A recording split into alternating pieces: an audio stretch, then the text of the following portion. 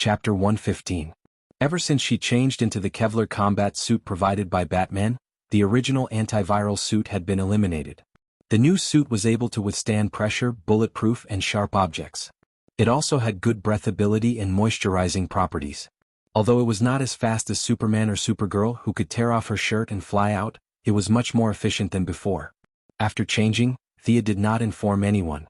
She slung her weapon over her shoulder, jumped on the skateboard, and flew towards the direction of the sound. Although she was no longer in command, she did not stop paying attention to Gotham's weather. Every now and then she would instruct the old director to shoot up into the sky. Out of respect for her, the higher-ups followed her orders without hesitation. That little bit of money was just fuel for Batman. Of course, this was referring to the fuel for the Batfighter. The speed at which the cumulus clouds accumulated could not withstand her daily destruction. She could now see the bright moonlight at night. She did not know how much crime had decreased, but at least it was much more pleasing to the eye. Using the bright moonlight, she identified the direction. The voice was still occasionally heard. "Come to me. I can help you." It seemed to be coming from the south. Gotham was a large port city. The east was connected to the sea, the north and west were inland. As for the south, Thea only remembered that there was no one there. It was a muddy swamp. Although she had many doubts in her mind, she still entered a state of concentration. She did not fly at the highest speed. She constantly observed her surroundings and carefully flew towards the direction of the sound. As the surroundings became more and more desolate, her perceptive sense did not send out any warning signals. Her infrared scan did not show any signs of heat from large animals. "I'm here, young one." A low voice sounded from below. Thea took out a frost arrow and knocked it on her bow. She gradually lowered her altitude and carefully prepared for any attacks that might follow. However, when she descended to an altitude of 20 meters, her surroundings were still desolate. No matter how she looked around, she could not see any signs of life nearby. "Where are you?" Although it was silly to ask, she really did not see this so-called person, who could help her. "I'm out. I'm not a bad person." Following his words, a gurgling sound of water could be heard. The swamp below began to ripple. A certain green guy that looked like a large sludge monster slowly crawled out of the swamp. Vines were flying everywhere now and then. Tons of mud was suddenly pulled into the air by the figure and then fell back into the swamp because of gravity.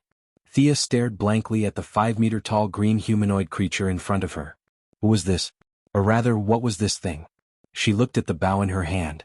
Her archery skills, which had been successful in the past, did not give her any sense of security at all. Could her arrows hurt this guy who was 5 meters tall and weighed several tons? The only thing that gave her courage was the skateboard under her feet. If she couldn't win, she could still run. Maybe, she couldn't say a single word. She quietly watched as the tall green creature moved around a few times, rubbing its face and stretching its neck. Guessing that she was not on its menu, Thea shouted loudly, "Did you summon me?" She had no choice. They were at least 50 meters apart. She was afraid that he would not hear her even if she shouted. However, it took him half a minute to respond. These short 30 seconds were enough to make her anxious. She was afraid that he would use his ultimate skill to kill her instantly. "It's me, young one." The green creature replied slowly. This made the short-tempered Thea's eyebrows twitch. If she could not defeat him, she would definitely teach him a lesson. "What do you want from me?" Thea knew that she had to lower her head when she was under someone else's roof. She lowered her altitude to the same level as him and asked respectfully. "It's a long story. Be patient," the green creature said calmly. Thea felt that this guy did not seem to have any bad intentions. She could only say that she was very patient and that they could talk until dawn. "I'm not a bad person." Thea did not understand why he kept emphasizing this point. It remained to be seen if he was really not a bad person or if he was just trying to numb her. "I'm a botanist. I became like this because of an experiment. My original name was Alec Holan. Of course, no one calls me that anymore. They all call me the Swamp Monster." The giant green creature, or rather, the Swamp Monster, sighed when he talked about the past. However, he quickly put the past aside and talked about the purpose of today's visit. "There are many supernatural beings in this world. I'm one of them. Our leader detected a supernatural reaction on your body. That's why he ordered us to come in contact with you." Thea's mind was filled with question marks. What did he mean by that? Was there a supernatural reaction on her body? Was she about to awaken her superpower? In her memory version 1.0, Thea was just a normal person. She had spent half her life under the wings of the Green Arrow. She ran around everywhere and had a few boyfriends who were all courting death. Could be said that she would die if she came into contact with them. Since when did being a loner count as a superpower? I don't quite understand what you mean. Are you here to warn me or to capture me? It wasn't that Thea always looked down on others with malice. It was just that the people in this world were like that. They would burn and slice people up for no reason. The swamp monster shook his head. I'm here to help you. I've said that before. Very good and very powerful. Every villain said that they wanted to help others at the beginning. Their methods of help were usually daggers, explosives, brainwashing, and the like. Thea didn't say anything. She waited for him to continue. You should have obtained some kind of sacred relic. This relic awakened your bloodline. You're not a normal person. You have the legacy of the ancient sages. Relic? This wasn't hard to guess. The painting that Catwoman stole from the killer moth was the beginning of everything. Because she didn't know whether this was a blessing or a curse, she brought that strange painting with her when she went out. As for the bloodline, it was a little confusing. Was it brought about by the fusion, or did she have it in the first place? This was a bloodline. It sounded so high and mighty. What bloodline limit, D-clan, weren't they all cheats brought about by the bloodline? But did she really have such a thing? Although she was a little afraid that this big green guy would snatch her painting, she still took it out. The relic you're talking about is this, right? As for the bloodline, can you explain it? The swamp monster revealed a smile that he thought was kind, but Thea thought was terrifying. Only you know your bloodline. I used to be a botanist, but now I'm not even a human. I can't determine the source of your bloodline. Only I know? What do I know? Thea's brain was about to become mush. Just when she was about to say that she couldn't remember, the scenery in the painting flashed in her mind, and her family name that she had never shown before. Merlin. Chapter 116. The great wizard Merlin was a legendary figure that everyone in Europe and the United States knew about. The meeting between the great wizard and King Arthur and the legend of the 12 Knights had reached the point where almost everyone knew about it. But was this Merlin who was so famous the same person as Malcolm Merlin? She had been painstakingly searching for 8 generations of the Quinn family's ancestors. It turned out that the truth was so close to her. But was this really the truth? She looked at her own hands. Her 5 slender fingers were white and full of strength. Whether it was a bow or a sword or a dagger, she could use them all skillfully. But no matter how she looked at it, it did not look like she could shoot fireballs or icicles. Moreover, in terms of bloodline, Old Ma's bloodline should be purer than hers. The old man had been scheming all his life, but in the end, it could be said that he became more and more miserable. She did not see him awaken any great ability in adversity. The so-called bloodline also did not help him kill the Green Arrow and the Ninja Master. Could he become a wizard? Thea imagined the scene of Malcolm wearing a robe and shooting fireballs. That scene was too beautiful. You must be kidding me. However, the swamp creature in front of him seemed to be telling the truth, and it didn't seem to be a lie. Thea pointed at herself. Do you have my bloodline now? But I don't feel any difference? The swamp creature did not speak. Countless vines of plants rose from the mud below him. Wrapped in a variety of dazzling plants, the vines lifted up a dark red vessel. Looking at the clean, cup-like vessel that was taken out of the mud in front of her, Thea now truly understood what it meant to be untainted by mud. Needless to say, this was definitely a treasure, but it was definitely not meant to be with her. Sure enough, the swamp creature spoke. This is the soul awakening cup of the leader's wife. It can successfully awaken your bloodline. As for whether it succeeds or not, it depends on you. Although Thea had never heard of this so-called wife, she knew that she was a big boss in a certain industry. At this point, there was nothing to worry about. How do I use it? Drip your blood into the cup. It will search for the holy relic on your body and successfully open the land of heritage. The swamp creature probably knew that he looked a little scary, and he didn't know how brave Thea was. Using his past experience as a human, he only felt that if he was a little girl, he would have fainted for 10 minutes. He controlled the vines to put the cup on the ground and slowly took 2 steps back. Thea descends from the air to the ground. She doesn't dare to leave the skateboard. She walks around the inconspicuous cup twice. She doesn't see anything wrong with it. Thea rolled up her sleeves and made a cut on her arm. Fresh blood quickly covered the bottom of the cup. Just as Thea was wondering how much blood was needed to activate this thing, she felt a hook hooked onto her belly button and pulled upwards. She wanted to shout, but the rapid wind had already made her unable to speak. She only felt that she had been stuffed into a narrow tunnel. Her entire body was enveloped by a huge wave of air, and she was flying at high speed in this extremely long tunnel. After an unknown amount of time, when she regained consciousness, There was only one thought in her mind. This user experience sucks. He patted his butt and wanted to stand up. Only then did he realize that the combat uniform he was wearing was gone. Instead, he was wearing a beggar's outfit. Alright, calling it a beggar's outfit was a bit of an exaggeration. However, this coarse cloth jacket didn't look gorgeous at all. It's just that this jacket looks thick, but in reality it feels very bad to the touch. What's going on? Where's my underwear? Thea realized that she only has one piece of clothing. It's very empty and uncomfortable. She can't help but feel a little annoyed at the guy who designed this part of the process. But fortunately, she's a woman of the underworld and doesn't care about trifles. She didn't bring her Kevlar, bow, dagger and so on with her.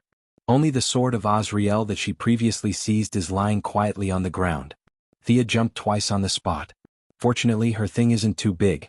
Even if she doesn't have any clothes, it won't be too much of a burden. This is good news. Because the surrounding looks very similar to the forest path in the painting, Thea looked very much like the forest path in the painting.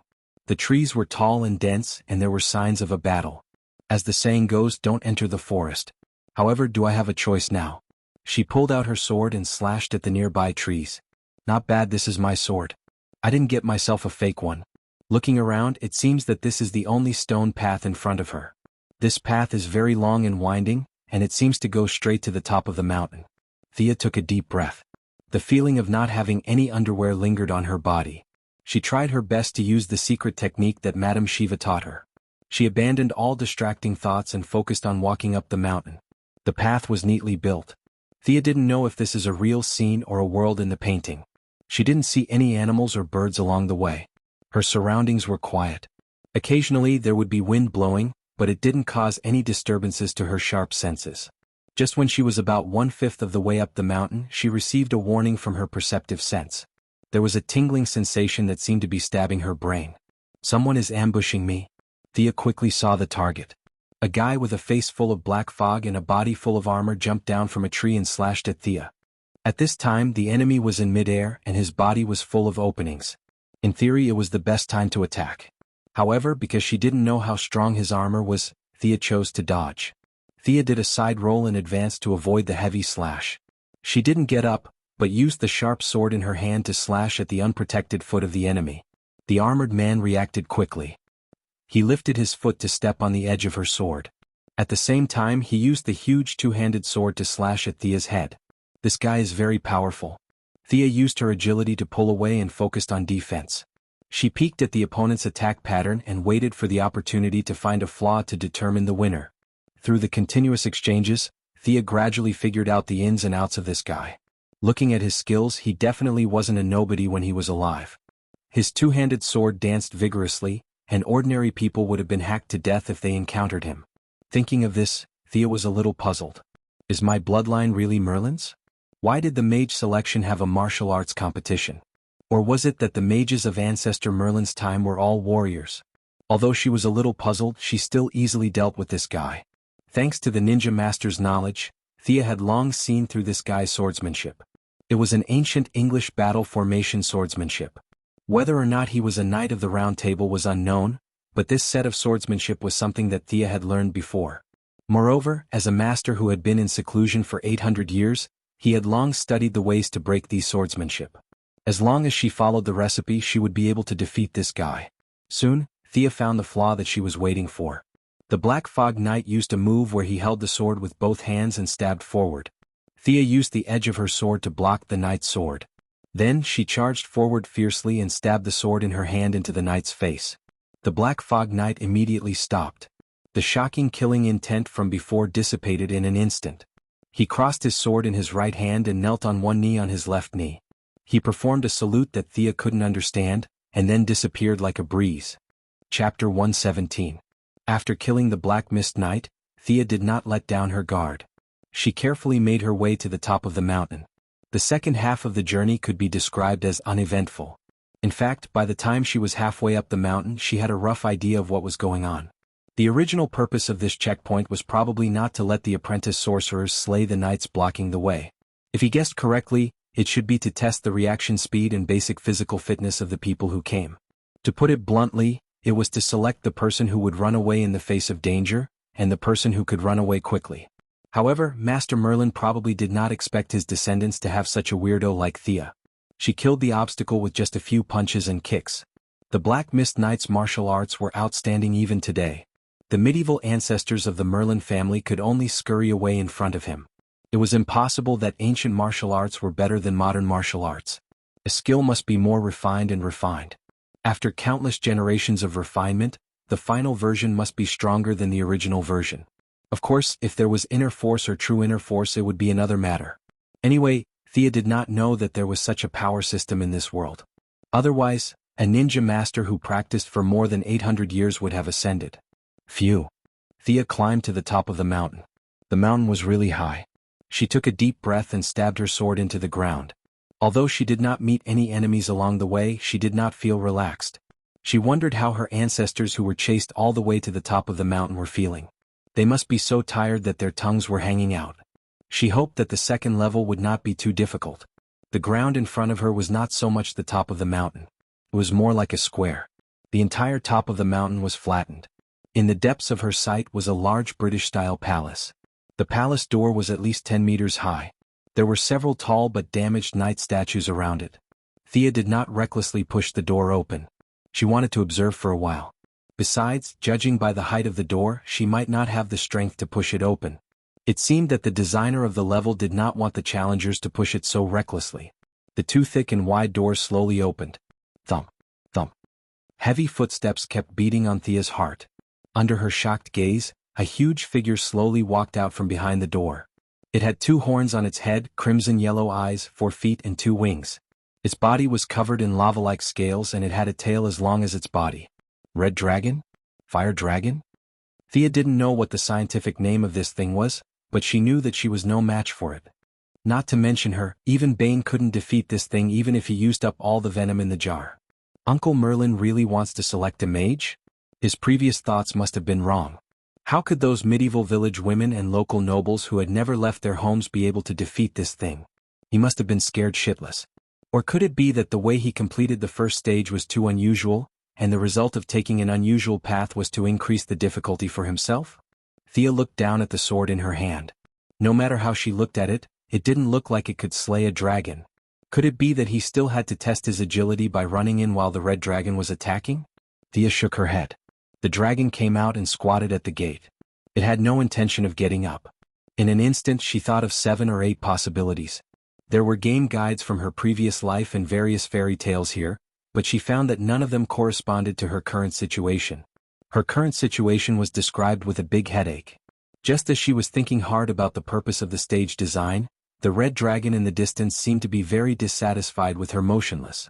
It didn't do anything and spat out a fireball. Thea cursed. Did the prerequisite of a mage apprentice have to be a dragon slayer? Or was it that the ordinary people in Merlin's time were so fierce that killing a dragon was like killing a chicken? In the face of a fireball the size of a wash basin, any skills were useless. Looking at the color of the flames, she knew that the temperature was definitely not low. Even Miss Firefly's fire-immune constitution might not be able to withstand it. Bang! Boom! While constantly dodging the fireballs, Thea was also looking for a way to break out of the situation. But this guy just stayed at the gate and didn't move. She didn't have a bow and arrows, and even if she did, it would be useless. Close combat? You must be kidding. She didn't have 39 friends to help her now. What magic? Thea was here to learn magic. She didn't know how to do it at all. Thea, who was running around, inadvertently found that a piece of ground was burned by the fireball. It seemed that there was only fire and no chemical reaction of burning oxygen. It was not scientific to talk about oxygen in such a magical place. Thea didn't have time to think about it. She rushed to the edge of the fire pit and touched it with her hand. Indeed, there was no sign of high temperature. She put her sword into the bottom of the pit and waited for a few seconds. She pulled out her sword and found that there was no sign of burning or high temperature on the sword. Was it fake? No, she touched the edge of the fire pit with her sword. There was still a physical impact. Vaguely understanding the purpose of this level, Thea reached out her left hand and imagined a pistol. In an instant, a Beretta 92F appeared in her hand. The weight of the gun was very real. She tried to shoot it again. The sound and trajectory were exactly the same as a real gun. She got it. This was a test of her imagination. No matter what kind of weapon she imagined, as long as she could defeat the red dragon, she would pass. Wasn't it just a test of imagination? Thea was not afraid of anyone with the mindset of the people from Earth in her previous life. So what if he was Mage Merlin? Did he think that the most powerful creature for ordinary people was a dragon? Not to mention his strength, his knowledge was just SOSO. Thea first imagined a governor version of the Terminator. The burly man was instantly formed, and after receiving the order, he charged forward with the Gatling gun. The red dragon was indeed powerful. In the face of the governor's provocation, it responded with a wash-basin-sized fireball. Neither of them dodged. In less than half a minute, the governor died heroically. Thea did not waste this half a minute. She immediately thought of the giant robot in the Pacific Rim. The robot she was operating was the indescribable Crimson Storm built by the country. It was red all over, 150 meters tall, and held a serrated sword in each of its 3 arms. It rushed forward aggressively. Suddenly seeing such a huge creature, the red dragon that was lying on the ground pretending to be dead was so shocked that his eyes almost popped out of their sockets. Although he was an illusion, he still had his intelligence and experience from when he was alive due to the support of magic. He swore with his 1,000-year-old dragon age that he had never seen such a huge humanoid creature before. Was this the legendary Titan? A 150 meters tall and weighing over 1,000 tons of metal against a red dragon that was 20 meters tall and less than 100 meters long. The whole process could only be described as dog torture. Thea felt that she had never felt so good in her life. One of her hands held the dragon's neck to prevent him from moving. The other 2 hands held the sword and slashed fiercely. At first she used a few sword moves, but later she stopped. Slashing and slashing was enough to deal with this guy. Chapter 118. The aggrieved red dragon didn't even have the chance to use its dragon wings or shadow flame before it was pressed to the ground by Thea and cut into pieces. In theory, the dragon would die if its head was cut off, but this was obviously an illusion version of the dragon, so it was hard to say whether the fatal wound was in its head. Thea didn't think that her time was precious. Like mincing meat, she cut the majestic red dragon into pieces of meat that were less than half a meter long and wide. She searched around but didn't find any forging materials like dragon crystals or dragon cores. She sighed. Just now, she found that there was a trick to pass this level. There were 4 broken knight statues at the door. The designer's goal was to use these statues as reference objects to simulate the classic scene of a knight and a mage working together to kill a dragon. But she didn't know which generation of ancestors had misunderstood or deliberately caused trouble for their descendants, but he or she directly brought the statues to life and fought a great battle with the red dragon. The 4 statues were now piled up on the side like garbage, and if one didn't look carefully, one wouldn't know the specific meaning behind it. Anyway, she passed. Thea controlled the robot to put her on the ground. She was 150 meters away, so she didn't dare to cancel it suddenly. She would fall to her death. Carrying her sword, she walked around the pile of meat and walked into the hall. Not long after she entered the hall, the 2 doors closed in a very old-fashioned way. She pouted. How uncreative. From the outside it looked spacious and tall, but the space inside was actually not that big. Thea walked a few steps and came to the side of a desk.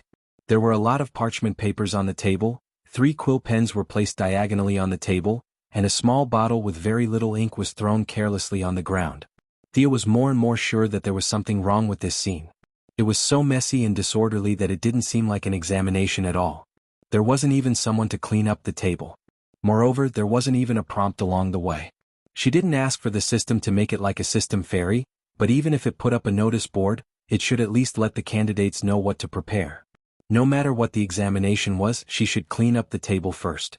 But when Thea touched the parchment paper, a huge hourglass suddenly appeared in the originally empty place. She roughly estimated that the sand wasn't moving too fast, so it should take about an hour. But what was he going to do in the next hour? Thea looked around again. The decorations were quite luxurious. There were carpets, murals, lamps, and a bunch of decorations. Thea scratched her head. After all, when Merlin was active, Sherlock Holmes' great-grandfather hadn't been reincarnated yet. But just in case, she still looked around. Many of the items were just decorations and could not be removed. Thea wasted 10 minutes and finally confirmed the target. It was the thing on the desk. He picked up a piece of paper and read it carefully. What a mess. Thea put aside the so-called practical application of mana and the secondary connection between the earth and water. If he couldn't understand this piece of paper, his ancestors wouldn't be able to either. He could only spend another 5 minutes sifting through all the parchments and find a few that he could understand. It was really simple.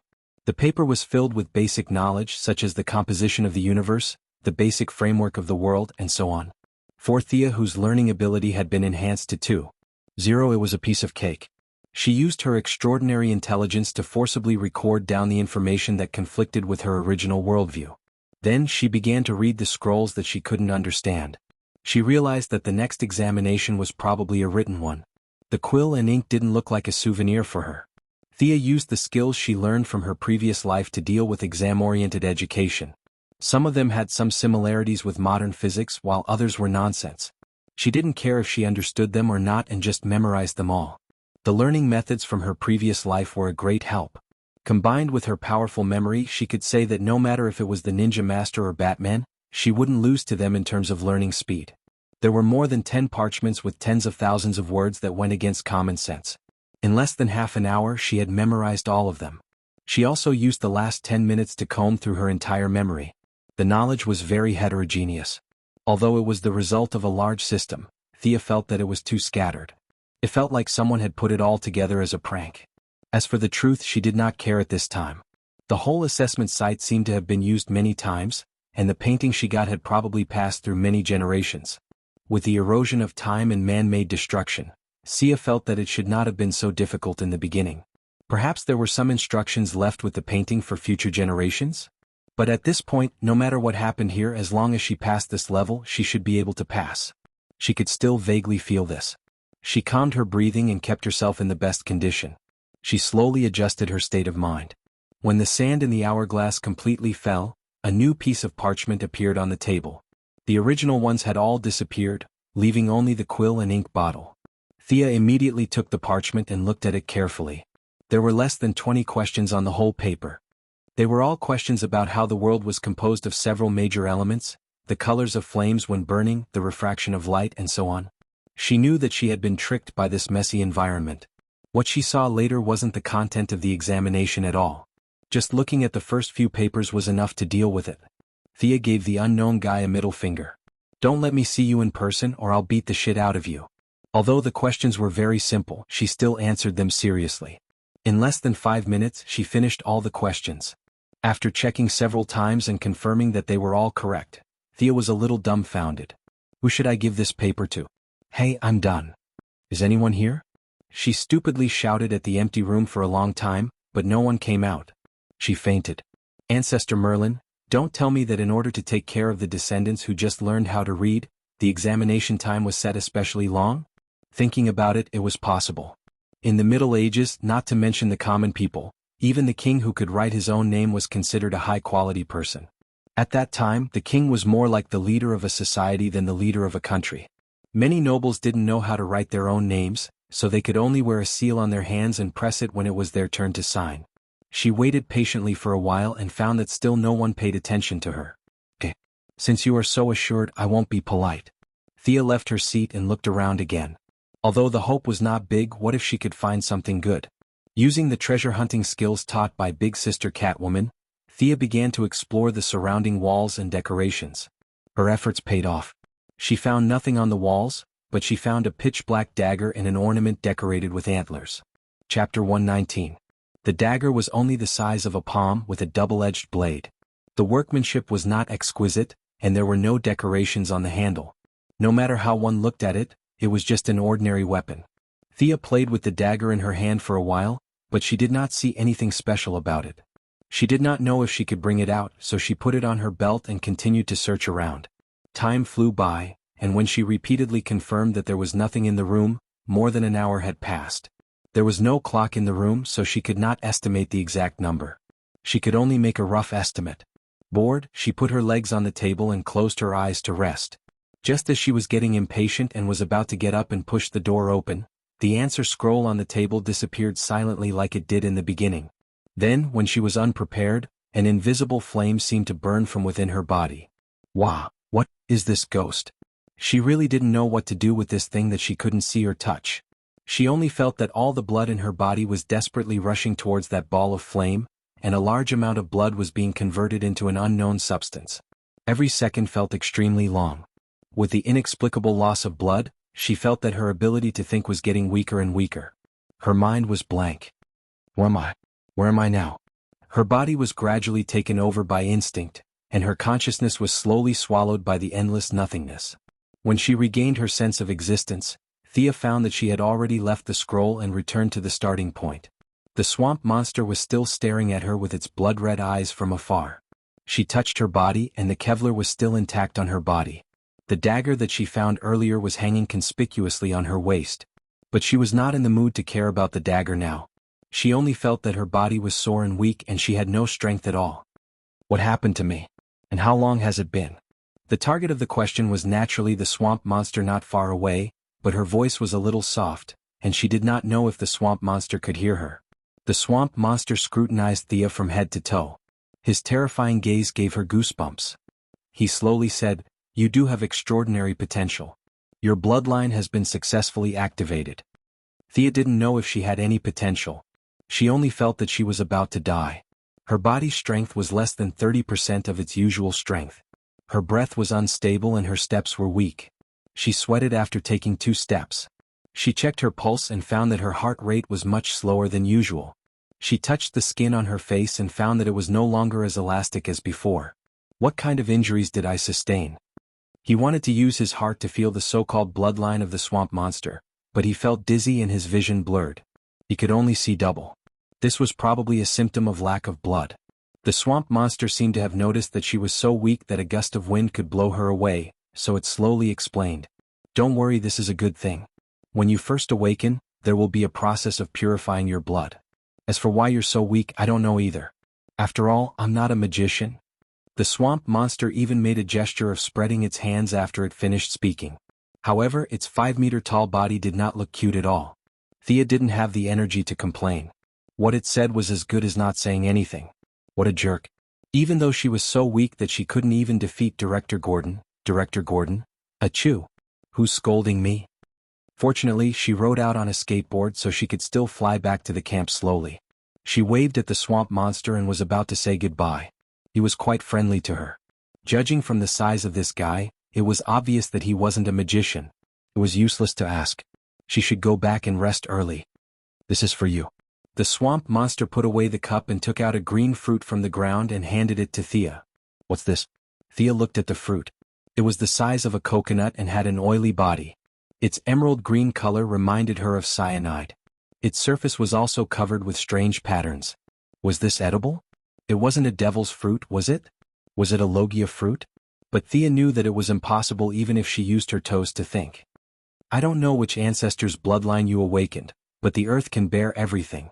This fruit can further awaken your bloodline. This is a gift from me. I can see every corner of the city. You've brought light to Gotham. You're a good child, justice needs your strength." Even though she was praised by a 5-meter-tall green creature, Thea was still quite happy. It seemed that there were some benefits to her urging the rain every day. She smiled as she took the fruit. This thing could awaken her bloodline again? It didn't seem too bad. Thea was a little scared after her previous experience. Plus, she was extremely weak. She should keep the fruit for now. Looking at the swamp monster slowly sinking into the ground, Thea didn't have time to count her gains. She found the direction of the camp and flew back. Fortunately, after the 2 recent attacks on Arkham and the fight between the major crime families in the city, the villains in the city had all been summoned away. The spectacular scene of being greeted by rocket launchers when she first arrived in Gotham did not happen again. Thus, she was able to safely fly back to the base. She wanted to sneak back to her room, but she still startled Felicity, who lived next door. This girl had been getting closer and closer to Catwoman recently. The 2 of them were playing games in the room. When they heard her movement, they both came out to ask, "Thea, what's wrong?" Catwoman had been avoiding her for the past few days because she thought of her as a big boss. But now that they met face to face, she couldn't pretend not to know her. She quickly asked when she saw that something was wrong with her pale face and unsteady steps. How should she explain? If she said that she had obtained a bloodline or something, it wouldn't be a problem if these people knew, but she had to consider Batman's unnatural attitude of hatred. She couldn't afford to lose the reputation she had gained. Just as she was thinking hard about how to come up with a good lie, Felicity, who always had a big imagination, looked at her for a while before she said in a tone of realization, "You're having your period? You're using so much this time." In a daze, Thea took a while to understand what she was referring to. F***ck, you're bleeding so much in one go. She had lost almost a third of her blood, but Sia thought about it and realized that she had indeed lost a lot of blood in the past few days. Although the quantity of blood she had sold at one time was a bit higher than the standard, at least it was an explanation. Although it was a bit awkward, she tacitly accepted this fact. Catwoman immediately understood what she meant. She was very enthusiastic and helped her back to her room like an old lady. Then she volunteered to boil some brown sugar water for her. Barbara, who lived nearby, heard the news and jumped out of Robin's room to help. She didn't know if she was in the mood to watch a good show or if she was really concerned about her comrade. Batman was doing recovery training. When he heard that she was injured, he hurried over. But when he saw that she was surrounded by women, he used his rich knowledge to surpass Lex Luthor's IQ to determine the specific situation and ran away. Chapter 120. For the next few days, Thea used the excuse of being attacked by her aunt to deal with everything. Needless to say, this reason was really very good and very strong. Everyone who saw her showed a bright smile, and all of them were concerned about her well-being, afraid that she would suddenly die. With her body's hematopoietic function activated, Catwoman Barbara would send her some black chicken with brown sugar from time to nourish her body. She had recovered most of her combat power and could properly sort out her gains this time. In fact, she had already received a message the night before. This message was very mysterious, as if it had suddenly emerged from her soul. There was no need to read or understand it, it was completely an instinctive skill that she had mastered. From the message, she realized that every descendant of the Merlin family would master an instinctive skill, or a spell-like ability, when they successfully awakened. This skill did not require magic, gestures, or any other external conditions. As long as one had enough physical strength, they could activate this ability. Through observation, a silver-white unicorn tattoo appeared on her left shoulder blade. It could be visible or invisible. This tattoo could be said to be a dual skill. During the day, it was a yang tattoo and would constantly absorb sunlight. When the skill was activated, it would summon a unicorn to accompany her in battle until it was cancelled. At night, the tattoo would be a yin tattoo and absorb the power of the moonlight. It could use the power of the shadows to create a clone of Thea with the same ability as her. Unicorn? Thea pondered for a moment. She opened the door and saw that no one was paying attention to her. She hurriedly closed the door and windows tightly. Thea prayed silently and concentrated on the tattoo. She hoped that the movement would not be too big. She concentrated on the tattoo and activated it. A faint white smoke flashed and the assistant she had been eagerly waiting for landed in front of her. Thea's face was filled with black lines as she looked at this guy who was slightly bigger than her palm. If she took a closer look, there was indeed a horn on his forehead. He didn't randomly find a horse or donkey for her to deal with. The little unicorn did not even know where it was. It stood up in a daze on Thea's bed and looked around. It was a little confused when it realized that it was not familiar with the environment. It retracted its four hooves and looked around nervously. When it raised its head and saw Thea, it immediately relaxed and looked at her with its big eyes. Seeing that she didn't respond, it licked her hand with its tongue. It was quite cute. Thea unconsciously stroked its mane with her hand. It was so soft and it felt so good to the touch. Looks like this guy won't be able to become a fighting force in a short period of time. Don't tell me I have to rely on it to kill the enemy. That night, she tried the doppelganger technique again, and the results made her feel gratified. This was different from a certain Japanese manga's cloning technique.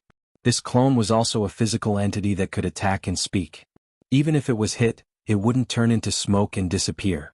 However, it would still deal fatal damage. Thea's fighting abilities could also be completely controlled by the physical entity. However, the equipment on her body could not be replicated. If the enemy knew the inside story and attacked the original body, she would be dumbfounded.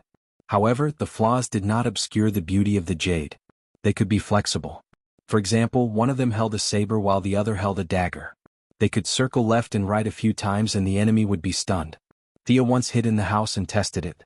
After the skill was activated, the stamina consumption would double. If the consumption per unit of time was 1, now it was 2. The damage received by the clone would not affect the original body. In theory, Thea would be fine even if the clone died 100 times. But at the same time, she wouldn't be able to learn anything the clone read. The two of them could only share some simple information. This could be considered as having its advantages and disadvantages. It was also very simple to increase the power of the Yang rune and Yin rune. The Yang rune could be exposed to the sun, and the Yin rune could be exposed to the moon. The unicorn would grow from a juvenile to an adult with the accumulation of sunlight. In the end, it would even grow a pair of wings and become the royal unicorn family. As long as it evolved to an adult, the two of them could merge. Thea would automatically have most of the unicorn's abilities and characteristics. The clones at night could also become more agile and intelligent with the accumulation of moonlight. It was even possible for 2 or 3 clones to be created at once. In order for the unicorn to grow up as soon as possible, Thea could proudly claim that she was also the kind of person who could strengthen herself by basking in the sun. In the future, she could add a deck chair next to Superman and Supergirl. Let's bask in the sun together. She didn't know what kind of talent the predecessors had. Yes, to save herself the trouble, she now called it a talent. She felt that this clone talent was still very suitable for her. After all, her mind was filled with fighting and killing. This skill had unknowingly doubled her combat power. If she wasn't afraid of exposing herself, without the technological equipment, Batman would no longer be her opponent in a one-on-one fight. Speaking of the concentration of the bloodline, it was necessary to talk about the process of blood loss at the end. Although there wasn't much information at this time, Thea could still analyze that it was a process of burning blood and returning to one's ancestral roots. She could now feel that there were 2 drops of golden blood in her heart. She didn't know if it was because she had completed the trial too well, but the purification process was completely at full power. Theoretically, the energy that could only be converted into 1 drop of blood was excessively stimulated, and 2 drops of blood were purified. This was also one of the reasons why she was so weak. A normal person would be finished after losing 15% of their blood, but she lost 30%. Looking at the suspected devil fruit that the swamp monster gave her, she didn't dare to try it lightly. At least she had to be completely healed first. The scroll that had caused all of this had been completely destroyed. Before it was completely destroyed, it also transmitted a stream of information to her, but this information wasn't as clear as the information about her talent. The whole message was intermittent. Thea could only guess that one of her ancestors was forced to enter the secret realm because of his lover. After that, there was a lot of unknown information. In the end, he destroyed the key inheritance guide. She speculated that it might be a piece of parchment and left the world alone. It was really a sad story. Thea didn't have a trace of sympathy for this ancestor. He was the one who destroyed the assessment guide along the way, causing her to be in such a sorry state. She had to rely on guessing along the way. Other people's trials might be of normal difficulty, but hers was definitely of hell difficulty. At the same time, this ancestor who had caused so much trouble for her also sounded the alarm bell for Thea. She should still keep some cards up her sleeve.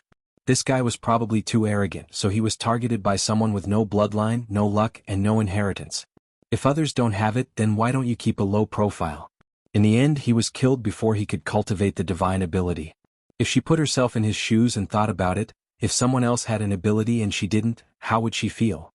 She would definitely be jealous and would definitely do everything possible to get the ability into her hands. There had been many people like this since ancient times. If this guy happened to be patient and scheming, then she could only pray that he would be able to kill her at the crucial moment.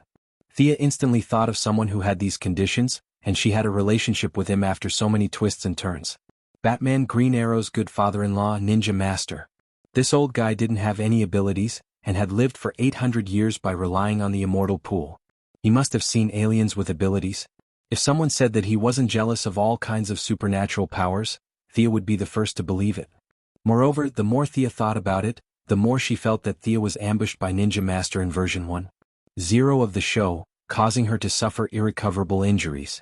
After that, Thea's overall quality began to greatly decline, and she even withdrew from Green Arrow's team. Was there some inside story that she didn't know about? There were so many people around Green Arrow: Laurel, Sarah, Felicity, and a bunch of other women. They were all important, so why did he have to ambush Thea? Throughout the entire show, Ninja Master had only personally dealt with 2 people. One was Thea, and the other was Green Arrow. There were many doubts, and perhaps only Ninja Master himself knew the truth. Malcolm's experience was also very strange. He came to Nanderbart alone because of the death of his beloved wife, and Ninja Master began to teach him without hesitation. In just 2 years he was promoted to the position of adjutant. With his 800 years of life experience, couldn't he see that Malcolm was ambitious? Wasn't he someone who lived under someone else's roof? All kinds of clues proved that he knew about ancient bloodlines. In some aspects he even knew more about them than the descendants. After all, too many things had been buried by history over a long period of time. Was this also the reason why he valued Batman? The Wayne family had a long history, and their glory could be traced back to the Crusades in the Middle Ages. Just thinking about it gave him a headache. He picked up the dagger he had found in the trial. At first he thought that the black blade was rusty, but after rubbing it a few times, he realized that this was the color of the dagger. There were a few words engraved on the dagger and the handle. Thea, who could barely be considered a mage apprentice, used the knowledge she had memorized and the search engine to finally understand the meaning of these words. Black Fog. Chapter 121. Through the transformation of her bloodline, Thea's perception had undergone earth-shattering changes. At this time, the originally illusory perception in her body and the spiritual power derived from her bloodline merged to form a looming energy, which could be called magic power for the time being. When she used this magic power to communicate with the inscriptions on the dagger, she would use a special method to change the appearance of the original magic power and launch it out. The consumption of magic power was very small, and the consumption was the dagger's own energy. The user only played the role of guiding the direction. But it was this function that made the essential difference between a normal person and a mage. After playing so many games, Thea quickly figured out the purpose of this weapon.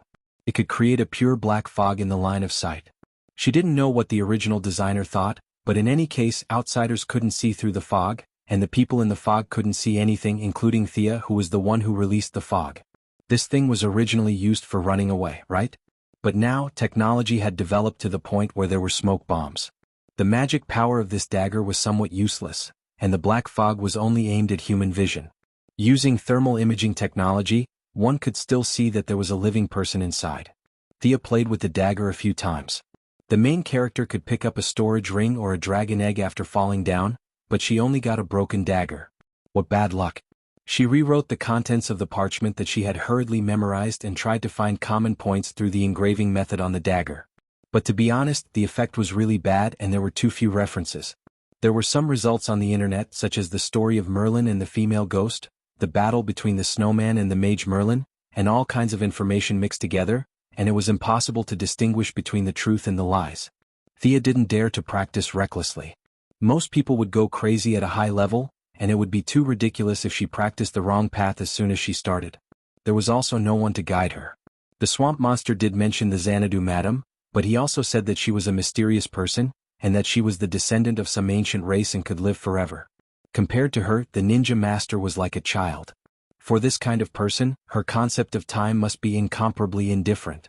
It was very likely that she would only realize this matter 10 years later. If he waited for her, it would be too late. In fact, there were still a few magical heroes in this world. At least Thea knew of Constantine's great name. However, she remembered that this person was like a reincarnated pervert. She didn't want to be attracted to him. Since he couldn't figure it out, he could only take it one step at a time. First, he had to recover his body, adjust his condition to its peak, and then eat the fruit of the earth that the swamp monster gave him. Although her body was weak and she couldn't practice martial arts with Batman, she didn't completely rest. Considering the fact that his future enemies were all monsters, he had to increase his own strength. Magic was not something that could be mastered in a short period of time. It required a lot of study and accumulation. Of course, like Shazam, who dreamed every day, "I want to fly to the sky and stand side by side with the sun, the world is waiting for me to change," he would shout "Shazam" to the sky when he encountered a situation, and then a thick purple lightning would strike him, and then the originally thin and weak little boy would become a muscular magician with a height of 180 centimeters. Thea disdained this kind of quick method. What was the difference between this and the indescribable country's Lord Guan Yu? His foundation didn't increase at all, but every time he was possessed, he would consume a lot of blood essence. This method was simply stupid. If this kind of trash was still in the Xianxia world, he would be possessed in minutes. During this period of time, taking advantage of the good moment when her relationship with Batman was at an all-time high, Thea asked to borrow the Bat Belt to take a look. Bruce didn't refuse this junior who he valued very much. Thea could finally see this legendary belt. Before, it was exaggerated, but after careful analysis, it actually had a very simple principle. Because he used a lot of nanotechnology in the belt, his weapons were not suitable for himself, but this nanotechnology was very high-end, which made Thea's eyes light up. Batman's nanotechnology was not the same as Ray Palmer's. One of the two nanoscaled weapons, the other nanoscaled himself. It could be said that they started from the same place but ended up on different paths. If she gave the nano suit to Batman with his pride, he wouldn't turn into a small person to fight. Similarly, the Atom Man couldn't use his various weapons because he didn't have such a high martial arts foundation. This belt inspired Thea a lot, and she had begun to develop her own new technological equipment. The skateboard's improvement in a short period of time was limited, and it was really powerless against a bull-like enemy like Bane. If there were only one or two of them it would be fine, but there were a lot of strong bad guys in the United States. Her strength was already the weakest in the bucket. Whether it was close combat or long-range bow drawing, her strength had become more and more limited. After considering several factors, she set her sights on Marvel's Winter Soldier next door. Of course, she wouldn't be crazy enough to cut off her arm and replace it with a metal arm. She was going to use Batman's technology to nano the metal arm, which was usually divided into 3 parts. They were the arm ring, the bracelet, and the ring, which were all common accessories for women. No matter the occasion, wearing accessories would not be very conspicuous. When encountering an enemy, she could turn on the switch on the bracelet, and the ring would begin to flip over to cover the palm, the bracelet would become the wrist guard and forearm armor, and the arm ring would become the upper arm armor. After the 3 were connected, the energy block designed by the Quinn Group would provide power. In theory, the limit was 10 tons. Thea also designed 3 holes in the palm armor so that 3 claws could pop out after clenching her fist. Of course, this was copied from Uncle Wolf. Considering that she might attract the attention of a ninja master, she felt uncomfortable facing bad guys with her bare hands. She couldn't always bring a sword with her, so this was a stopgap measure. As for whether it was a one-handed mechanical arm or a two-handed one, in the end she decided to use one hand, and like Winter Soldier, it would be the left arm. Of course, she was not a brainless fan. She considered shooting arrows and guns with her right hand. No matter how clever the mechanical arm was, it would not be as flexible as her fingers. She only needed a lot of strength and her left arm was enough. Magic could not be seen in the light now, but technological weapons were fine. She did not want to waste Batman, a great master of mechanical manufacturing. She took the design and asked him for advice. Master Bruce could only express his admiration for her wonderful ideas. This mechanical arm had a lot of conflicts with his existing equipment. He would not use it, but he could still give some advice. The two worked together to improve the overall design, combining several technological achievements of the two companies. The new design made the metal arm lighter and the output power per unit of time higher. Batman had some complaints about her design of hiding claws in the equipment and secretly attacking the enemy at the critical moment. Thea could only express her concerns, such as women wearing too little clothes in public and having no place to put their weapons. Master Bruce could not comment on her mentality of touching bad guys every day, so he could only agree with this design. Chapter 122. The group rested for 7 days. Considering the secret weapon that Talia mentioned, they had long wanted to charge in. However, they were worried that Thea, who was an important combat force, would need to recuperate, so they waited for a full week. As for whether they could go without her, they felt that it would be safer to bring her along. A few days wouldn't make a difference, so it was better to wait. During the journey, Thea even dragged them to the Wayne family's private beach to take pictures. She had no choice. She told Moira that they were going to Malibu Beach, so she had to at least take a few pictures to fool her. When she put on her swimsuit, Thea realized that she had grown a little taller. Originally, she had some scars on her body from training, but after the blood baptism, the old scars and bruises were all gone. Her skin was tighter and smoother than before. Westerners, especially women, had relatively large pores. From afar they looked fine, but up close their skin was not as smooth as Eastern women's. Sia's skin was now very smooth, and it was very soft to the touch, which made the other women exclaim in amazement. Previously her appearance could be rated 90 points, but now it could barely be rated 95 points. She had also vaguely talked to Batman about it. Regardless of whether this attack went smoothly or not, she should return to Star City. Whether it was acting as Moira's mascot or her own college matters, they had all been put on the agenda. Batman obviously wouldn't say anything. It was a voluntary help.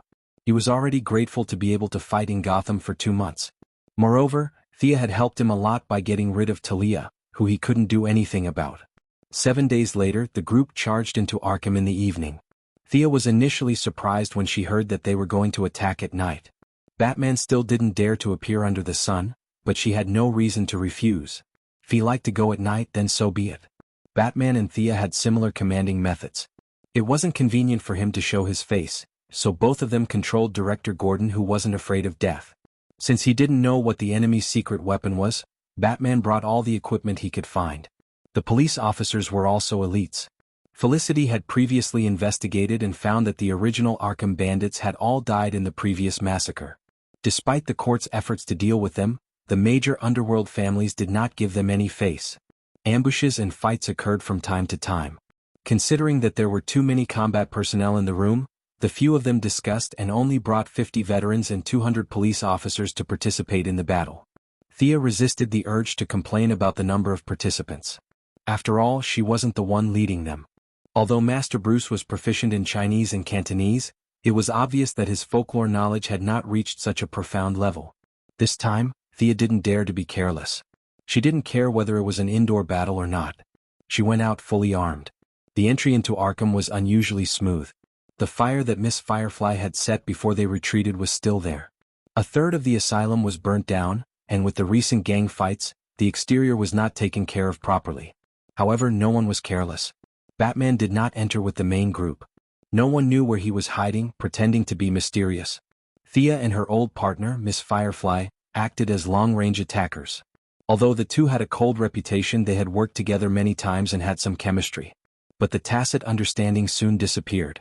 Batman used some kind of device to detect Mr. Freeze's existence, and commanded Firefly to fight him in his earpiece.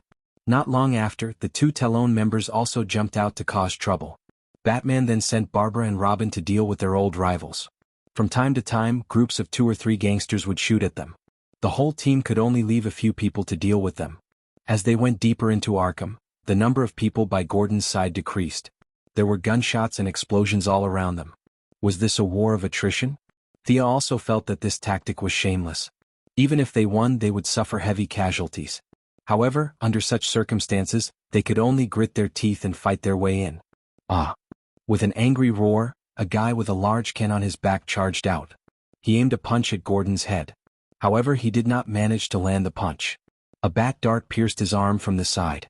The dart had a barbed design similar to Thea's. Once it was pierced, it would not loosen. The end of the dart was connected to a thin string. The other side of the string was tied to a pillar not far away. If he continued to charge forward, whether he could hit the old director or not, his arm would be broken. Bane. Batman stood on top. His deep voice was transmitted into their ears through a voice changer. Thea pouted when she saw this. You were at the back of the team, right? Don't think I didn't sense your presence. If you saw the enemy, you would have jumped onto the platform. Can't you guys fight properly? Isn't it tiring for you to run so high? Why did you have to act so mysterious? You must have used a Talon gun to get up there, right? Why did you jump down after receiving everyone's admiring gazes? Actually, Green Arrow also had this bad habit. Why couldn't she speak properly? Why did she have to go to the window frames, the roof, and other places that normal people would not go to? Why did she have to act like a master? As expected of the ninja master's son-in-law. Even though their appearances were different, they were still very similar when it came to acting. Leave him to me. You guys continue. There's still space under Arkham. Batman ordered through the headset and began to fight with Bane.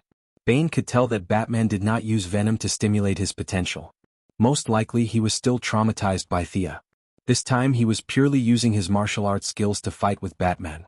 Thea looked at him. He was indeed quite strong. If she fought him alone, she would not be able to take him down. However, if she used the magical version of left and right intercombat, he would not be able to last more than a minute if two Thea attacked him together. Seeing how serious Batman was, Thea did not plan to gang up on him. Only by defeating Bane would he be able to become the invincible Batman again. This was a knot in his heart. He and Catwoman protected Gordon as they led the remaining people into the depths of Arkham. Catwoman quickly found the elevator that led underground. Catwoman, who was a master of unlocking, opened the elevator door in a few seconds. They did not encounter any enemies underground, nor did they find the secret weapon that Talia mentioned. Instead, they found a large number of Gotham citizens. There were too many of them.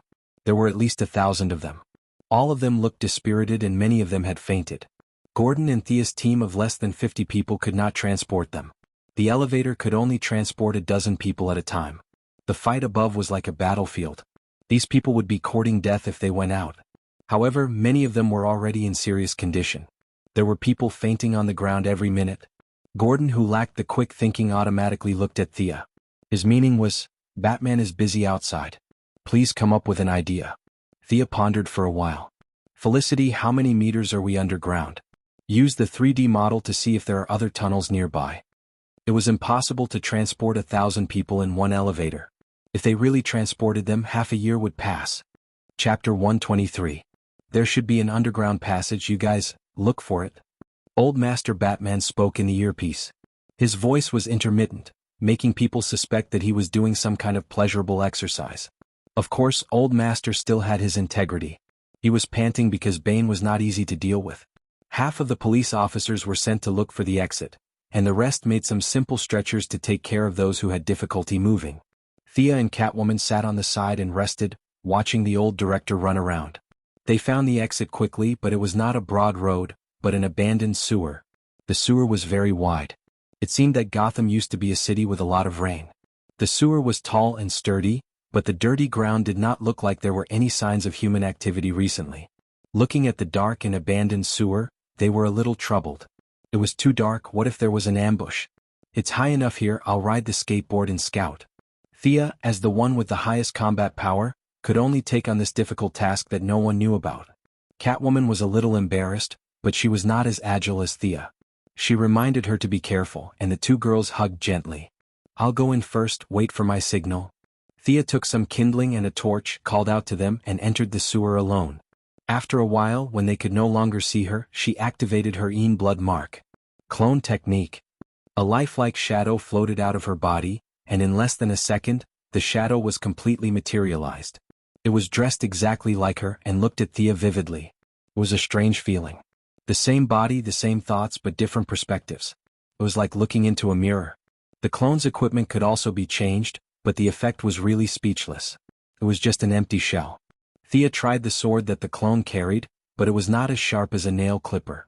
She canceled all of them and passed the torch over. Thea's original body was still on the skateboard. She pointed into the distance and ordered, "Go scout." The doppelganger curled his lips in a very human-like manner, took the torch and moved forward. That's a lot safer. Thea followed behind him slowly. She would never put herself in danger. If it wasn't for this secret technique, she would never do such a dangerous job. After walking for less than 10 minutes, Thea also sent a signal to the people behind her. Although the smell was bad, there was no danger. "Selina, you stay at the back. I'll take the lead." The old director thought highly of the meticulous Catwoman. Although he was almost 60 years old, he still had the spirit of taking the lead.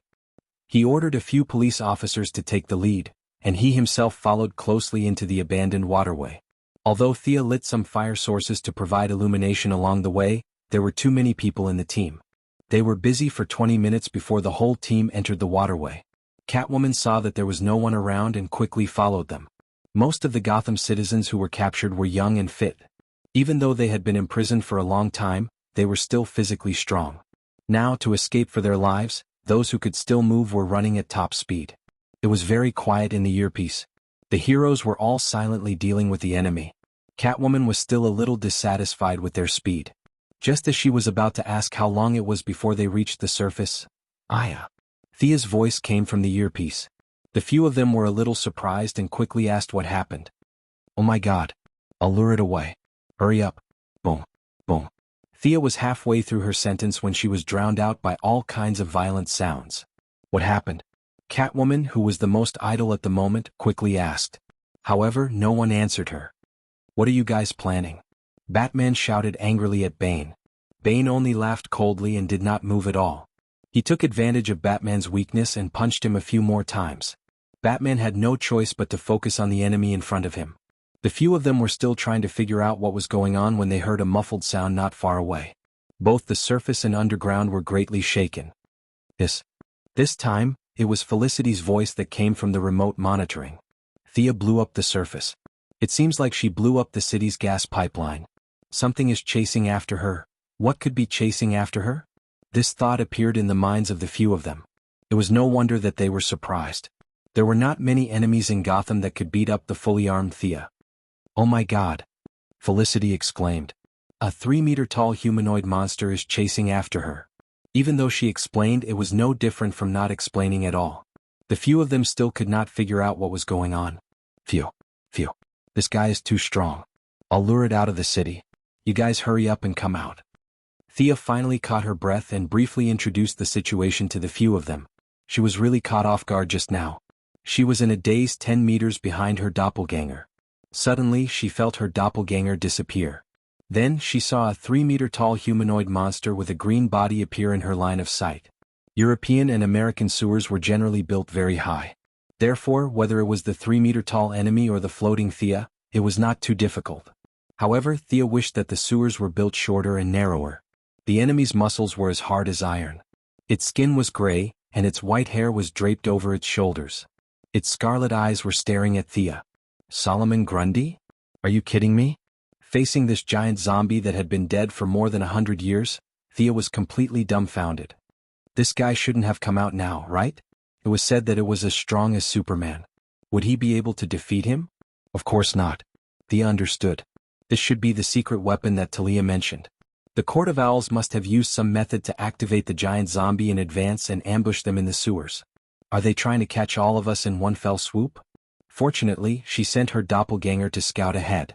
Looking at its big fists, even if she was protected by a Kevlar combat suit, she would be done for. Thea did not want to fight this guy underground. She communicated with the magic of the black mist dagger. A black mist that could even absorb light enveloped the giant zombie. Since she did not know the effect of the black mist, Thea created another doppelganger and passed by it. The result was satisfactory. The giant zombie kept smashing around in the black mist and did not notice the doppelganger that slipped past it. Thea did not say anything and flew over the giant zombie's head. When she flew 30 meters away, she was also afraid that this guy would cause trouble for the large group behind her.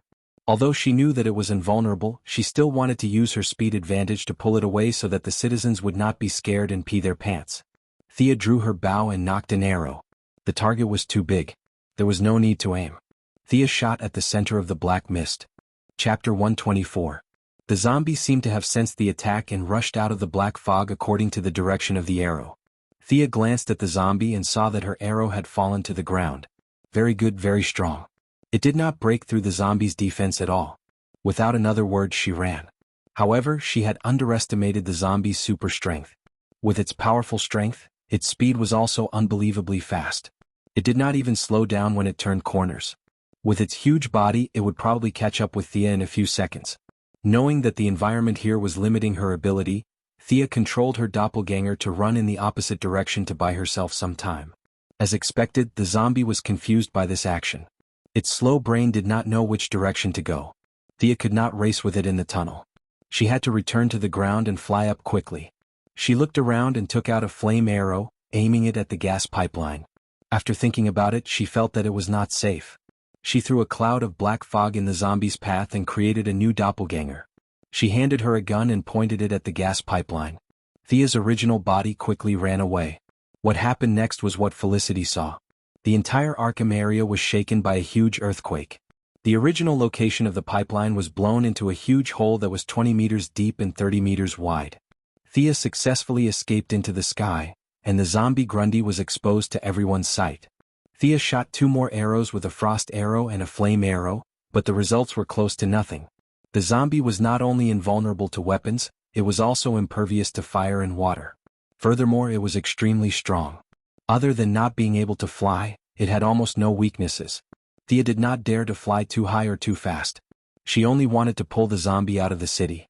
Whether she asked the swamp monsters for help or the remaining heroes to gang up on it, there would be room for her to use it. She also told Uncle Batman about the situation here. Batman and Old Gordon approved of her plan to pull the monster out of the city. However, when they heard that there was such a strong monster in Gotham, they did not believe it. Fortunately, Batman was knowledgeable, calm, and experienced. He reminded Thea to be careful and said that he would be there soon. Thea wasn't expecting much from him. Bane wasn't easy to deal with. He should be able to win, but if he wanted to kill him immediately, it would be a dream come true. It was better to rely on oneself than on others. Thea was afraid that this guy would go back and attack those that couldn't fly, so she had to slow down and shoot a few arrows from time to time. Although they couldn't break through his defense, it was better than doing nothing. Through continuous probing, Thea felt that Grundy was not as powerful as the legends made him out to be. Or rather, he was brainless. Although Grundy was a zombie, he was intelligent. However, the guy in front of her did not seem to be intelligent at all. He was dragged around the city by her clumsy provocations. One flew in the sky while the other ran on the ground. Soon, they were out of the city and arrived at the southern swamp that changed Thea's fate a few days ago. After circling the swamp twice, Thea didn't know if the swamp monster had left or if it felt that it couldn't defeat them and didn't dare to come out. It was as quiet as a wasteland. She had no choice but to continue circling Gotham. To the east was the sea. Thea tried to pull Grundy for another 10 minutes. This guy wasn't that stupid. After entering the sea, It ran back when it realized that it was seawater. She had no choice but to pull it to the west while calling for help from her friends. The first to arrive was the military helicopter from Heaven's Eye Society. They couldn't make a move in the city, but now that they were in the suburbs, they had nothing to worry about. 8 anti-tank missiles hit Grundy accurately. The smoke dispersed, and the zombie roared at the helicopter as if nothing had happened. The pilot of Heaven's Eye Society almost fainted. Now you know fear? I dragged this guy for a marathon. Do you think it was easy? Of course, Thea couldn't sit back and watch her allies die. She shot a few more ice arrows to attract the zombies' attention. At this time, Batman was burning with anxiety as he listened to the battle in the distance. However, Bane had learned his lesson this time. He didn't use venom to strengthen himself. Instead, he relied on his extraordinary skills to entangle Batman and try to keep him in place. There was a difference in skills between the two, but it wasn't big. Last time, Bane's sudden burst of strength had tricked Batman and led to the backbreaker incident. Therefore this time Bruce was very conservative. 40% attack and 60% defense. Bane was also a little scared by the venom attack last time.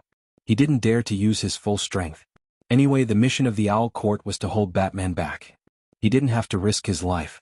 Batman could guess what he was thinking. Thinking to himself, he raised his hand and threw out a smoke grenade. Bane reacted quickly.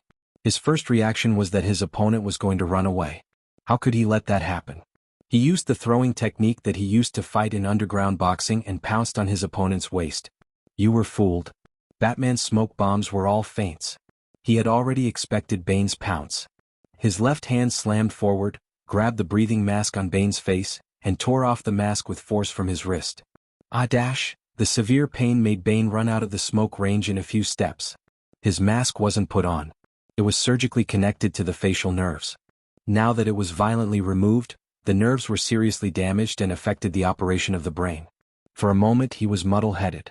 Batman saw that his face was covered in blood, his eyes were cloudy and most of the skin around his mouth was torn. He knew that he had won. He pounced on him and gave him a good beating.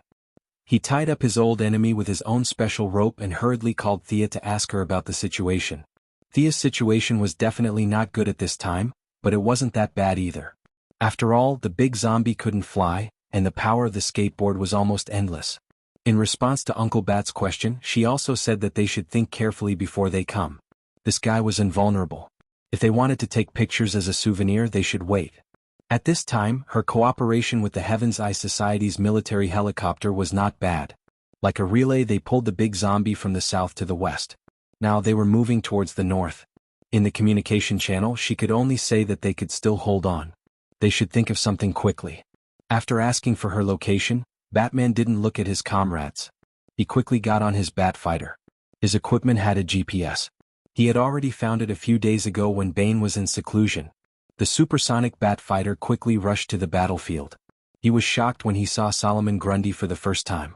This thing didn't look like a laboratory product. It looked more like a natural product.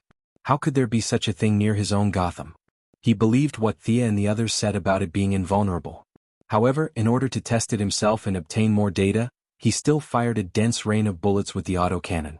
Chapter 125. The Batfighter could be considered as the most advanced aircraft on Earth. It was fast, powerful, and easy to operate.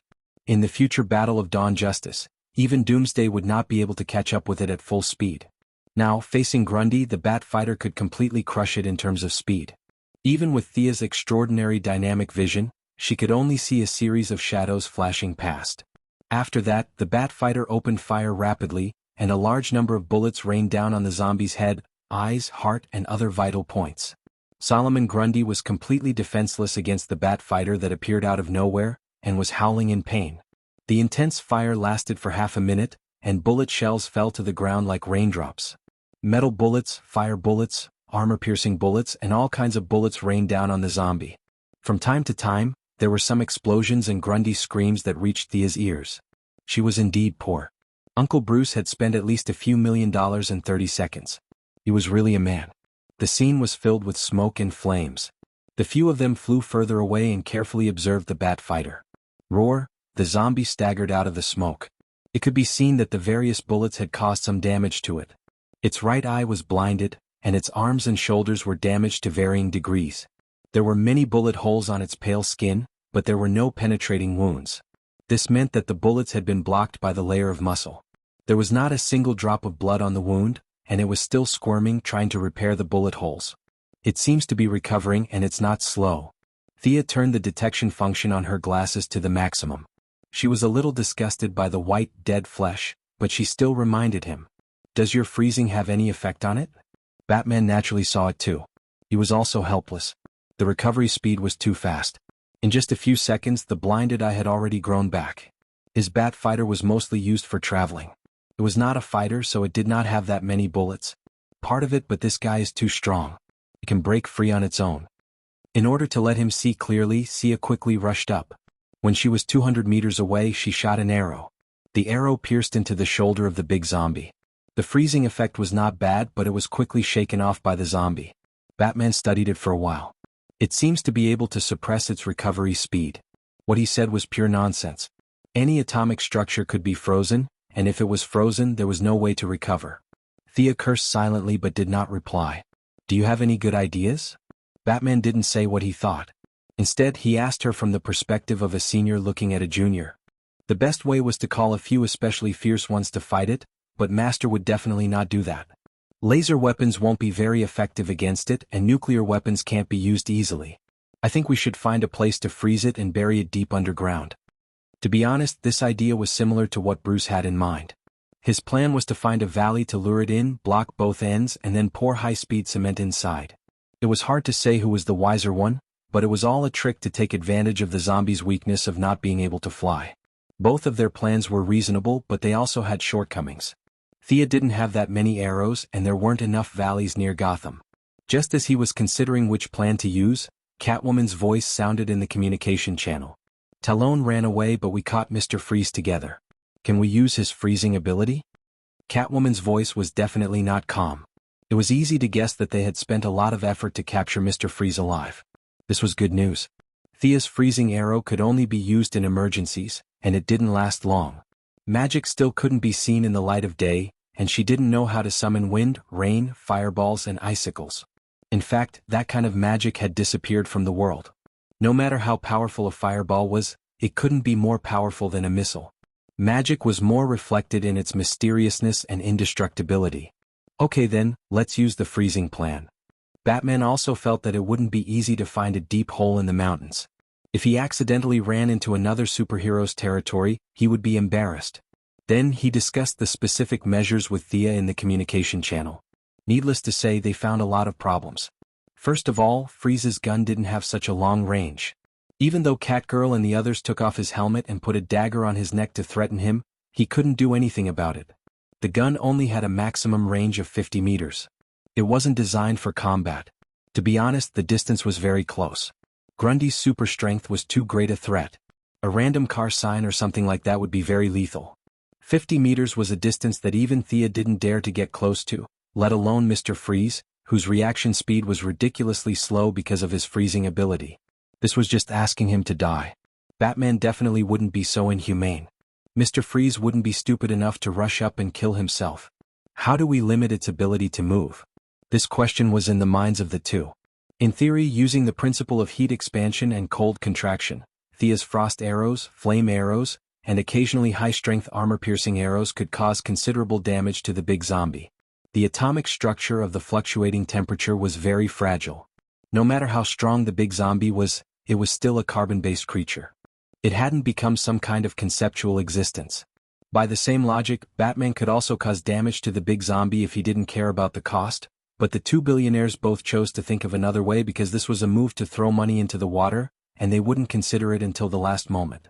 "I've caught Dr. Hugo from the mental hospital. He said that this zombie was fished out of the river because of the rising river. Its consciousness hasn't awakened.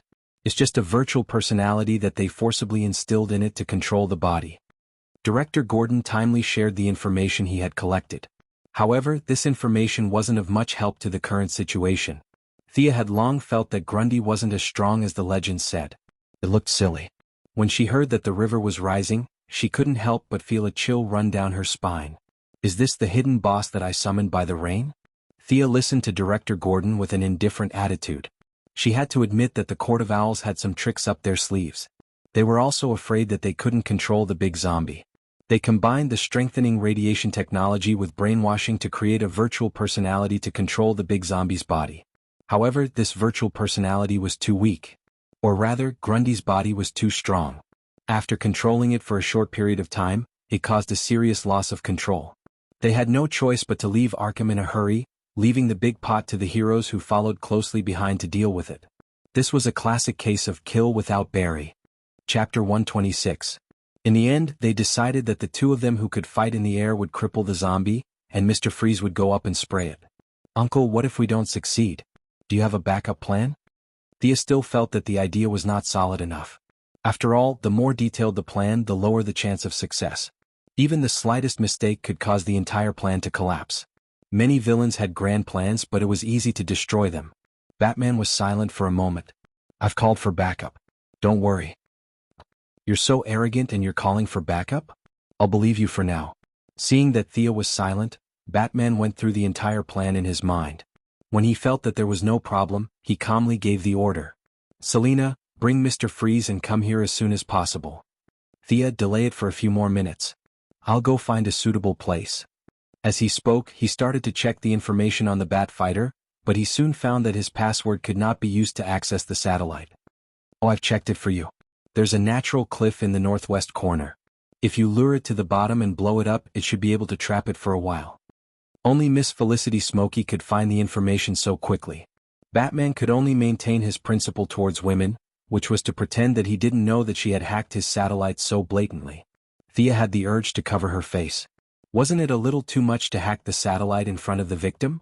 She did not know that Felicity had kicked Bruce's access out without even looking at the name. Otherwise, it would be even more embarrassing. Batman did not have much to complain about this energetic girl, but with a strict attitude, he still told Thea not to let the zombie escape. He quickly went to the site to investigate. When he arrived, he found that the terrain was quite suitable. The cliff was about 10 meters high and the joints were not very thick. He could easily break it with his autocannon. As long as he lured the zombie to the bottom of the cliff, he could make the whole mountain collapse. The falling rocks should be able to trap it. He operated the Bat Fighter and circled around the area, confirming that there were no signs of living creatures nearby. Bruce, we have a situation here. Catwoman's voice was full of resentment, as if she was not doing her job well. Batman listened quietly and said to Thea, pull her over to me. I'll go get Selina. After he finished speaking, he left Thea a set of coordinates and rushed towards Gotham City. When he saw Mr. Freeze, he almost couldn't recognize him. Not only was he unkempt, there were also many slapping marks on his face. They were especially obvious on his pale face. A group of people stayed in the cold room. Only Catwoman was wearing a coat and holding a dagger to his neck. The rest of the people were also freezing. People who were frozen couldn't leave the cold environment. If he went out without a helmet, he would die. Catwoman didn't dare to let him wear a helmet. Both sides were troubled by the reality. However, this problem was too simple for Batman.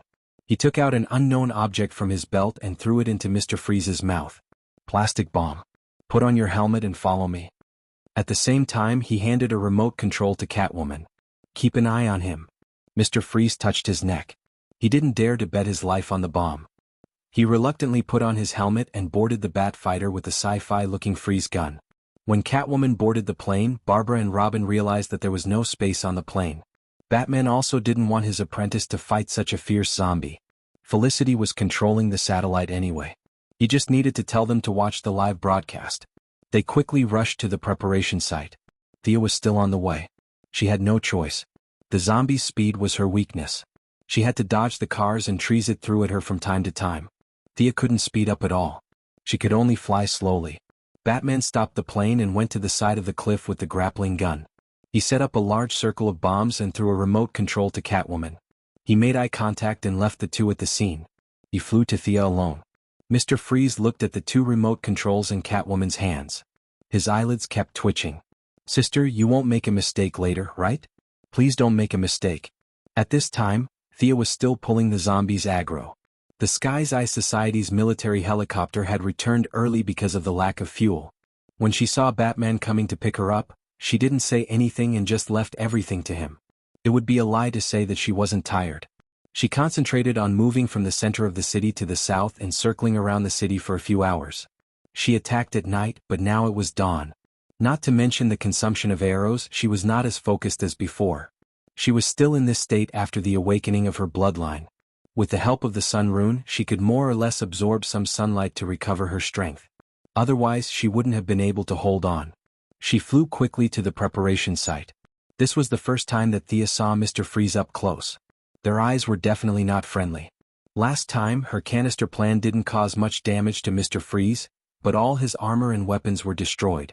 This time he was wearing an old model. He was not afraid of frostbite because of his special body, but he couldn't avoid the freezing effect. Ordinary people could defrost by heating, but he couldn't. He couldn't even touch it at room temperature. He could only defrost it in the freezer. What kind of environment was the freezer? The defrosting speed was as slow as a tortoise's. Luckily, he had a special body, so it took him 10 days to get out of the ice. His chest was stuck to his back and he almost starved to death.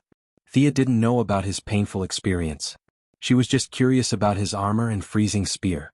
She secretly thought that she must study his equipment carefully when he was locked up. Bang! The sound of air exploding from afar woke up the three people who were silent. Is that a bird? Catwoman, who was naturally sensitive to fish and birds, asked curiously. That's an airplane. Mr. Freeze, the cryogenic scientist, despised Catwoman's ignorant and incompetent look. That's Superman. Felicity, who was remotely controlling the Wayne family's satellite, immediately discovered the identity of the intruder. She screamed like a die-hard fan, her voice so loud that it made everyone's eardrums buzz. Thea was speechless. That's enough. Can you not be so exaggerated? The person who came was wearing blue tights with a big S logo on his chest and an obvious red cape. It was obvious that he was Superman. His face was strong and his expression was full of sunshine. He seemed to be the embodiment of positive energy. He stayed in the sky far away and didn't come down to greet them. Thea felt a lot more at ease now. Both of her legs were still there. Wouldn't that little zombie fall into the bowl with a handful of her hands? Thea's sharp spiritual power sensed a strong sense of peeping. She looked up at the sky reflexively. That sunny guy was looking at her with shining eyes. Damn. I just said hello and you're peeping at me. What is he looking at with his X-ray vision?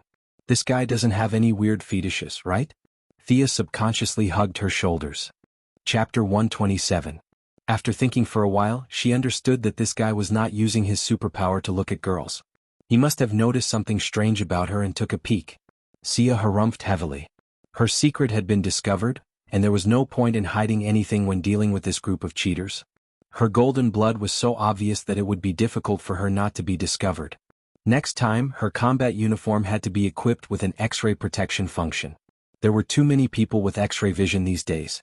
If she met a few perverted ones, she would be at a disadvantage. However, when she glanced at Superman in the sky, she saw that his face was full of uncertainty. In the end, he did not say anything. He just greeted Thea thoughtfully and did not say anything further. Could it be that this guy did not see it? Ancestor Merlin's bloodline was very powerful. Came with a shielding function? Thea did not know if her guess was right. She thought to herself that she should try to get some information out of Big Chow later. Thea's thoughts aside, in less than 5 minutes, the few of them saw a small black dot on the horizon gradually approaching. The bat fighter was afraid that the zombie could not catch up, so it did not dare to drive too fast. It could only fire a few shots and fly for a while before firing again. To be honest, this made Batman feel a little uncomfortable. His fighter could fire backwards, but it was really uncomfortable to shoot and stop like this. He also had to concentrate on avoiding the ground-to-air cars and electric poles thrown by the zombie. He could only admire Thea for being able to pull him along for a few hours. You guys hide here well. I'll go take a look. No matter how agile the bat fighter was, it was not as agile as a skateboard. It was true that a small boat was easier to turn around. Thea could see Batman's dilemma. Seeing that Superman had no intention of going up, she could only go and help. However, when she was less than half the distance, an accident happened. Batman did not know if he was too relaxed or the angle of the fighter was too small. A boulder weighing more than 100 pounds was thrown out by Grundy like a sandbag. With a crack, it broke the left wing of the bat fighter in half. Looking at the bat fighter spinning and crashing into the ground, Thea hurriedly raised her speed, found a good landing spot, and shot 4 entanglement arrows into the ground. As it turned out, the anti-jump-off spider webs that Dr. Hoffman had designed to save people who had committed suicide were very useful. Under Superman's surprised gaze, the bat fighter was caught by 4 layers of dense spider webs. Thea hurriedly flew over and rescued Uncle Bruce, who had treated her quite well. At this time, Batman was wearing a black helmet, black armor and black cloak. Even the skin on his face was black. He was purely embarrassed and angry. He had lost so much face in front of his old rival. In his heart, he secretly cursed himself to increase the bat sensitivity by 300% next time. Due to the failure of his mech, the original plan of digging deep into the ground and burying them had to come to a temporary halt.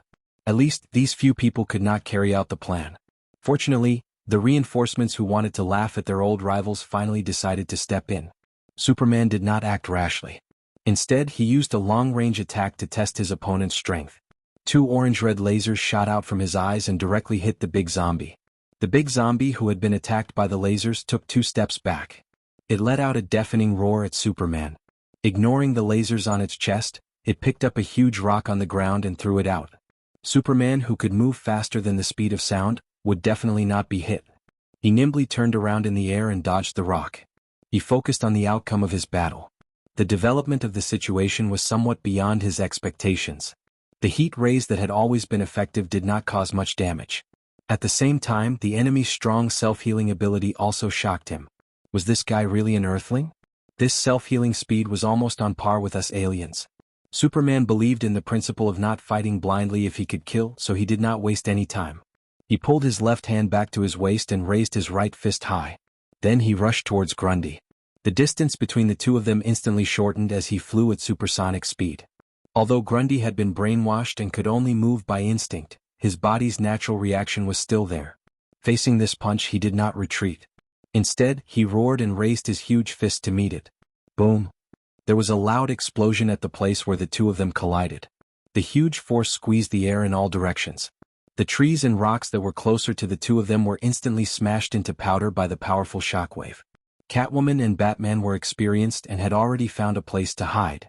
Thea also quickly increased her altitude to avoid the powerful shockwave. This kind of strength was too unreasonable. No wonder Batman did not like Superman. You have such great strength. You make us, who have worked so hard to train in martial arts, feel ashamed. No matter how good we train, it's useless.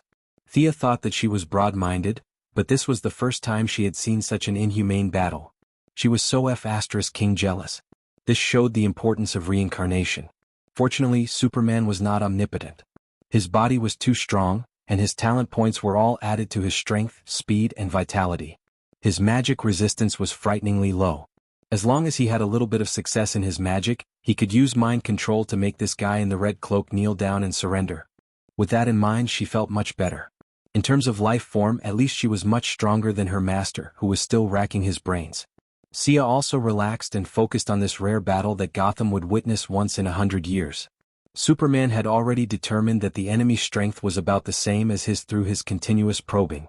However, his opponent did not have the ability to fly. This seemed to be something he could make use of. He started to use his mobility to fly around Grundy. Although the big zombie tried his best to fight back, the effect was minimal. Superman's fists still landed on his head like raindrops. The battlefield of the two became bigger and bigger.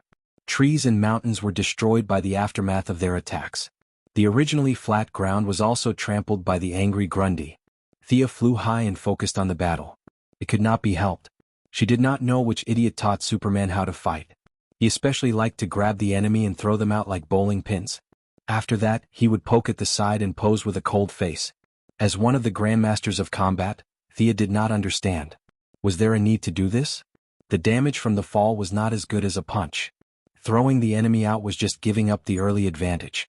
Grundy might have thought that it was fun after being thrown around a few times, so he started to play the throwing game with Superman. Superman would grab Grundy's neck and throw him out, and Grundy would grab Superman's cape and send him flying. The battlefield was getting bigger and bigger. Thea had already descended from the sky. It was more dangerous in the sky than on the ground. She hid beside Batman. Uncle was very experienced. He had already hidden in a shallow pit and watched the scene of the battle. This was probably the reason why so many people hated Superman. He did not pay attention to the environment. The originally beautiful place was now like a wasteland after a nuclear war. The next apocalyptic movie could be filmed here. Thea only had one word left for De Chow: brainless. The battle lasted for 10 minutes. Although the big zombie was at an absolute disadvantage, Superman was still unable to take it down. This made him a little anxious. He saw an opening and went to the side of the zombie. He punched the back of its head. Chapter 128. The zombie had completely entered its instinctive combat mode. When it heard the gust of wind coming from the side, it reached out its pale hand and grabbed Superman's fist without hesitation. The corner of its mouth curled into a sinister smile. Superman struggled a few times but he could not break free. What was going on? Their strength had always been about the same. This guy's strength has suddenly increased. He shouted at the few of them. In his impression, this big guy must have been created by some ambitious human scientist.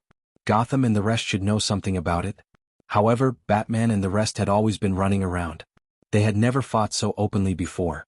How would they know why? Fortunately, Thea vaguely remembered that the zombie had something that looked like withered ash. She carefully observed Grundy's surroundings. There was indeed a faint gray fog surrounding him. Ask Superman to stop hitting the enemy's head. Didn't Director Gordon say that the court created a new personality for it to control it? Look at the fog surrounding its body. I suspect that its strength has increased. This means that the old personality is about to awaken. Thea summarized her analysis to Batman. Fog? Why don't I see it? Old Master looked around for a long time but did not see any fog. This is bad. Am I the only one who can see it?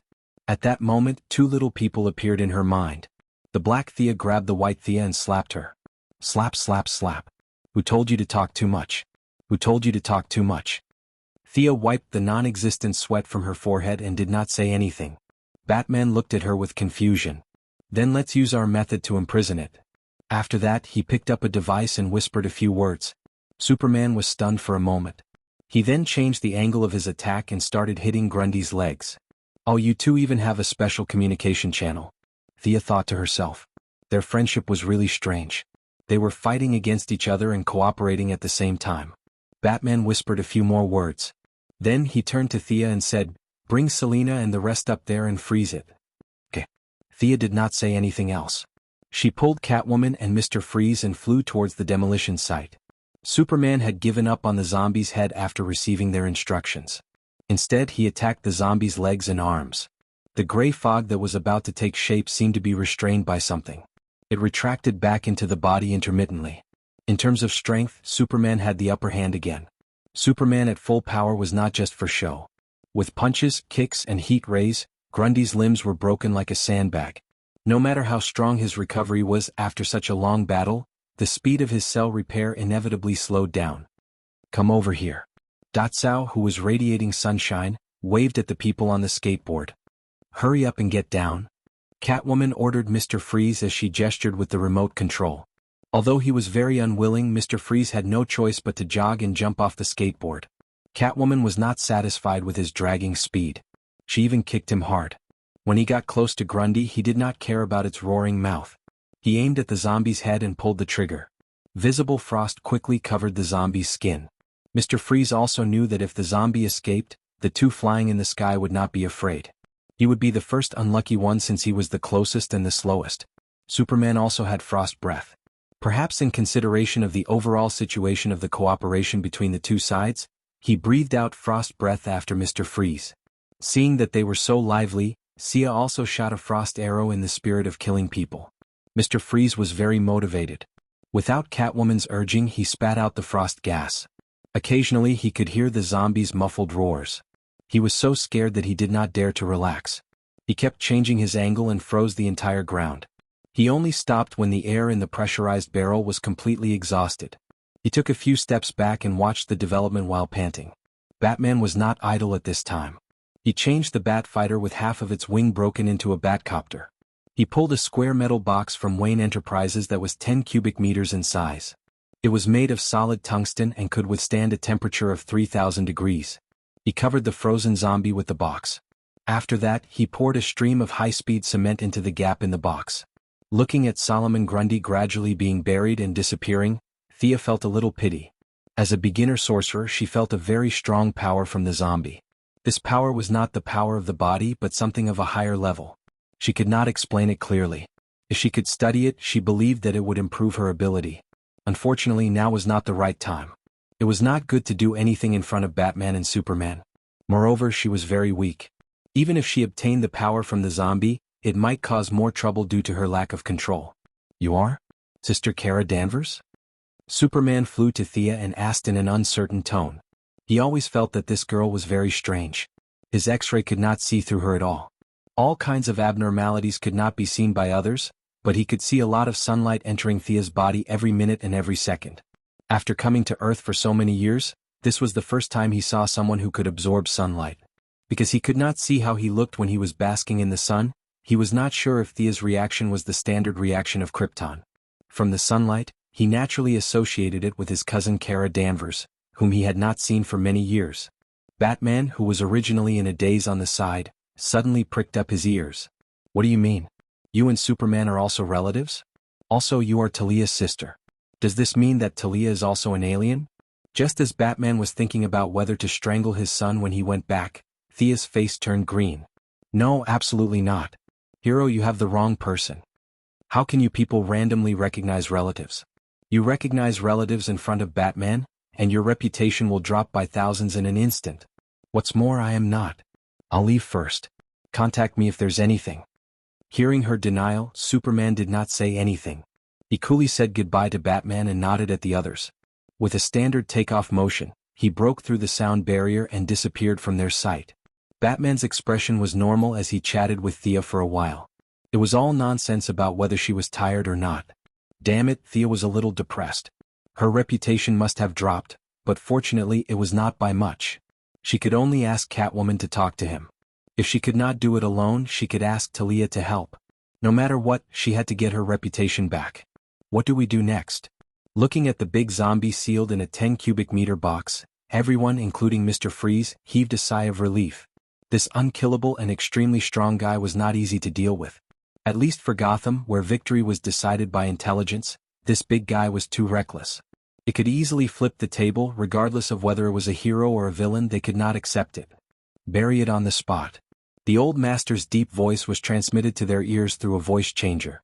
This kind of digging and burying had nothing to do with the heroes. Gordon, who was known as the #1 bug in Gotham and could not be killed, quickly appeared in their field of vision. He brought a lot of workers and digging equipment with him. After a brief introduction, he started digging on the spot. Batman meant that the deeper, the better. Of course, Sia didn't want it to be so troublesome, but she had no reason to object. In the end, the person in charge of the construction said that since they didn't lack money, they could only dig 10,000 meters at most. They wouldn't be able to go any further with the drill. Originally, Thea wanted to take a look at the situation, but when she heard that they had to dig 10,000 meters deep, she immediately fled. Could there even be oil? How long would it take? She used the excuse of going back to rest and flew back after saying goodbye to the others. Chapter 129. Catherine, come down and play with us. Mom, it's so dark here. Come play with me. You be *tish, I won't let you go even if I become a ghost. In a gorgeous bedroom, a middle-aged woman with a face full of fear suddenly woke up from her sleep. No, don't come here. As the ticking sound of the clock echoed in the quiet room, she finally realized where she was. She looked at herself in the mirror, her face was ashen, and a trace of fear appeared between her brows from time to time. She rubbed her forehead. It's the third day and I've had nightmares. I can't live in this *TTY place anymore. She angrily pressed the call button on the bedside table. Her loyal subordinates would escort her to another safe place.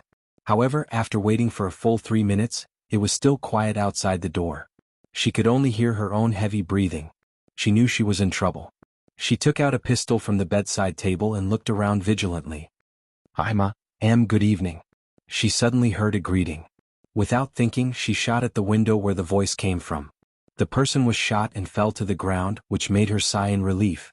However, before she could calm down and think, she saw the same person appear at the window and greet her with the same tone. Hi ma, good evening.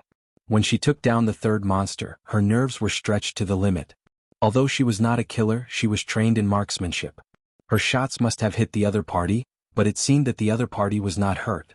Who was this person? Or was it something else? She tried to calm herself down and held the gun tightly, trying to comfort herself. When the monster appeared at the window for the fourth time, she did not shoot rashly. She wanted to know why the monster was looking for her. The monster covered in black fog came to the window and saw that she did not attack.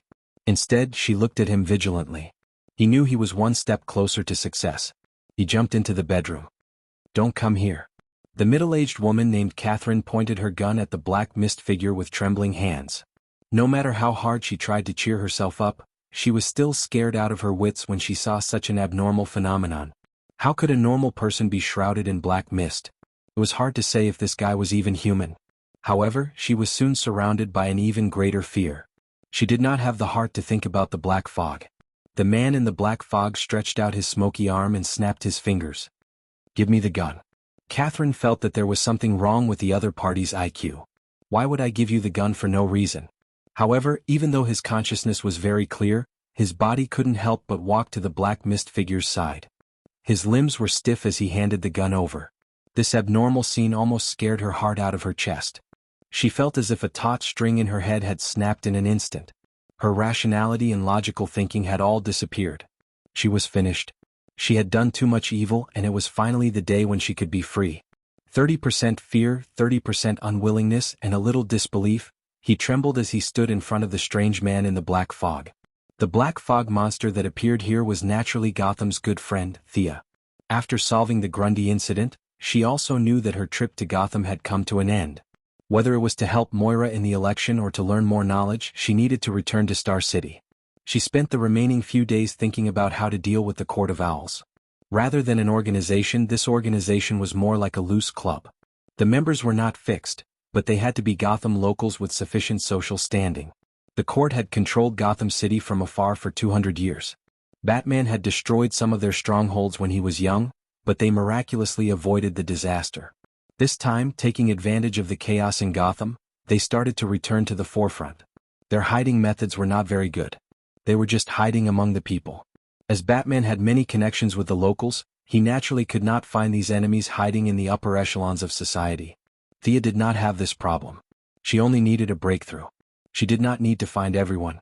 3 days ago, she activated the nano-tracker in Talon's body. The woman she tracked was the court's liaison officer. For the next 3 days, Thea continuously used magic to invade the dreams of this middle-aged woman named Catherine. She used a large number of scary scenes to gradually break down her psychological defenses. Finally, she completed the preliminary control today. Of course, she would not say that she was thinking about the mind control spell to deal with a certain muscular man in a red cape. There must be a misunderstanding.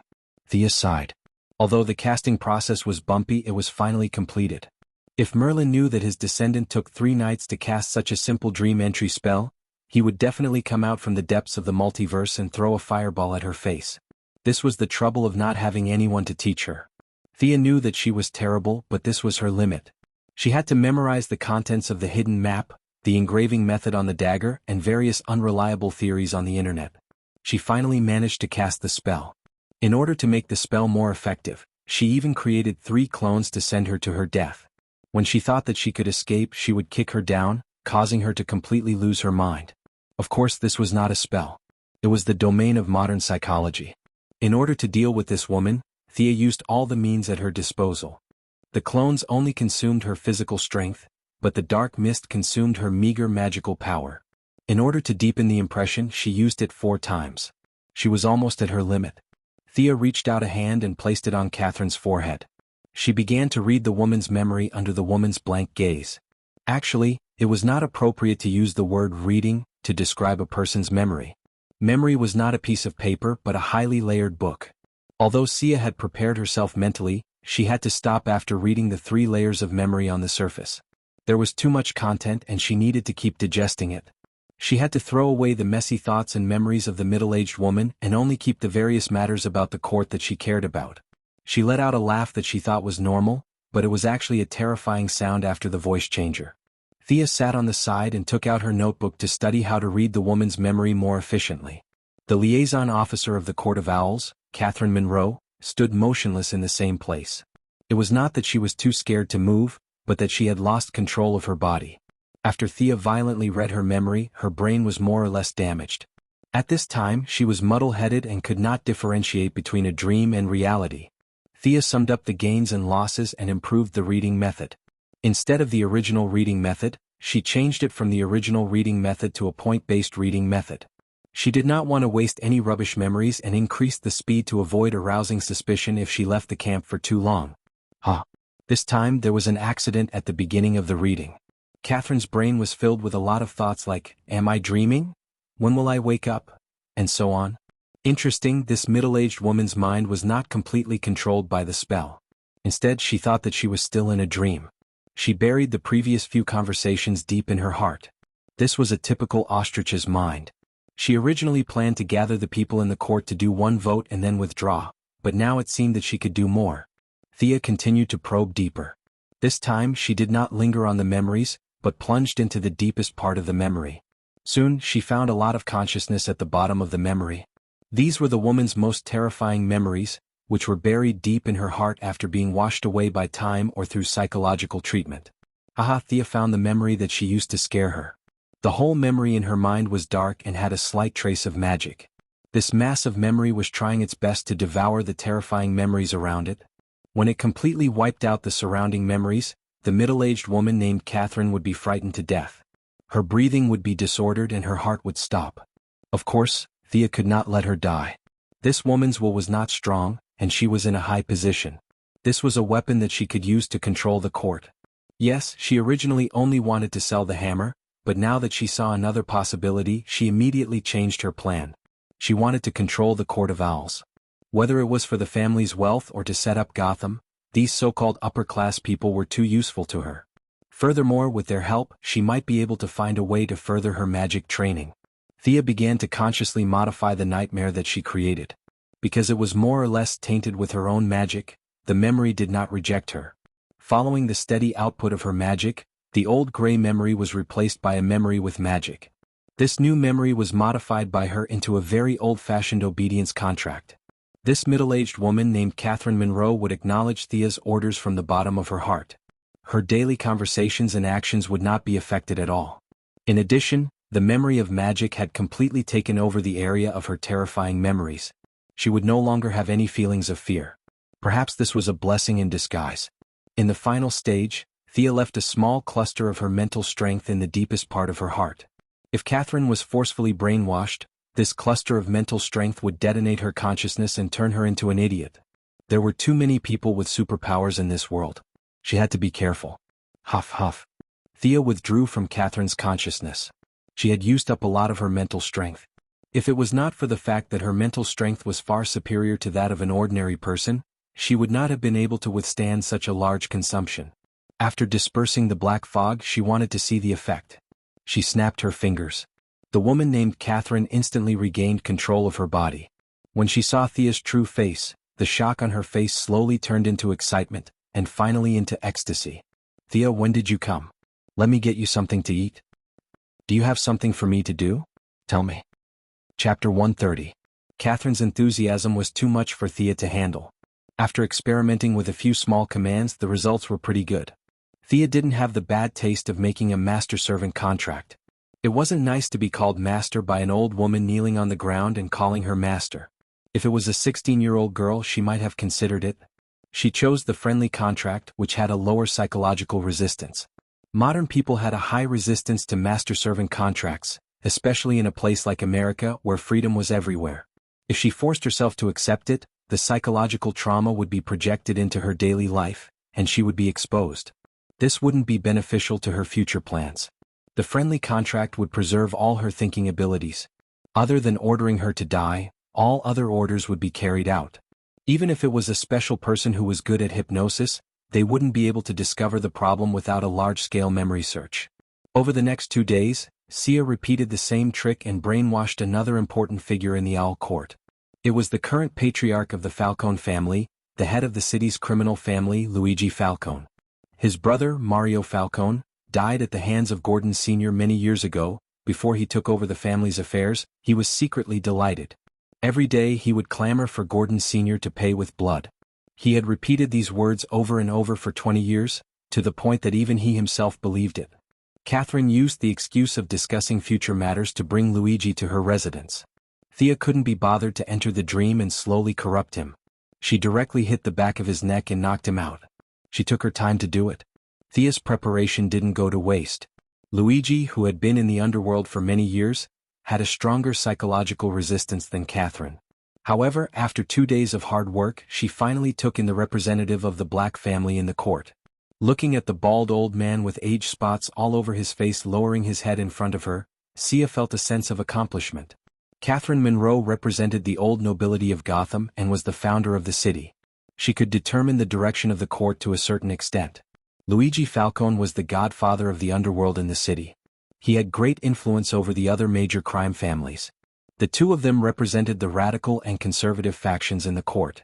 Thea did not intend for them to work together. She wanted to maintain the status quo. As long as they could continue to transfuse blood to her, they would have accomplished their mission. Both of them reported directly to Thea. Even if one of them betrayed her, the other had the ability to hold them back and wait for further orders. From now on, I need you to transfer 3% of the court's operating funds to my secret account every month. She looked at her two subordinates who didn't like each other and continued.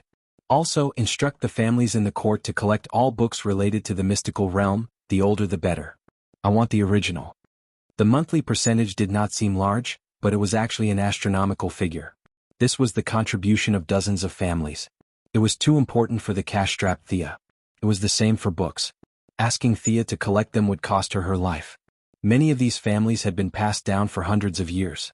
There might be notes and books from their predecessors that had been passed down to the present day. Rather than letting them gather dust in their hands, it was better to let her use them. Finally, she asked for various human experiment data and reports on the resurrection of the dead. Amazing. Thea flipped through the reports. She was impressed by the results of the court's research. They had started the research on the resurrection of the dead 50 years ago. Needless to say, their initial goal was the instigation of these old nobles who were afraid of death. But it was only 20 years ago that they began to show results. They used a few animal cells with strong self-healing abilities to create a brand new substance. Then, they used the principle of nuclear radiation to implant it into the DNA sequence of the dead.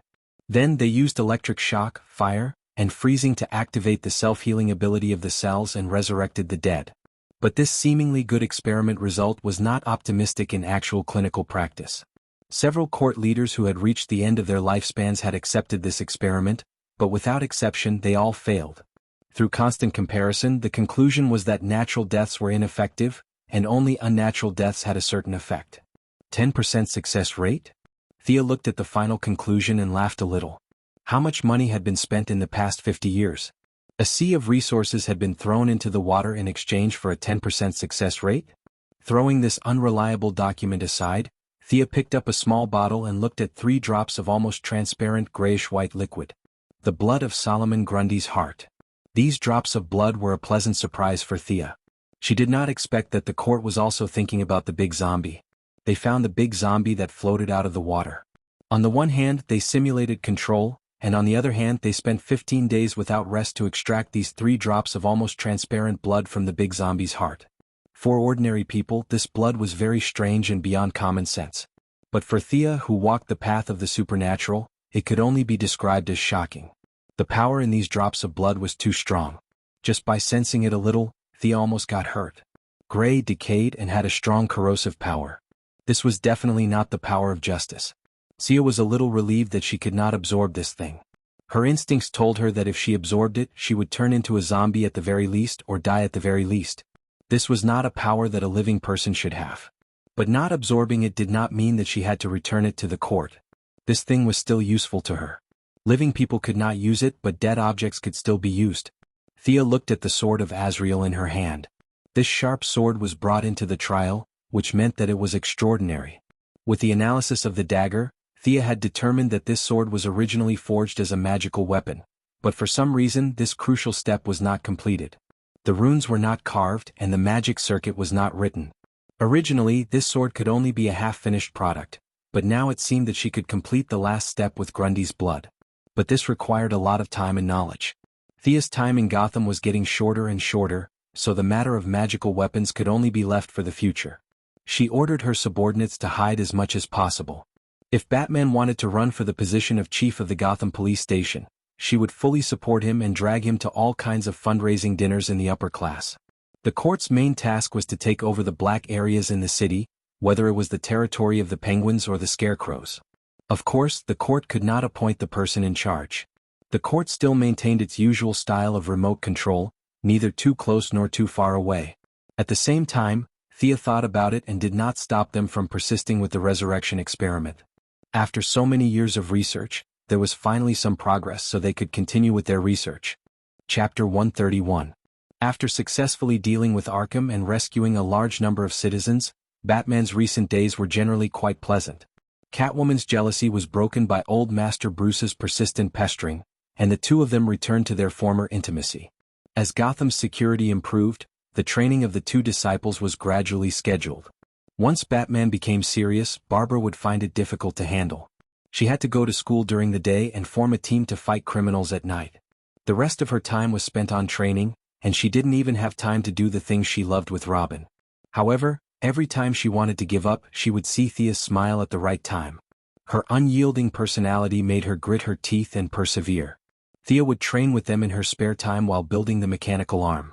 With her own fighting ability, she could even hold on for a long time against Batman. Fighting Barbara and Robin was even easier.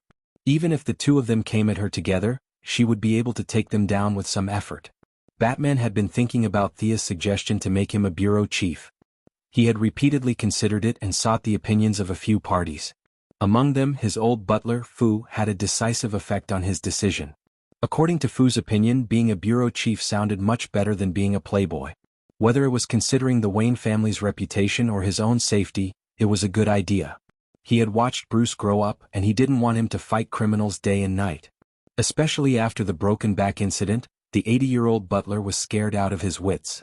Even though he had never met Thea, he had a good impression of Thea, and would often persuade Bruce to become a bureau chief. The old butler was like half a father to Batman, and his reputation was constantly at the level of worship. Listening to his repeated persuasion, he couldn't help but be moved. Old Commissioner Gordon also supported this idea. He was nearing his 60s and the Gotham Police Department situation was not good, but it was not too bad either. If Bruce could take over his position, he would be able to rest in peace even if he died immediately. With the two most important elders in his life supporting this plan, he really could not think of a reason to reject it. However, out of caution he did not go straight to the point. Instead, he tried to submit the application for the position of president of the Gotham Police Officers Guild. There were all kinds of unions in America, such as the Actors Guild and the Directors Guild. There were all kinds of unions that one could think of. The police union was purely a decoration, and no one had paid attention to it for so many years. Master Bruce had originally planned to test the waters and wait for a few days to see the reactions of various sectors. However, the next day the overwhelming reports from various media outlets scared him to death. As the head of the police department, Chief Gordon secretly opened the back door and released some information among the police. Then, Thea remotely controlled the members of the Owl Court and used her connections to help him. Prodigal son joins Gotham Police Force. This was the front page of the Gotham Times. Tomorrow's star prepares to join the police force. Looks like a clear stream in the police force. The Gotham Evening News also did a full-page report. The Gotham Morning News even did a special segment. At 6 in the morning they stopped Lucius Fox, who was about to go to work. The black man did not know what was going on. He was confused by all the questions and could only choose to praise Bruce. In an instant, Bruce Wayne's image changed from a playboy to Gotham's savior. After these reports were broadcasted, the old man was stunned. Do I have such a high reputation? Could it be an enemy's trick? However, when he saw Lucius talking on the screen, it did not seem like it. He then asked for Catwoman's opinion. Go, why not? Catwoman also had some expectations for him to become the bureau chief. Those damn cops had caught her for 20 years. Now that she had become the bureau chief's wife, wouldn't they be pissed to death? Even Robin and Barbara agreed. Robin was determined to be a police officer. Now that his teacher had entered the police force, it was definitely a good thing. Barbara had been trained too harshly by him. If he could let her rest for a few days, she would want him to be the Secretary General of the United Nations, much less the bureau chief. Bruce asked around and found that everyone in his circle was in favor of him becoming the bureau chief. No one was against it. Only then did he, who was in the late stages of paranoia, completely relax. If there was no conspiracy, then he would go. After confirming that he had indeed submitted the application to the city government for the position of bureau chief, Thea heaved a sigh of relief. No matter how well the Owl Court hid, there would always be traces.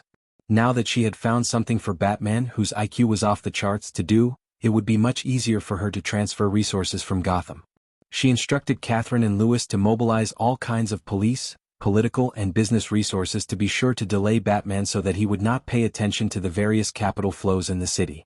From officially entering the eyes of the public to sitting on the bureau chief's throne, it was estimated that she could divert his attention for at least 2 years.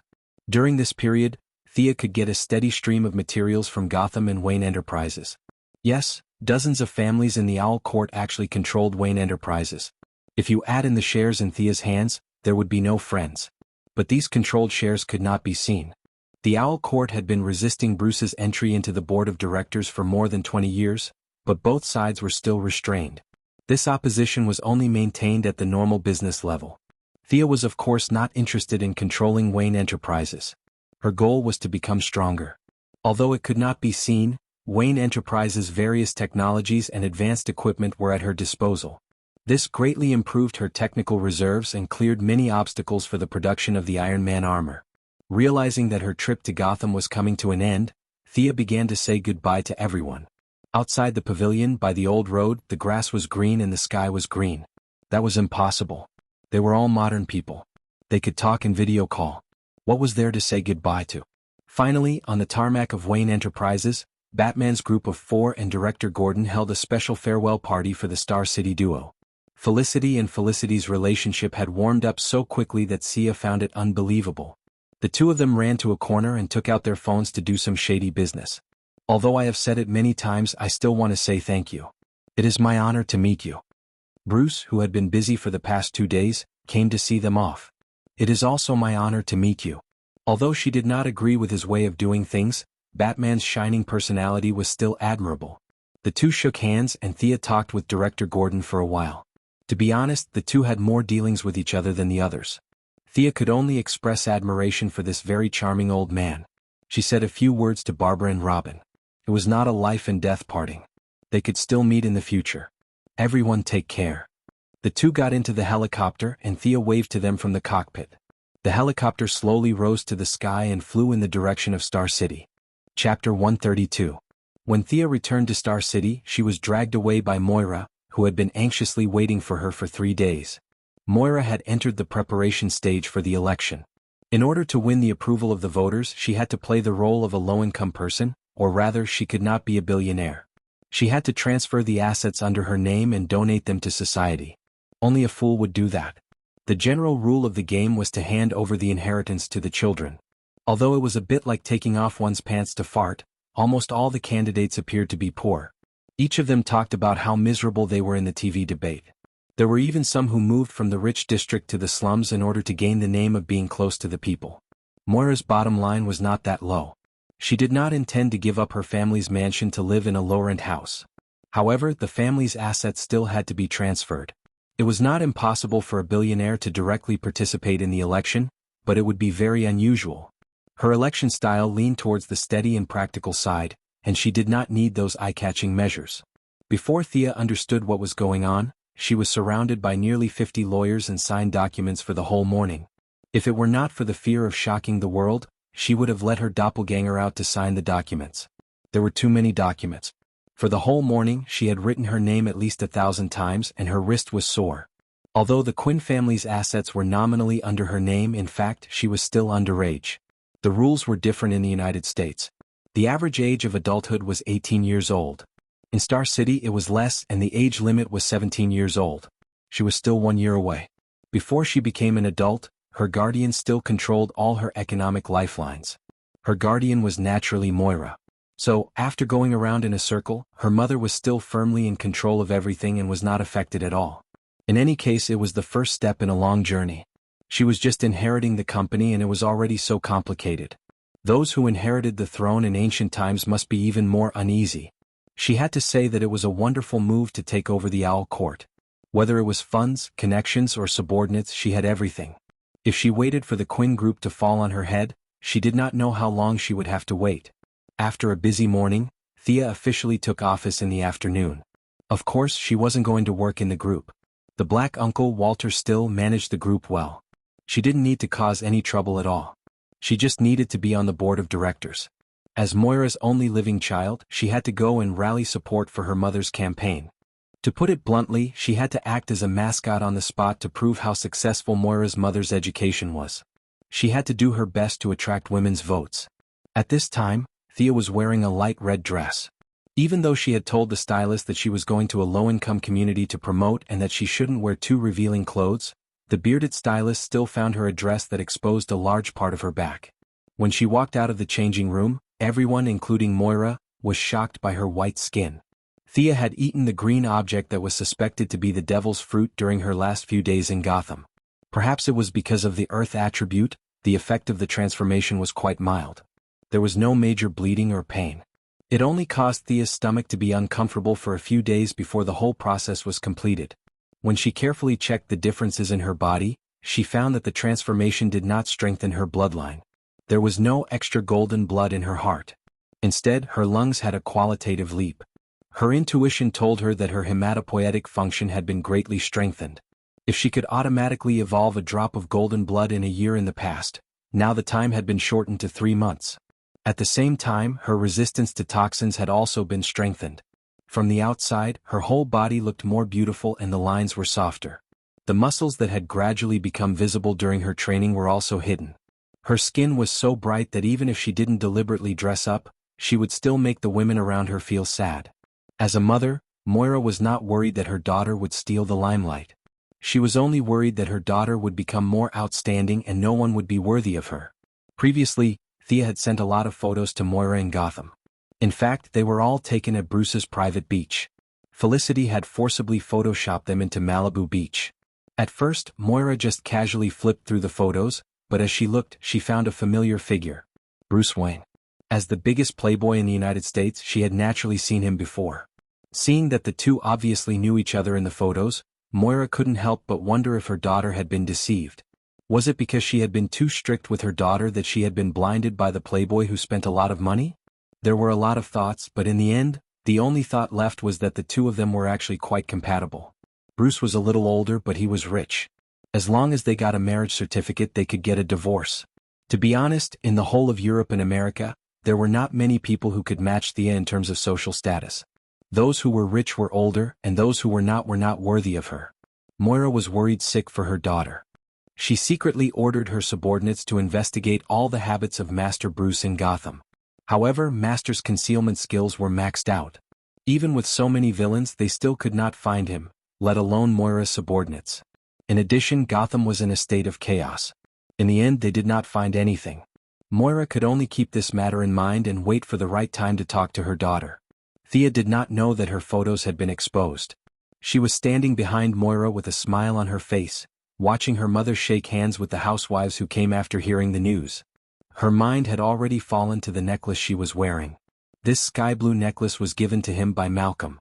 After returning from Star City, he unintentionally discovered that the inscriptions on the inside of the necklace were very interesting. Just like the Dark Mist dagger, this necklace was a magical equipment. There were only 4 inscriptions on the dagger and they were very basic. However, there were 15 inscriptions on the necklace. The interpretation and recognition of various runes made the necklace nearly 10 times more difficult to decipher than the dagger.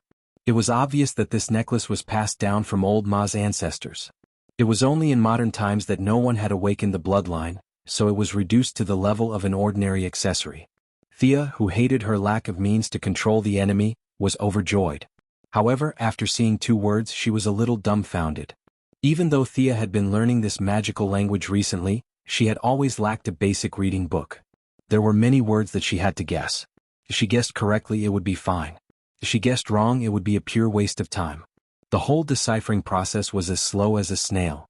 After taking a few deep breaths, she knew that she was a little impatient. She slowly adjusted her state of mind. Moira was talking about the rights of women and children on the stage. The audience applauded from time to time. It was too noisy here. Thea pretended to clap her hands a few times. She planned to go back and study it. For now, it was better to be a mascot. Chapter 133. Reality proved that it was not easy to put on a show. Thea pretended to be a good girl for 3 days and pondered over the inscriptions on the necklace every day.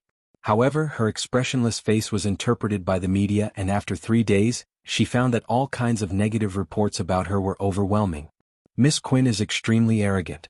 Her elementary school classmate told her past. Thea Quinn hangs around the bar and gets drunk all night.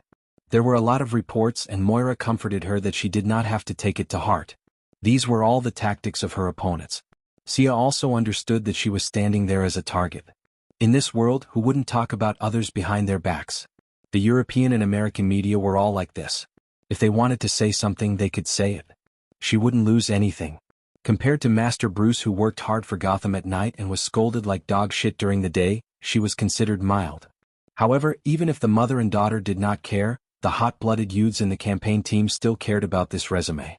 On this day they publicly pushed out a fake elite who was good at talking and prepared to persuade Miss Quinn that, although he had repeated his lines 10 times when the young talent faced Thea, he could not help but feel a little nervous. She personally organized 2 Gotham Grand armed melee and participated in it once. This was not a joke because she directly killed hundreds of people and injured thousands of people. She affected the future of countless families and their fates. At this time, Thea's temperament leaned towards the cold and ethereal kind. Coupled with the deep transformation of her bloodline, she looked even more oppressive. She was silently calculating the 7th inscription on the necklace. This inscription seemed to connect the previous and the following. If she could understand it thoroughly, it would be of great help to her next interpretation. Now that her thoughts were interrupted by the young man, she was not angry but more or less depressed. She glanced at him with bright eyes and did not say anything. She signaled him to say what he wanted to say. If not, he should get lost. The young talent almost fell to the ground under her gaze. Was this the gaze of a human? Was too scary. However, when he thought of his mission and how he had studied hard for so many years just to stand out, he stuttered, "Our election team, hope that you can be more approachable and not be so cold."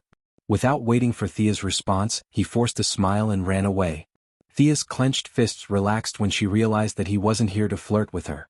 Ever since she had awakened her bloodline and was brought to the front desk by Moira, they had been sending her flowers every day and using all sorts of lame excuses to talk to her. They had annoyed her to no end. She could use her submachine gun to deal with the bad guys in Gotham, but it was definitely inappropriate to use force against these flies. After thinking about it, he decided to endure for a few more days. After Moira finished her speech in the city, he would be able to rest. As for the so-called cold face of the young man, she couldn't do anything about it. She was completely immersed in the study of inscriptions. Although science couldn't analyze it at present, Thea thought it was also a kind of science. It was really impossible to make her laugh while thinking about it. This group of young people in the election office took it too seriously. In fact, this was all a process that had already been arranged by the higher-ups. In the city council, how many members did Old Ma control and how many did Moira control? Although the Owl Court claimed to not leave Gotham, it could always influence some people. Finally, with the participation of the Heaven's Eye Society, almost 100% of the people agreed. How could it not be elected? The opinions of the voters stopped at the level of opinions. Once the election results came out, it would be whoever was elected. Things like calling a deer a horse happened every day in reality. Shaking her head, she collected her messy thoughts and continued to concentrate on her research. "Thea, you can take the car back yourself. I have to attend a banquet later." She finally had another day. Before getting into the car, Moira knew that she didn't like all kinds of social activities, so she gave her a day off and let her have fun. Thea was also disgusted with eating with those big-bellied successful people. They were a group of vermin with so much fat that even her arrows couldn't penetrate them. Knowing that she didn't have to suffer, she happily hugged her mother. She declined the bodyguards following. This kind of bodyguard looked tall and strong, but she could beat 10 of them with her bare hands. If she carried a weapon and used all her magic power, no matter how many people came, they would all die. Before getting into the car, she looked around and found that there was no one under the car. Then she turned on the engine and drove away. She couldn't help but be careful. It was not an assassination or anything. The main thing was that the tabloids were too crazy. 2 days ago, when Thea was about to get out of the car, she found a man in black lying under her car in an instant. At first, she thought it was a scammer. In fact, she found out that it was a paparazzi from a gossip magazine. He didn't want to assassinate anyone. He just wanted to take pictures of the scenery under Thea's skirt when she got out of the car. Thea, who knew the truth, was so angry that her face turned pale. It was not appropriate to kill him directly. She could only beat him up and teach him a lesson. For a tabloid with a total of 2 or 3 employees, no matter how powerful Malcolm was, no matter how many claws the Court of Owls had, it was useless. He was not afraid of death at all. People were not afraid of death, but they were willing to die for the sake of sales. Encountering such a person, Thea had no choice but to be more careful.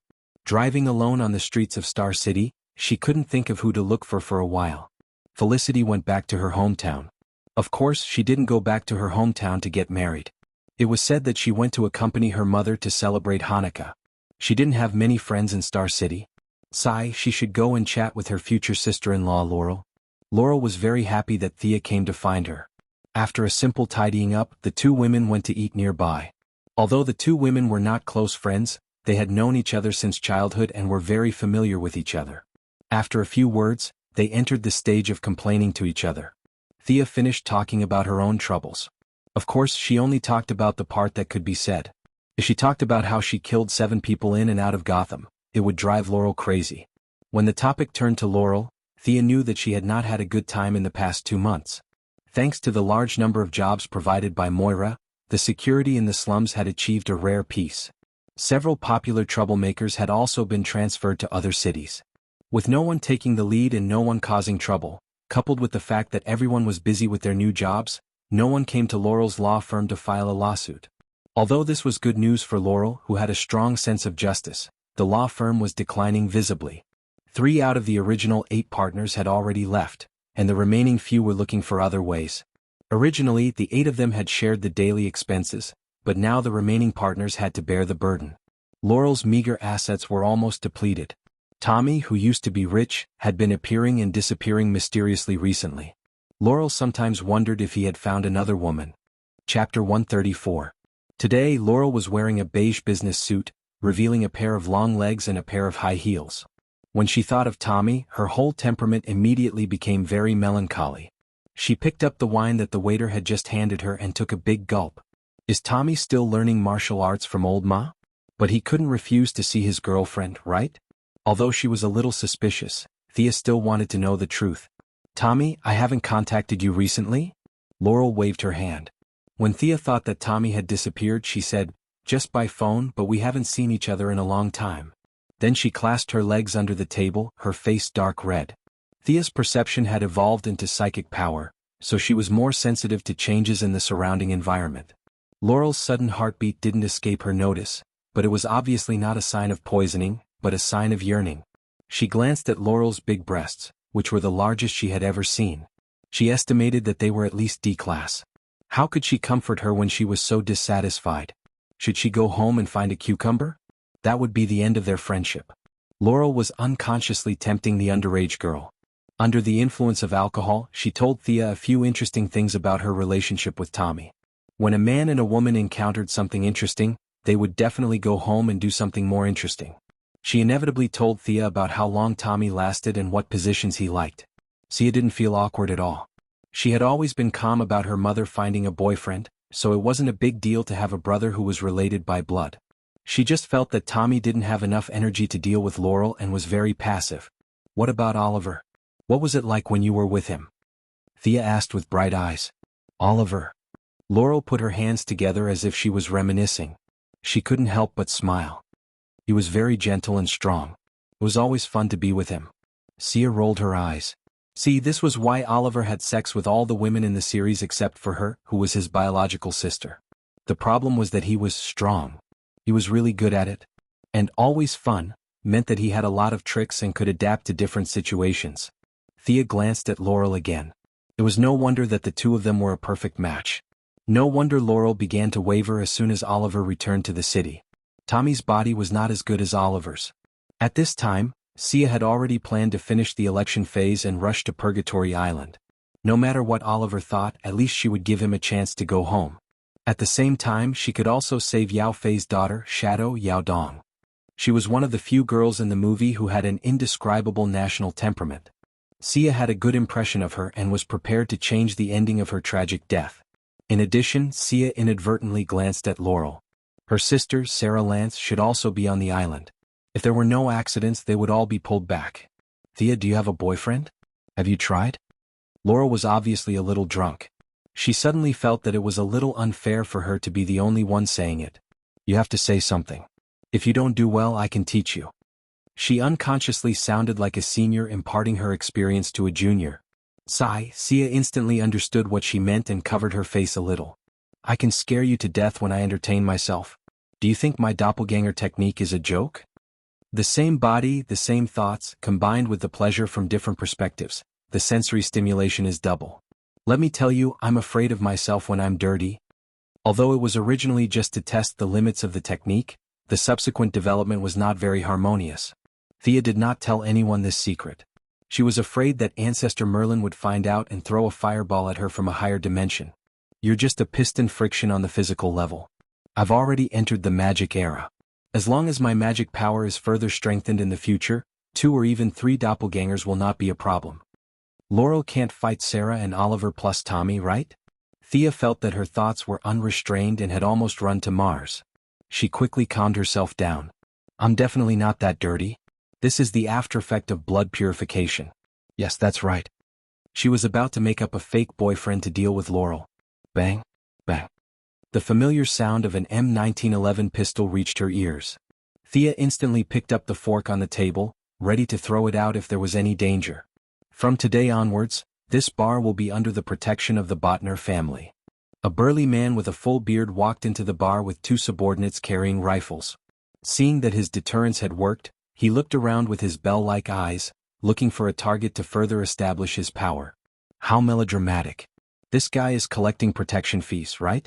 Sia didn't want to get involved in this kind of trivial matter, so she secretly cast a spell.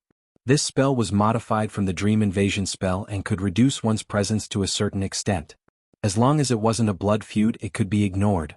She had learned this spell for a while, but she had not had the chance to use it. She couldn't use it during the election. If a living person stood in front of everyone, it would be useless no matter how hard she tried to reduce her presence. Thea drew 2 inscriptions in the air with her finger and silently recited the spell.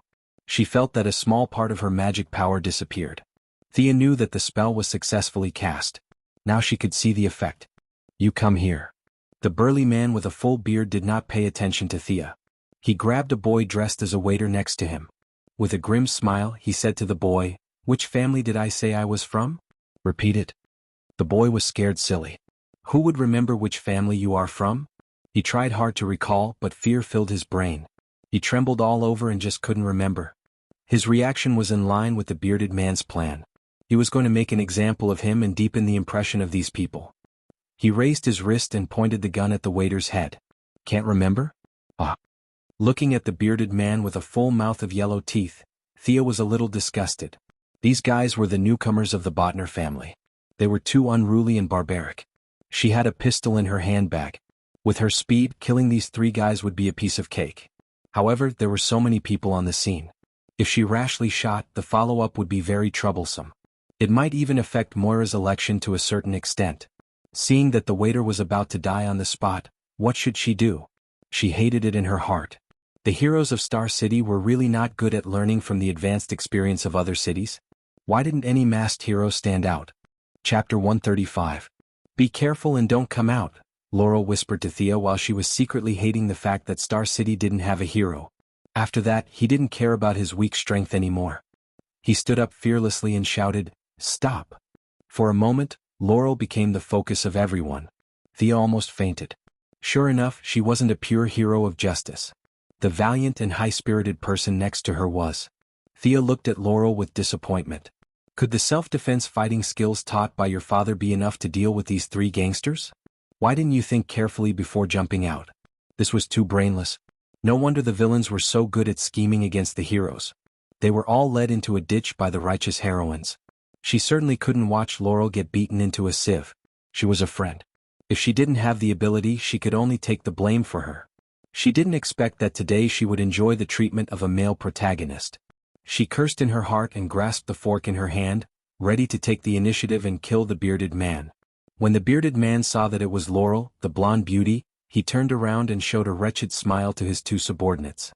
He took away the pistol aimed at the waiter and pointed it at Laurel. "Beauty, are you talking to me? Can you shout a little louder?" After saying that, he straightened his back a few times and laughed loudly in the midst of his subordinates jeering. The scum. Thea shifted her gaze from his eyes to his mouth. She would use this fork to teach him how to speak. Laurel wasn't the future Black Canary. At this time, she had just graduated from university and started working. It could be said that she was a very immature newcomer. Facing a gangster with a gun, her legs unconsciously trembled. But she still held on and looked at the bearded man without showing any weakness. The bearded man was a little dissatisfied when he didn't panic like he had imagined. He was ruthless in his heart and was ready to fire at Laurel. Now was the time. Thea was ready to strike, but just as the fork was about to leave her hand, her powerful spiritual power sensed the abnormality, and she couldn't help but withdraw it. A dark black arrow pierced into the bearded man's shoulder. The shot that was originally aimed at Laurel was unexpectedly off target. Who was it? Nowadays, other than her, there were other people who used bows and arrows. Sia hurriedly looked in the direction where the arrow had come from. She almost bit her tongue when she saw it. The newcomer was of medium build. He was dressed in black and wore a black hat that covered most of his face. He stood on the wall like a recluse, holding a black recurve bow that Thea was very familiar with. Why would he come to save Laurel? However, upon closer inspection, the man's attire was slightly different from old Ma's. He wasn't wearing the traditional black combat suit of the League of Assassins. Instead, he seemed to be wearing a black leather suit that was specially made. The man in black seemed to be very nervous. After making eye contact with Thea, he hurriedly looked away and shouted to the two girls, "Run!" The bearded man was shot by an arrow. He panicked and ordered his subordinates to open fire. At this time, the subordinates also saw the man in black and fired a rain of bullets at him with their automatic rifles. Then, under Thea's horrified gaze, the man in black was hit by a stray bullet and fell from the corner of the wall. Oh, this guy definitely wasn't old Ma. The distance was more than 100 meters. If he had a little bit of experience in dodging, he wouldn't have been hit. But whether or not he was one of them, Thea couldn't just watch him be killed. She swung her hand and hit the bars light with the fork. Using a gun would easily expose her identity. The smoke would cause a reaction, and the bullet traces would be easily exposed. The fork was fine. She wasn't afraid of leaving fingerprints on it. Then Thea grabbed Laurel, who was slow to react, and ran out in the midst of the chaos. When passing the corner, she looked around and saw that there were no surveillance cameras. Under the cover of the night, she created a clone to rescue the man in black who was shot. The clone had the skills of the original body. Using the black fog to cover the original face, she grabbed the man in black and ran to the side under the gaze of a few scattered onlookers. When she came to a place where no one was around, she took off the hood of the man in black. Although she was somewhat mentally prepared, when she saw his face clearly, her doppelganger Sia still laughed out loud. "Isn't this my brother, Tommy? This guy seems to have improved a little from old Ma's training. Looking at his appearance, is he determined to be the second generation of the Black Arrow?" She rolled her eyes and guessed the truth. This guy has been secretly protecting Laurel for most of the day.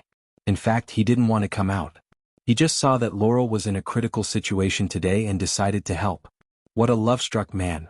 Looking at his injury, Thea saw that the bullet hole was in his lower abdomen.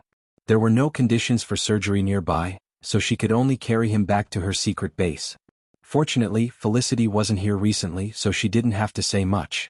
The next step was the familiar process of disinfection and anesthesia, removing the bullet and stitching it up. Thea looked at her brother, a rookie hero who jumped out to save the damsel in distress. She didn't know what to say. If she wasn't here tonight, this rookie would have been killed by a few hooligans. Old Ma would go crazy if he knew the truth. He sighed as he put on the boy's jacket. After a few months of training, the boy had lost a lot of weight. Although he hadn't reached the level of training like Oliver, who used the salmon ladder every day, he still had a bit of manliness. "Who are you?" Tommy lost a lot of blood and his consciousness was a little blurry. He only saw a black shadow in front of him treating him. He immediately grabbed Thea's arm. Thea could be regarded as one of the top martial artists in the world. How could she be easily caught by him? But she was afraid of aggravating his wound, so she didn't struggle. To be honest, she scratched her head at his question. After thinking about it, she decided to continue to hide it. She was afraid that he would ask more questions, so she casually talked to him in Chinese. In the ears of Tommy, who didn't even graduate from primary school, it became %2&M and what the hell?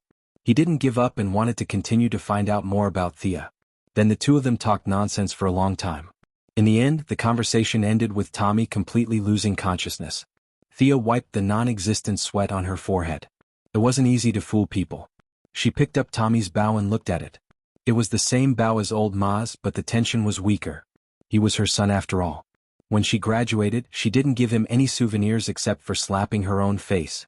She automatically ignored the fact that she had stabbed her own father in the waist. She also forgot about the necklace and whatnot. While Tommy was unconscious, she carefully felt his blood. Except for the blood relationship between them, she couldn't feel anything else. It didn't feel like her blood was boiling.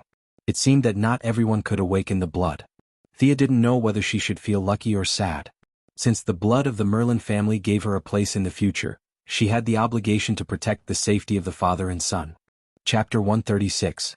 Silently feeling the ties of kinship, Sia left a hint in Tommy's mind that he should leave the secret base directly after waking up and forget everything here. Fearing that it would cause pressure on his brain nerves, she used very little magic power. After checking that there was no problem, she took the initiative to deactivate the avatar. At this time, Sia was running with Laurel. This big sister really had the potential to be a hero.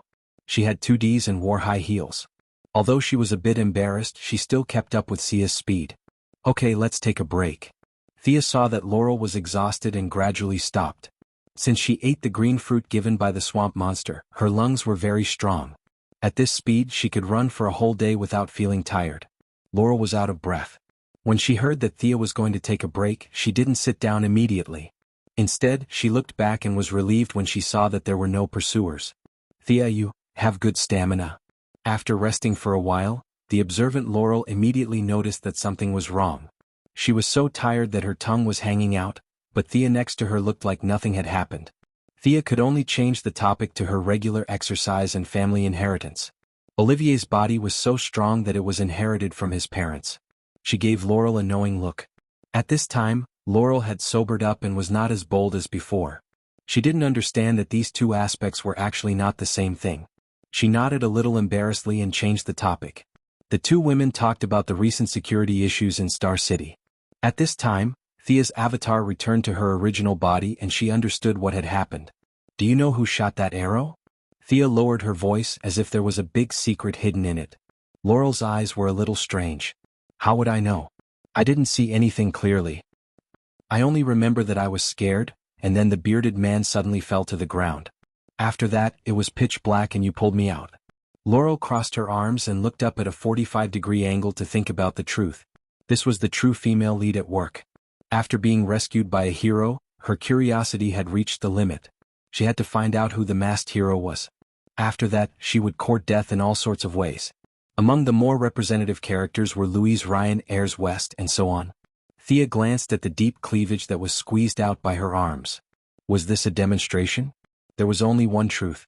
I won't tell you. You can take your time to guess. The next day, Thea accompanied her mother for another day. She greeted her mother and arrived at the Merlin Group in the evening. Hi Thea. Tommy, who was sitting outside the CEO's office, saw her enter. Although he was listless, he still greeted her. Thea scanned her brother with her psychic power. Well, he had recovered well. The small part of her psychic power that she had left before had completely dissipated. It either worked or was wiped out by a higher level of power. Thea felt that it was the former. Why are you in such a bad state? She asked knowingly. Tommy looked a little embarrassed and said that he didn't have a good rest. Thea didn't treat herself as an outsider at all. She leaned on his desk and asked, "What's going on between you and Laurel?" I talked to her a lot yesterday. They did talk a lot, but most of the content was not suitable for children. Tommy didn't know that his dark history was in the hands of the unscrupulous black-hearted girl. When he heard her talk about his girlfriend, he remembered the conversation between Malcolm and his father when he knew that he was going to be a hero. Old Ma's meaning was very straightforward. If you want to be a hero, you can go ahead, but you have to be prepared for the people close to you to be hurt. If you don't prepare anything before killing your way out, then you can only wait to regret it and hammer yourself in the balls. As Oliver's good friend, the two had certain similarities. Whether it was the fact that they both liked Laurel, a woman of infinite justice, or the spirit of sacrificing themselves for the greater good, they both made the same choice, which was to stay away from their loved ones. Thinking of this, he looked at the graceful Thea in front of him. He didn't know the truth, but he secretly sighed that his friend's sister was getting more and more beautiful. It could be said that he had never seen such a beautiful sister in his life. In order not to implicate others, he had to stay away. I'm going to take care of something. Take a seat first. He didn't wait for Thea to respond. He picked up the documents on the table and walked out. His abnormal behavior stunned Thea. The relationship between the two shouldn't be so cold. Why did he have such a big reaction when she mentioned Laurel? Or was there a problem with the hinting spell last night? Under the inertia of thinking, she thought that there was a problem with the spell, but she didn't delve deeper into the problem.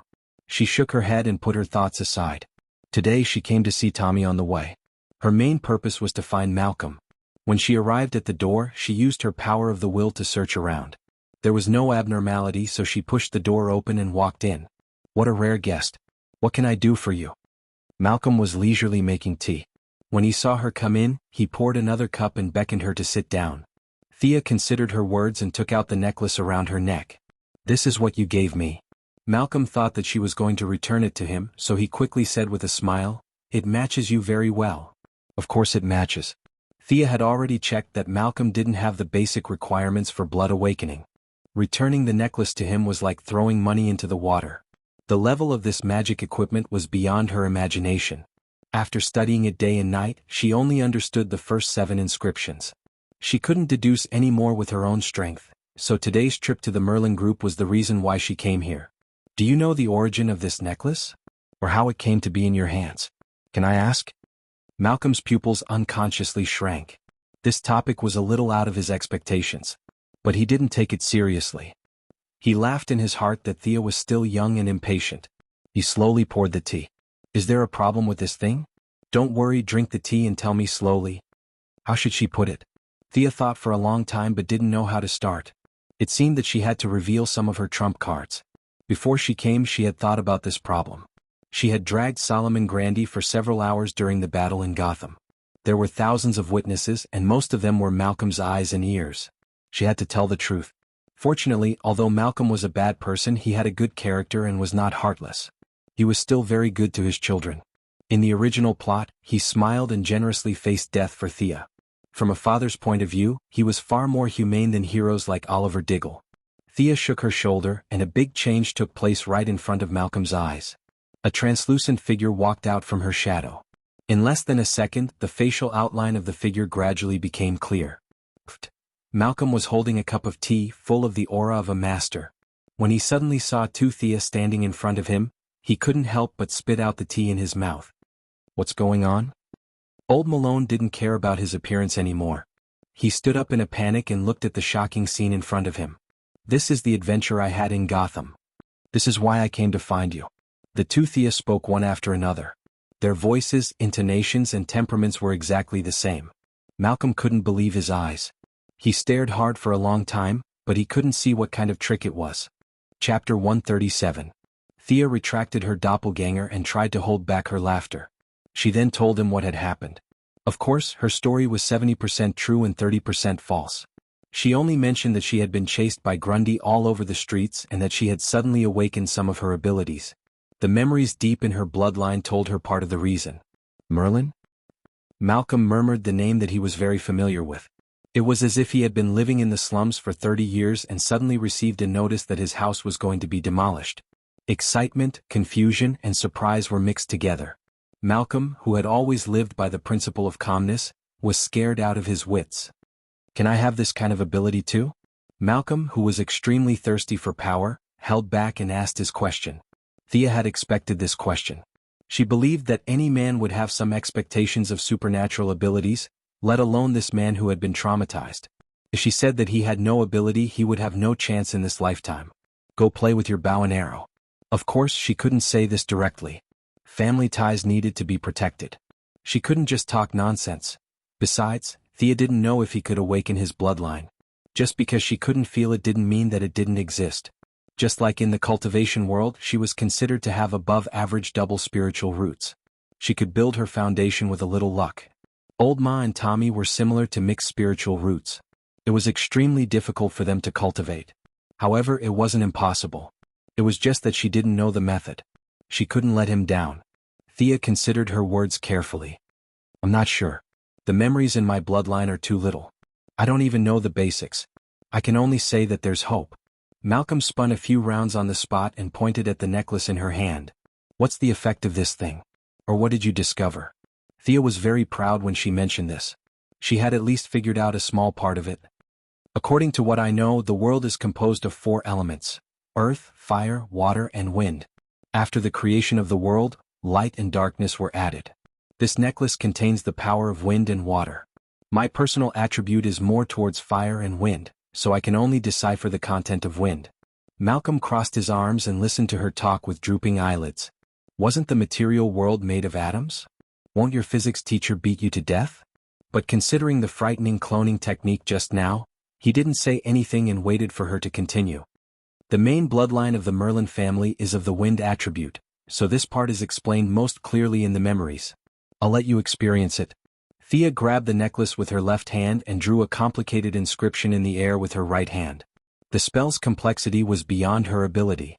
It took her 30 seconds to complete the 7 runes. Her mana was depleted in an instant, and this was with the help of the necklace's mana. Her current mana accumulation was far from enough to cast this spell by herself. Malcolm looked at the green wind around Thea's finger. Before he could ask, Thea pointed at him from afar. Pale green energy instantly surrounded him. If he didn't know that Thea wouldn't harm him, he would have jumped up. He raised his hands and looked at the translucent light that flashed across his arms. Is this magic? That's nothing. Thea laughed mischievously. Wind-walking spell. Take 2 steps and experience it. The serious-looking old ma turned a blind eye to her teasing and took a step forward in what he thought was a steady manner. Bang! Malcolm's step didn't hurt his balls, but his steps were lighter than expected. His left foot stepped on air. In order not to embarrass himself in front of his daughter, he used all his strength and tried to regain his balance with his right foot. However, the bad thing was that he didn't manage to control his balance. Like a rocket, he crashed into the ceiling 5 meters above the ground, making a loud dong sound. Malcolm rubbed his head and felt that his face was distorted by the pain. Looking at Thea, who was happily beating the floor, he felt depressed. Fortunately, he was indeed extraordinary. After moving around a few times in the room, he gradually familiarized himself with the changes in his body. So light, I can barely feel the weight of my body. At this time, he was running quickly in the spacious CEO's office, occasionally running a few steps on the wall. This was something he couldn't do before. This made him yearn for this power more and more. How long does this spell last? Old Ma ran happily, a smile appearing on his usually gloomy face. The speed is too slow. Won't you go crazy if you see the flash? Thea expressed her disdain for her father's curiosity. It works on me for about half an hour. I don't know if it works on you. Why is there a difference? Old Ma couldn't help but think. Could it be that his talent was particularly poor, so the consumption of magic was high? In fact, his guess was not far from the truth. Thea didn't prepare to explain it in detail. She vaguely said that the spell was like this and that if he was angry he could bite it. 15 minutes. Thea observed that the green light on Malcolm's body had completely disappeared. It seemed that the spell's duration would be reduced by half when it was used on someone other than the original body. Thea naturally went into today's main topic. I'm not here to ask you to perform. Do you have any specific clues about the Merlin family? Do you have any records about the inheritance? Malcolm was more anxious than Thea after experiencing the wonders of magic firsthand. He racked his brains. Did his father, who had died 30 years ago, and Thea's grandfather, who she had never met, tell him anything before he left? The more he thought about it, the more confused he became. When his father died, it was during the Cold War. The American economy was in a slump, and Thea's grandfather only taught him the craft of shoe repair. He didn't care about it at all. After that, he went to sea. Damn, would there be any clues about the inheritance? He vaguely remembered that the old man gave him a shoe repair kit and then he died. It had been 30 years, who knew where it was? Thea watched Malcolm's face turn from red to green, and then from green to black. She was afraid that he would go crazy and interrupt his train of thought. You have to think further. When did the Merlin family arrive in Star City? Did you have any relatives before that? Can you contact them?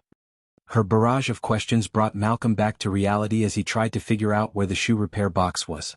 He didn't care about this problem at all. God knew how many relatives he had. How many in America? There were at least tens of thousands of them.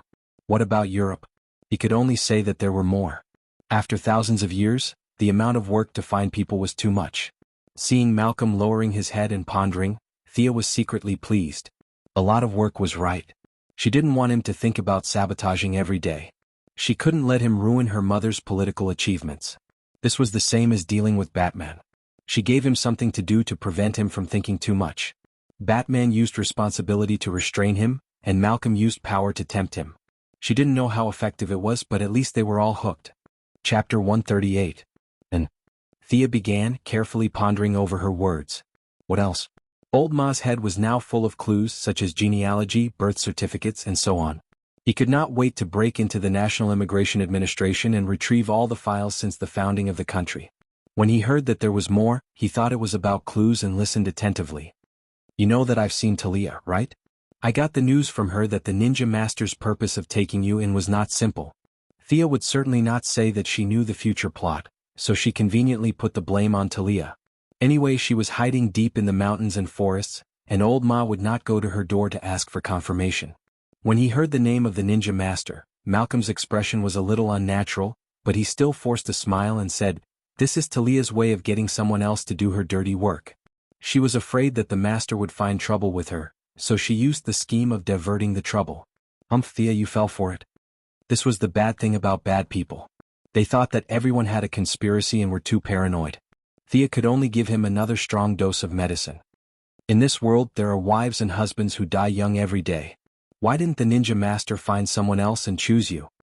He saw that you were pleasing to the eye and cultivated you wholeheartedly without asking for anything in return. Don't you think there's something wrong with this? Thea's words instantly broke through Malcolm's defenses. He subconsciously did not think there was anything wrong with this, but her words stabbed into his mind like a sharp sword. Malcolm only felt a splitting headache. Countless thoughts rushed into his mind, and large pieces of memory fragments were constantly reorganized and shattered. A large number of sealed memories rushed into his mind. In order to support himself, he could only hold on to the desk with trembling hands to prevent himself from falling. What's going on? I just said it casually, why is there such a big reaction? Thea was confused. She wanted to help, but she really did not understand what was going on. She could only watch from the side worriedly. After a full half an hour, Malcolm's tightly knitted brows finally relaxed. He let out a long breath and said, "This old man, he plotted against me. Oh, the ninja master. He had hypnotized me a long time ago. No wonder I didn't think of such an obvious flaw." Malcolm tore off his tie angrily as he panted heavily. Thea finally understood. This was obviously done by the ninja master many years ago. It was similar to how she used magic to brainwash Catherine and Valky. However, she used magic but she didn't know what he used. Then do you still remember your previous experience? Why haven't you noticed the problem after all these years? I only remember that I was very vigilant at first, but there was a lot of incense in his room, and the smell was really intoxicating. I don't know when it started, but I relaxed, or should I say I automatically ignored some of the abnormalities. Damn it, that old bastard. Old man. Malcolm was constantly correcting his own memory. Many of the words he felt were inaccurate, so he kept correcting them. When he finally mentioned the ninja master, his lips began to tremble uncontrollably. He thought of Window as some old thief and cursed him. You're not angry at him for brainwashing you. You're angry because you've been plotting and scheming for half your life, only to find out that you've always been tricked by someone else. Thea had recently read a lot of psychology books because of the suggestion spell.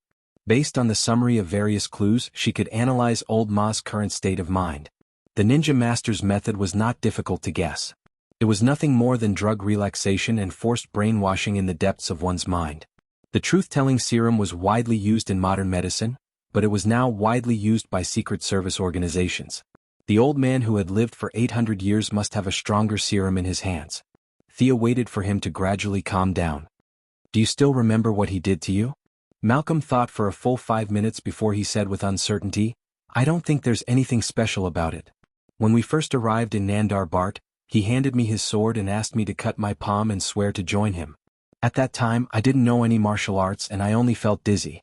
I always thought it was because I had never seen blood before. Could it be? As Malcolm continued to recall the details, old Ma's eyes grew bigger and bigger. Many clues that he had ignored in the past surfaced. With his intelligence, he immediately found the problem. As he paced around the office, he recalled all the details one by one.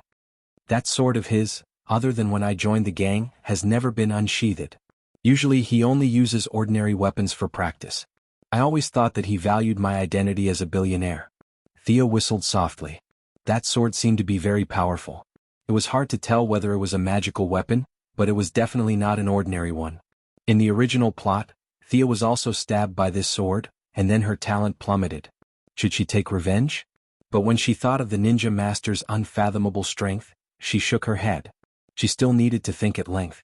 Malcolm had recovered some of his former vigor. Was my bloodline destroyed or taken away by him?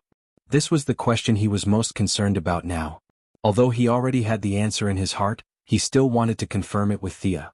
Seeing that he was going to be more and more miserable in the future, the answer was inevitable. But this could not be said directly. Thea still had to give him some hope. My talent allows me to summon an exclusive unicorn from the upper space. As long as the unicorn reaches adulthood, I can merge with it. After that, I can use a lot of light spells and a lot of healing spells.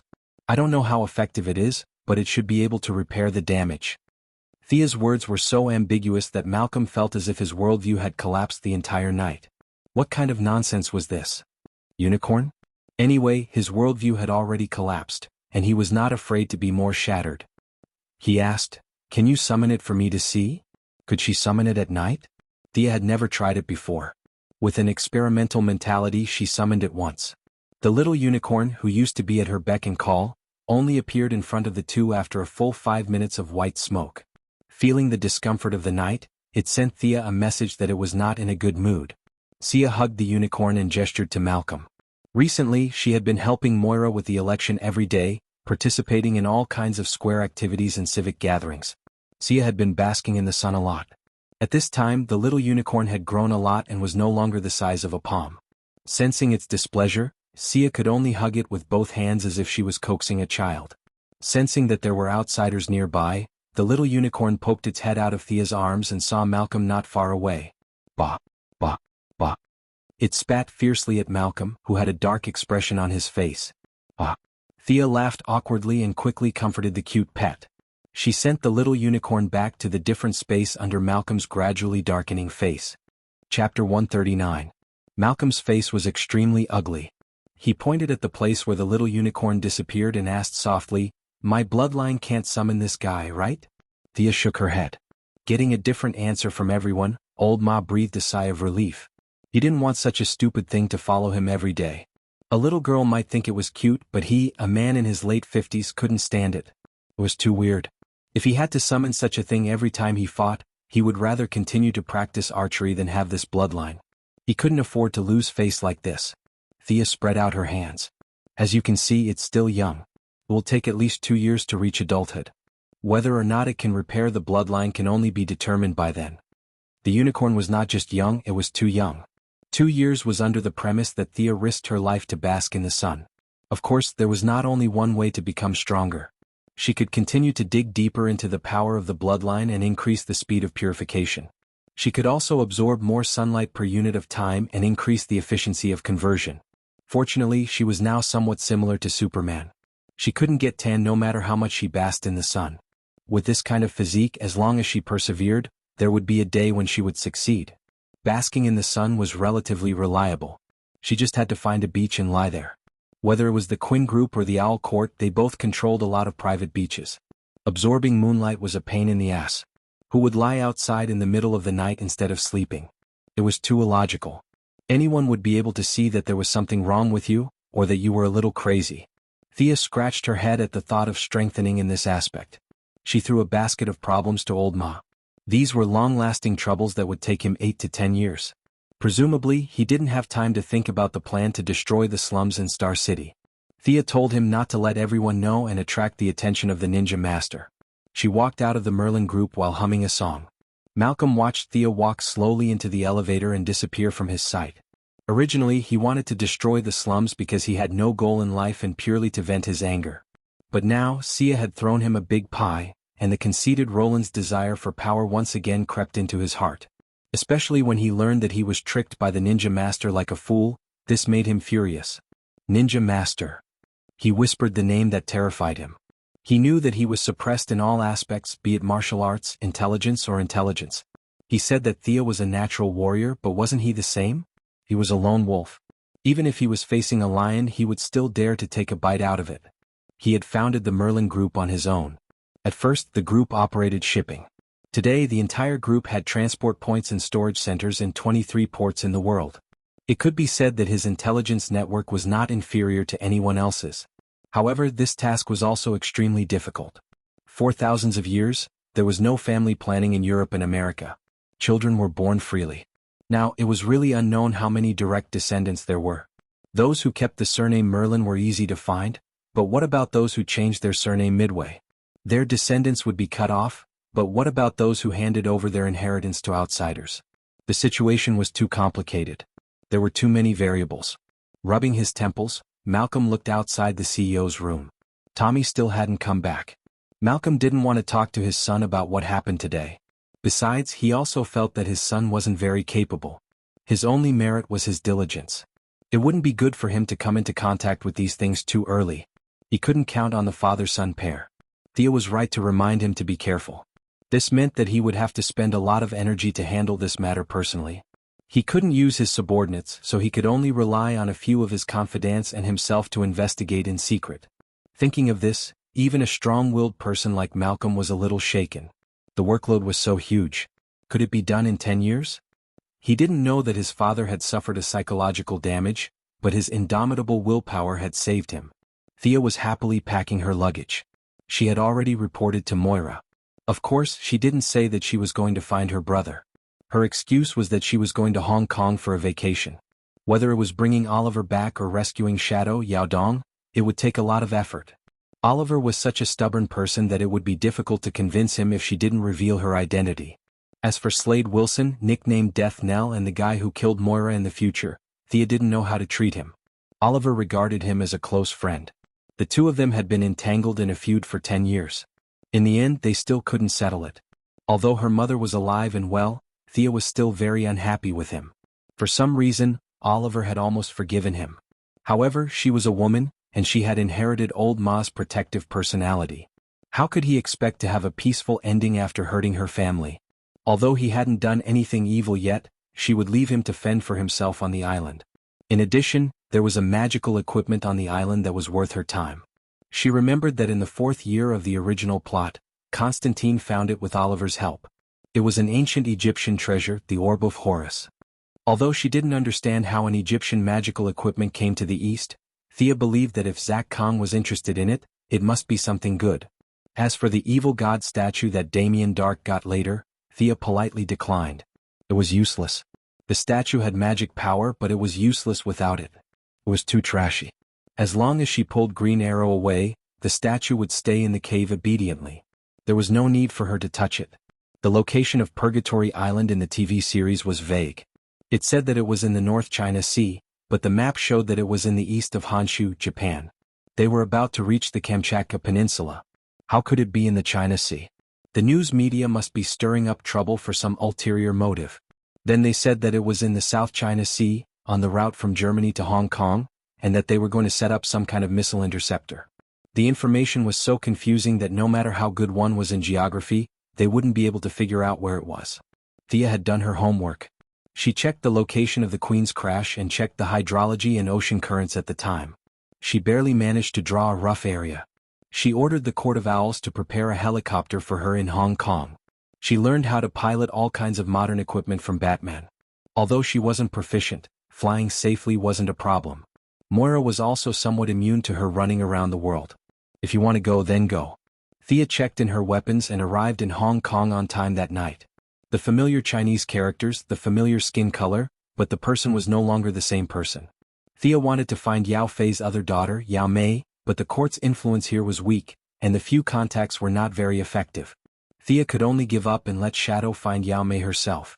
She vaguely remembered that the Sky's Eye Society had a huge base here. Thea was very low-key and didn't attract anyone's attention. That night, she flew a specially prepared helicopter into the vast South China Sea. Chapter 140. There were as many small islands in the South China Sea as there were stars in the sky. It was too difficult to find them. Thea's actions could not be exposed. She was limited by fuel. For the first 2 days, she had to return to the port on time, whether it was refueling, accommodation, or comfort in the city. For the next 2 days, she was too lazy to fly back and forth. She added 2 more fuel tanks. During the day, she hid on the island to bask in the sun. She summoned the little unicorn to keep a lookout and went out to look for people at night. She had to avoid the patrol boats, fishery administration boats, and maritime boats on the sea. It was very tiring. I'm so sleepy. Miss Sia wandered around like a thief every night, so she was naturally lethargic during the day. Looking at the little unicorn running around with its 4 little hooves in the distance, the unicorn was very satisfied with the fresh air and sunshine on this island and had a lot of fun. Thea suddenly thought of a problem. She said in her heart in a tone of seduction, "Come here, come here." Theoretically, they could communicate with each other without any problems. However, the little unicorn was too young now. It could only convey some thoughts like it was hungry and comfortable. Thanks to the strong sun these days, the little unicorn had grown bigger. If it used to be the size of a palm, it was now the size of a foot. The little unicorn jumped happily in front of Thea. It thought that she was going to give it something to eat. This little guy was not picky. 2 days ago, it ate the squid Thea bought at a roadside stall in Hong Kong happily. Looking at the little unicorn who was shaking its head and wagging its tail to flatter her, Thea rolled her eyes. She quickly grabbed the little unicorn's 2 front paws and lifted it up. Her eyes quickly scanned its lower body. It's a little princess. That's good. If it's a male, it'll be awkward to put it together. The little unicorn kicked her with its 2 hind legs. However, it was too far away and could not do any damage. Thea quickly put it down before it was about to spit. She also stroked its mane. Whether it was useful or not, it was at least comforting. After confirming its gender, the rest was easy. I should give you a name, Thea thought while touching her chin. What? You have a name? No, I have to give you a name. Thea declared her sovereignty domineeringly, but she couldn't think of a good name because of her difficulty in naming, so, my daughter, the day you were born, the entire Lordaeron forest whispered the same name. Arthas, what do you think of this name? Are you happy? Thea couldn't think of a better name even after racking her brains. She slapped her thigh and decided to use this name. Ignoring the little unicorn's objections, he grabbed it up and threw it into the air twice. That was the end of the naming ceremony. She decided to let it play by itself. Sia found a place with plenty of light and continued to sleep. Day and night, night and day. Hard work paid off. Sia finally saw the large island in front of her at dawn on the 7th day. It's really hard to find. No one told me that there are such thick clouds around this broken island. Thea was a little depressed. She had flown over this area before, but the thick fog made her automatically ignore it. It wasn't until this morning that she found traces of the island under the fog. The half-moon-shaped island was densely covered with primeval forests. In the center of the island was a watchtower built by the ancient Han people. On the south side was a ditch, where the submarine from the Foot Basin country in World War II crashed into the rocks. She repeatedly compared it with her memory. This should be it. Thea had no intention of getting her hands on the biochemical drug Miraculou. She didn't need the power that sacrificed her rationality, but she didn't mind taking a few bottles back for research. That professor who was searching for the drug had a hole in his head. This was a drug from the Foot Basin country during World War II 50 years after the present day. It wasn't that there weren't any scientists who were 50 years ahead of humanity, but they were few and far between. As for those people from the Foot Basin country, Thea didn't think they had the ability to do so. The Tribunal's experiment on strengthening humans had some similarities with Miraculou. She would give them a bottle and see if they could learn from each other. Thea didn't fly over to look for them. The island was much bigger than she imagined, about the size of a second-tier city. Oliver thought that there were only a few of them on the island, but he was wrong. There were people who planted flowers, made medicine, dug holes, and searched for treasures on the island. There were thousands of mercenaries from all over the world. If you left today, I'd come back tomorrow. There was no free time at all. It was just that the island was too big and no one would bump into each other. She lowered the altitude, found a small valley, and parked the helicopter. This time she took out all her equipment. Not a single arrow was missing. Her mechanical arm had also been successfully developed. Relying on Batman's nanotechnology, the mechanical arm was usually worn as 3 accessories on her left arm. With a press of a switch, it could be armed in 1 second. At full power it could carry 2 to 10 tons of force. The arm was made of hafnium metal. This metal was resistant to high temperature and wear. It could even withstand large caliber bullets. It was a rare alloy used by the Federal Reserve for their vault doors. There were 3 sharp claws inside. They were made of titanium alloy and a small amount of carbon nitride.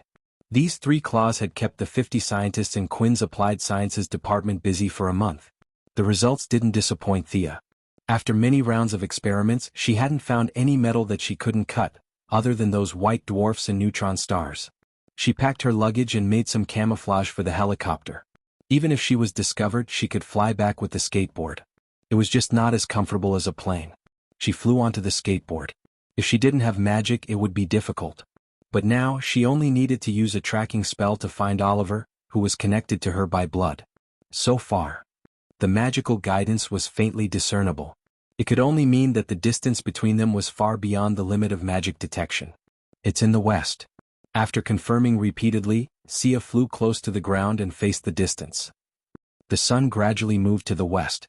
The afterglow of the setting sun was reflected in the clear lake. A man and a woman stood face to face. The man looked sad as if he was carrying a mountain on his back. The woman looked at him worriedly. There was some sympathy and love in her eyes. I just feel that this island has made me very scary. The man's voice was low and his tone was full of sadness. The woman thought for a moment. She scooped up a handful of water from the lake and smeared it between the man's eyebrows. There is no island, no place that can make you become what you don't want to be. But her words didn't dispel the man's discouragement. So I've always been an assassin?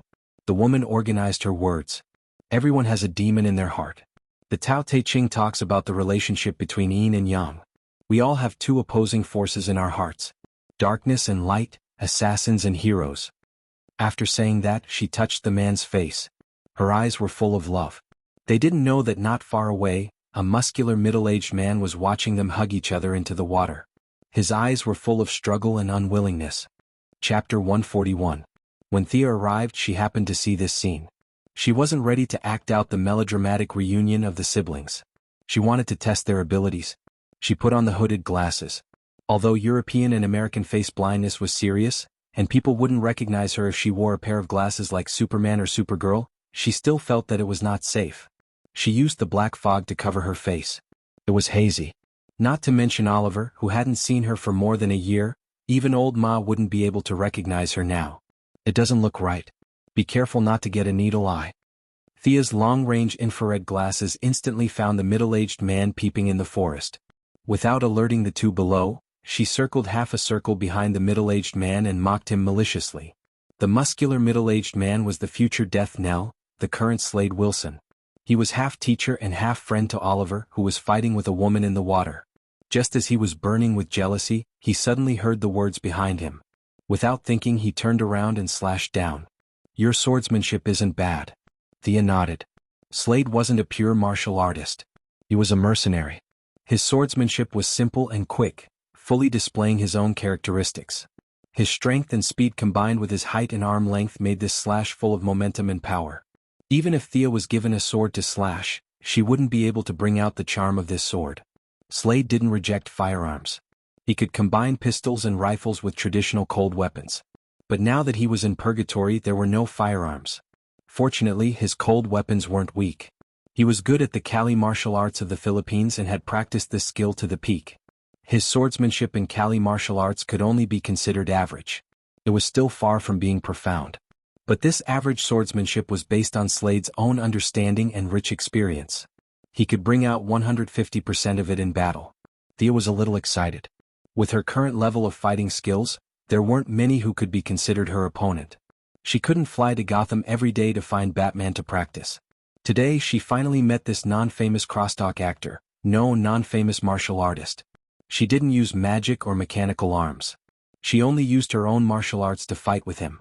Sia quickly dodged the attack, pulled out her sword, and stabbed at his throat with a backhand motion. Richard didn't expect this guy covered in black fog to be so strong and fast. He could only pull out the other long saber on his back and block the swift sword. Who are you? He was a little puzzled.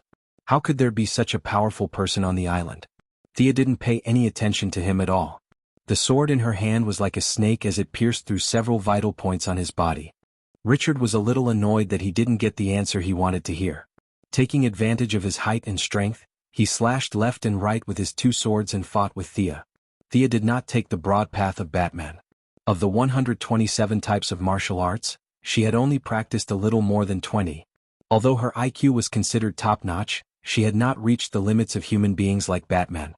Learning too much would only make her dizzy. Batman's method was only suitable for himself.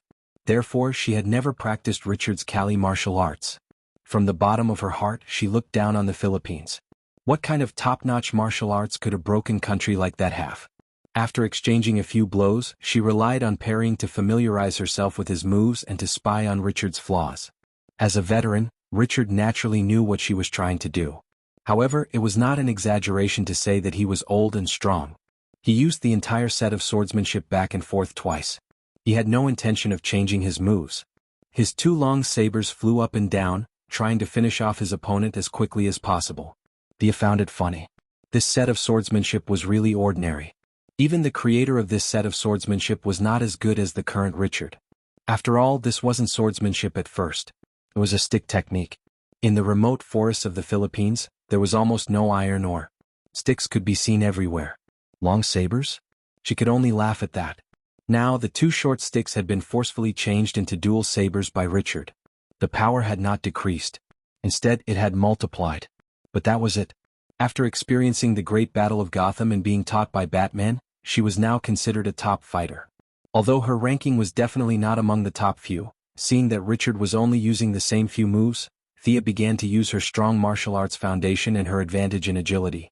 She dodged left and right, trying to disrupt Richard's rhythm. Although Thea's swordsmanship was superb, she quickly found a flaw. Richard used his left saber to protect himself, while his right saber slashed horizontally at Thea's neck. This move was actually quite clever. However, Filipinos were short, so it was very lethal. Richard was tall, so this slash was a little too high. Thea shrunk her neck and nimbly dodged the slash. Without waiting for him to put away his saber, she turned around and held her sword with both hands, aiming the blade at the body of the saber. With a light shout, her sword cut through his long saber. Richard's hand suddenly became empty. He knew he was in trouble. His opponent was too cunning. She had been holding her sword silently. Now she suddenly attacked and caught him off guard. He saw Thea's wrist tremble slightly, and the sword made a half circle, stabbing towards his eyes. "Stop!" a woman shouted. Although her tone was urgent, the gentle and delicate feeling in her voice was still lingering. Sia had long noticed her and Oliver rushing over. Although the two of them had the elegance of a mad scholar from the Wei Jin dynasty, at least they knew what kind of environment they were in. On the other side, Slade was shouting as he fought. Although this was his personal fighting style, he also had the intention of calling for help to form a team to fight Sia. When the two heard the commotion, they didn't know if the fight was over. They hurriedly ran over. Seeing that Richard was about to die, Shadow Yaodong shouted. She drew her bow and tried to rescue Richard by surrounding him. She wanted to equalize the situation first. Faced with an arrow that was inferior to her in terms of strength and speed, Thea smiled. She used the stab to cut, forcing Richard to retreat. Then she turned around and aimed at the arrow. She reached out with her jade-white left hand and easily caught the arrow. "Who are you?" Shadow was in a sorry state. Her hair was wet and she ran out in only her black underwear. She was a little worried about her mysterious opponent. Although she didn't know about the Assassin League, she had seen her father catch the arrow with her bare hands. She wondered if this person was her father's enemy. Thea looked at Shadow, who was only in her underwear, and found it funny. She couldn't help but glance at her little pigeon. Finally, she found someone younger than her. After all, she was surrounded by women like Laurel and Catwoman every day. Thea was under a lot of pressure. This girl in front of her had a well-proportioned body and smooth skin. How would she feel? She glanced at Oliver, who was beside her. To be honest, she was a little disappointed. Oliver's footsteps were sluggish and his eyes were unfocused. Forget about the future Green Arrow, he couldn't even compare to Tommy, who was currently a rookie hero in Star City. Chapter 142. Actually, she had wronged Oliver. After all, Oliver had stayed on this lousy island for more than a year, spending every day with Yao Fei and Richard, the two old bachelors. Although he had practiced archery for a few days as a young man, he had nowhere to vent his energy. Recently, old Yao had sadly passed away, and his beautiful daughter had come to teach Oliver archery. Although he felt a little sorry for old Yao's ardent expectations, it was always pleasing to see a beautiful lady replaced by a fierce old man. Not to mention such a gentle girl, even Oliver would get excited when he saw a sow. He felt that the heavens had not mistreated him. Today he had suffered a bit of a blow and Shadow had gone to comfort him. The two were on the same wavelength and they were about to bond over the lake. Just as the water reached the canal and was about to flow, Shadow heard Richard shout. She hurriedly interrupted him and the two hurried over to help. His mind was muddled and his thoughts had not switched to the battle channel. He took out his pistol and assumed what he thought was a standard combat posture. He looked at Richard from the corner of his eye, waiting for his big brother to make a decision. Slade didn't hide anything from Sia. He gestured at the two of them to surround them. Sia felt that Shadow was only slightly stronger than the Union of Assassins, not to mention Oliver, who was a complete weakling. However, the three of them were still troublesome to deal with. Slade had a keen sense of the battlefield and he was a rare master tactician. It would be embarrassing if he was countered by them. She looked at the time. It was time for the Yin runes to recharge. She shook her shoulders. Under the three shocked gazes, a clone that looked exactly like her walked out of the shadows. Thea threw the bow to the clone and pointed at Shadow and Oliver with her chin, implying that they were hers. The clone had her skills and thought process. She sighed, knocked an arrow and shot at the dumbfounded Shadow. Let's continue. Thea didn't care if the three's jaws dropped. She picked up her sword and continued to beat Richard. Mutant? Although he had never seen it with his own eyes, he felt that the guy in front of him was very much like a legendary psychic because he had never heard of anyone who practiced martial arts and turned into two people. Thea did not deny it. Guess as you wish. If Olivier and Shadow asked, I would explain. But you? Forget it. No matter how hard Slide tried to defend himself, he had not been injected with Miraculu, so he was still in the normal range in all aspects. Against a technical grandmaster of combat like Thea, he was having a hard time. Although he looked mighty and loud, he was actually using up a lot of his stamina. Thea diverted a bit of her attention to the other side. Her doppelganger's archery skills completely suppressed Shadow's. If it weren't for the fact that she didn't want to hurt her, she would have killed her long ago.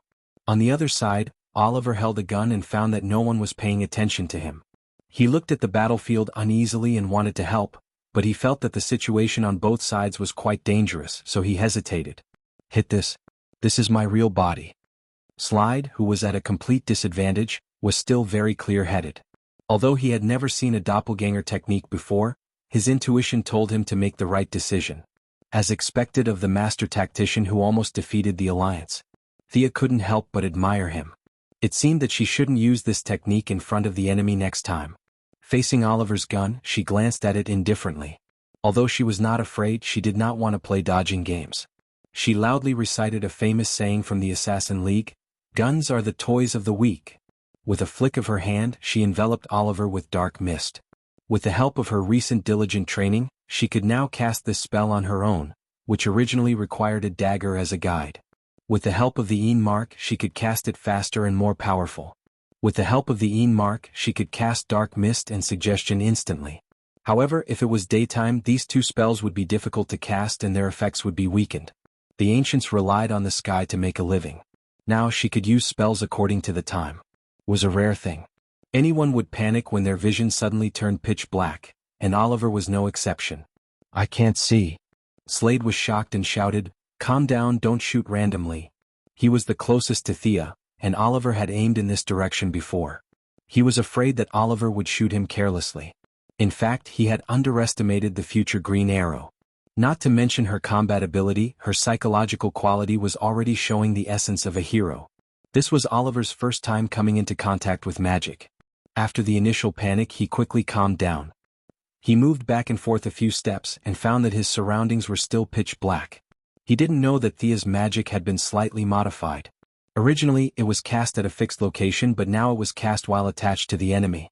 The duration of the spell would be reduced by the target's body, but the effect was better. Hearing Slade's shout, Oliver also responded loudly, "I know, I won't move." At least there was something good about him. Thea's impression of her brother improved a little. "Since you're so calm, the next spell won't scare you, right?" Hopefully, Thea drew a few runes in the air with her left hand. She aimed at Oliver's black fog and a black light shot out.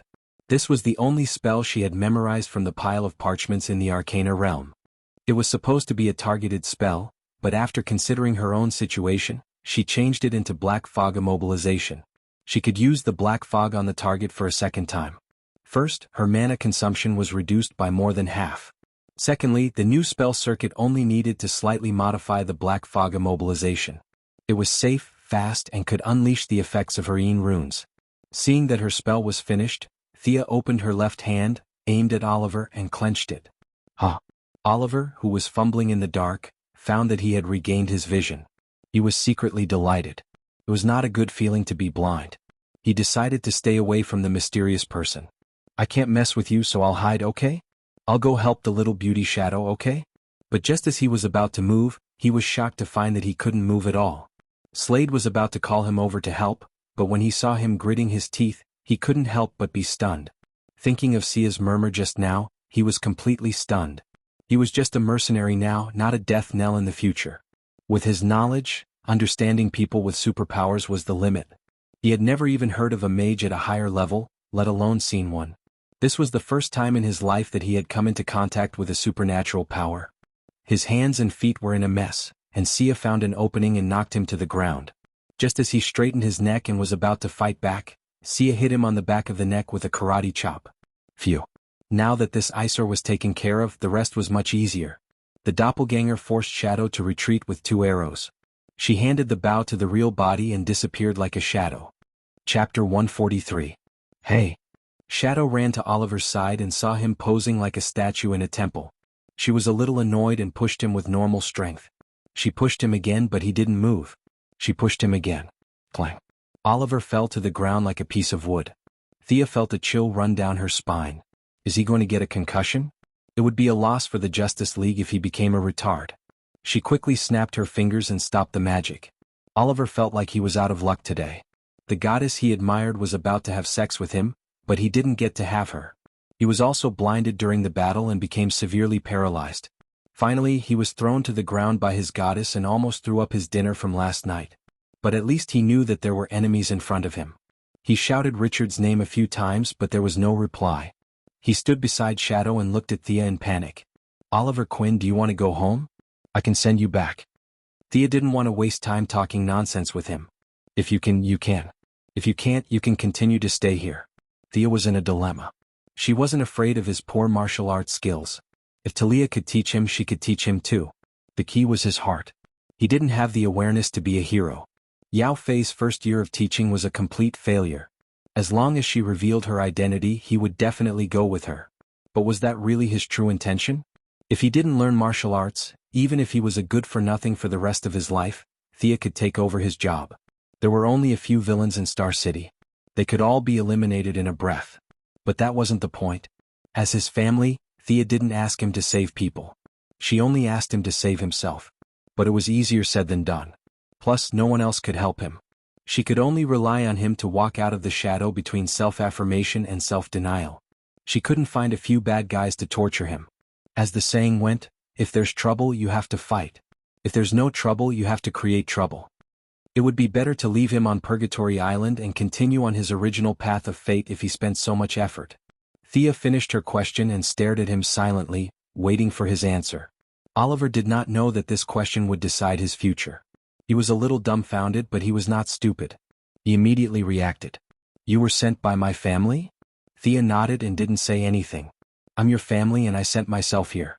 There's nothing wrong with what you said. Do I have such a fierce person in my family? Oliver turned his head to look at the unconscious Richard on the ground. Previously, he had thought that Richard was as swift as the wind and as ferocious as a tiger, and that he was about to become the world's #1 expert. Now he had actually been defeated by an expert his family had found. This made him misjudge the Quinn family's background. Just as he was about to agree, he fell silent. Could he really pretend that nothing had happened and continue to be a playboy in Star City? Old Robert had given him a mission. Did he have the courage to cut off everything to complete it? I think. Oliver looked at Shadow, who was nodding at him. What about them? He asked. What about them? They are my friends, so they have to go with me. Thea pointed at Shadow. She can. She pointed at the unconscious Slade. He can't. What? At this moment, Oliver felt a little puzzled. Thea thought for a moment and said vaguely, this person will cause you irreparable harm in the future. Do you still want to take him with you? If someone had said this to him before today, Oliver would have spat all over that person's face. However, Thea's spells had shocked him too much.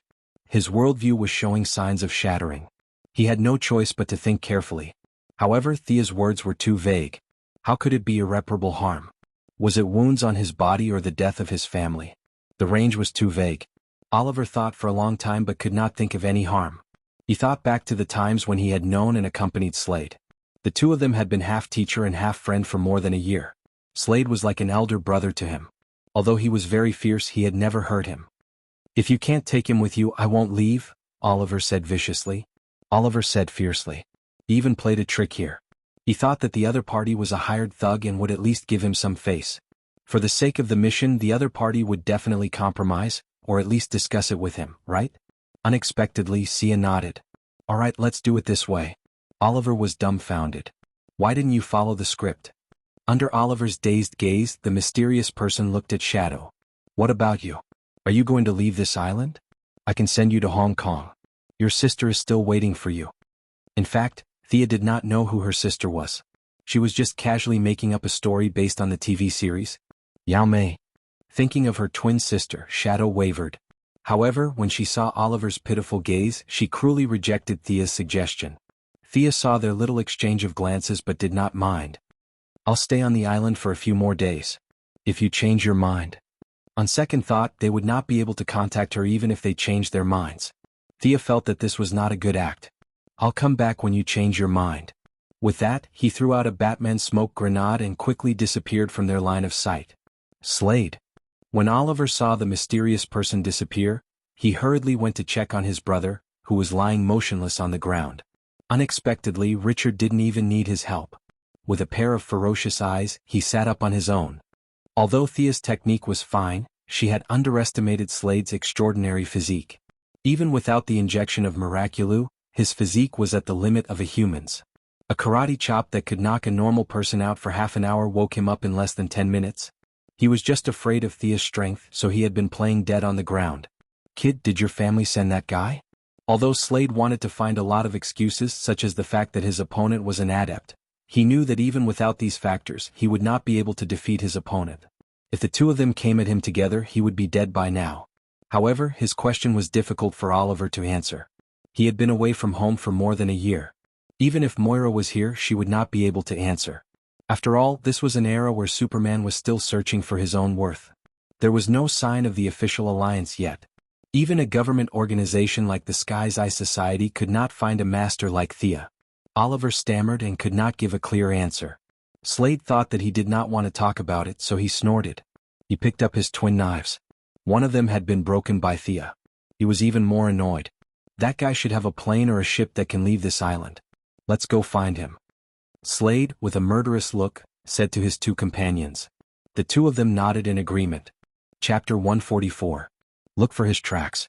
Follow the footprints and you'll be able to find his means of transportation. If you don't take me with you, I'll make sure you die on this island. Slade said fiercely. It was obvious that he had heard most of their conversation.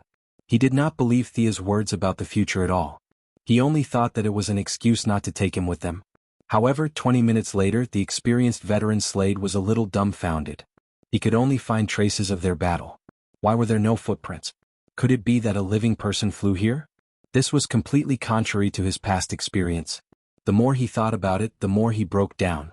His already shattered worldview was now completely destroyed. After looking at it over and over again, it seemed that flying here was the only explanation that made sense. His malicious plan to seize the ship had been foiled before the first step could be carried out. This made Slade feel a little uncomfortable, but he still had a glimmer of hope that he could leave the island. He planned to discuss it with the other two to see if they had any ideas. Thea did not go far. She still had to see someone, or rather, pay respects to a loved one. She observed the movements of Oliver and the others and measured the ocean currents at the time of the accident. Finally, she found a shoal with rugged rocks. From time to time, there were seabirds searching for food in the shallow water. This is the starting point of everything. Thea got off the skateboard and walked slowly.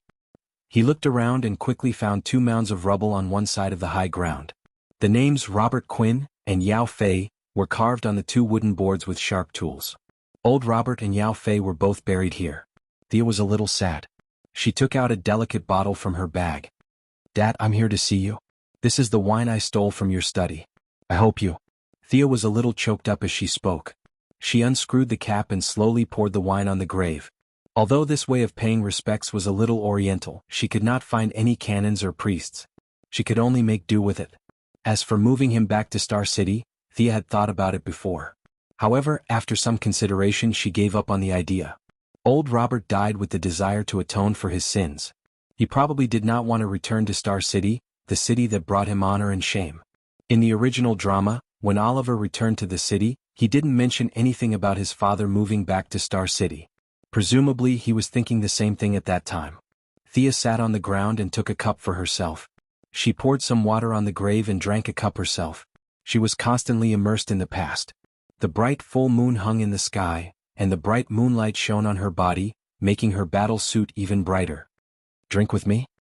Thea had already taken off her hood, revealing her intoxicated face. She looked at the shade of a tree not far away with a playful expression. Shadow, who had been hiding behind the tree, had been here for a while. She first saw this mysterious man sitting in front of her father's grave and talking about something. She thought that it was an old friend of her father's, but not long after she felt that something was wrong. This person either had bad eyesight, or the person she was talking to was not her father. Thea took off her hood. Under the moonlight, Shadow could see her side profile and where she was sitting. Shadow walked out of the shade and asked tentatively, "You are?" "Thea Quinn. You must have heard of me, right?" Even though Shadow had mentally prepared herself, she was still a little shocked. She covered her mouth and asked, "You're Oliver's?" "Yes, I'm his sister." Thea looked at the woman who had encouraged Green Arrow when he was at his lowest. She sighed. What a gentle woman. Shadow widened her eyes and looked at her. "Are you kidding me?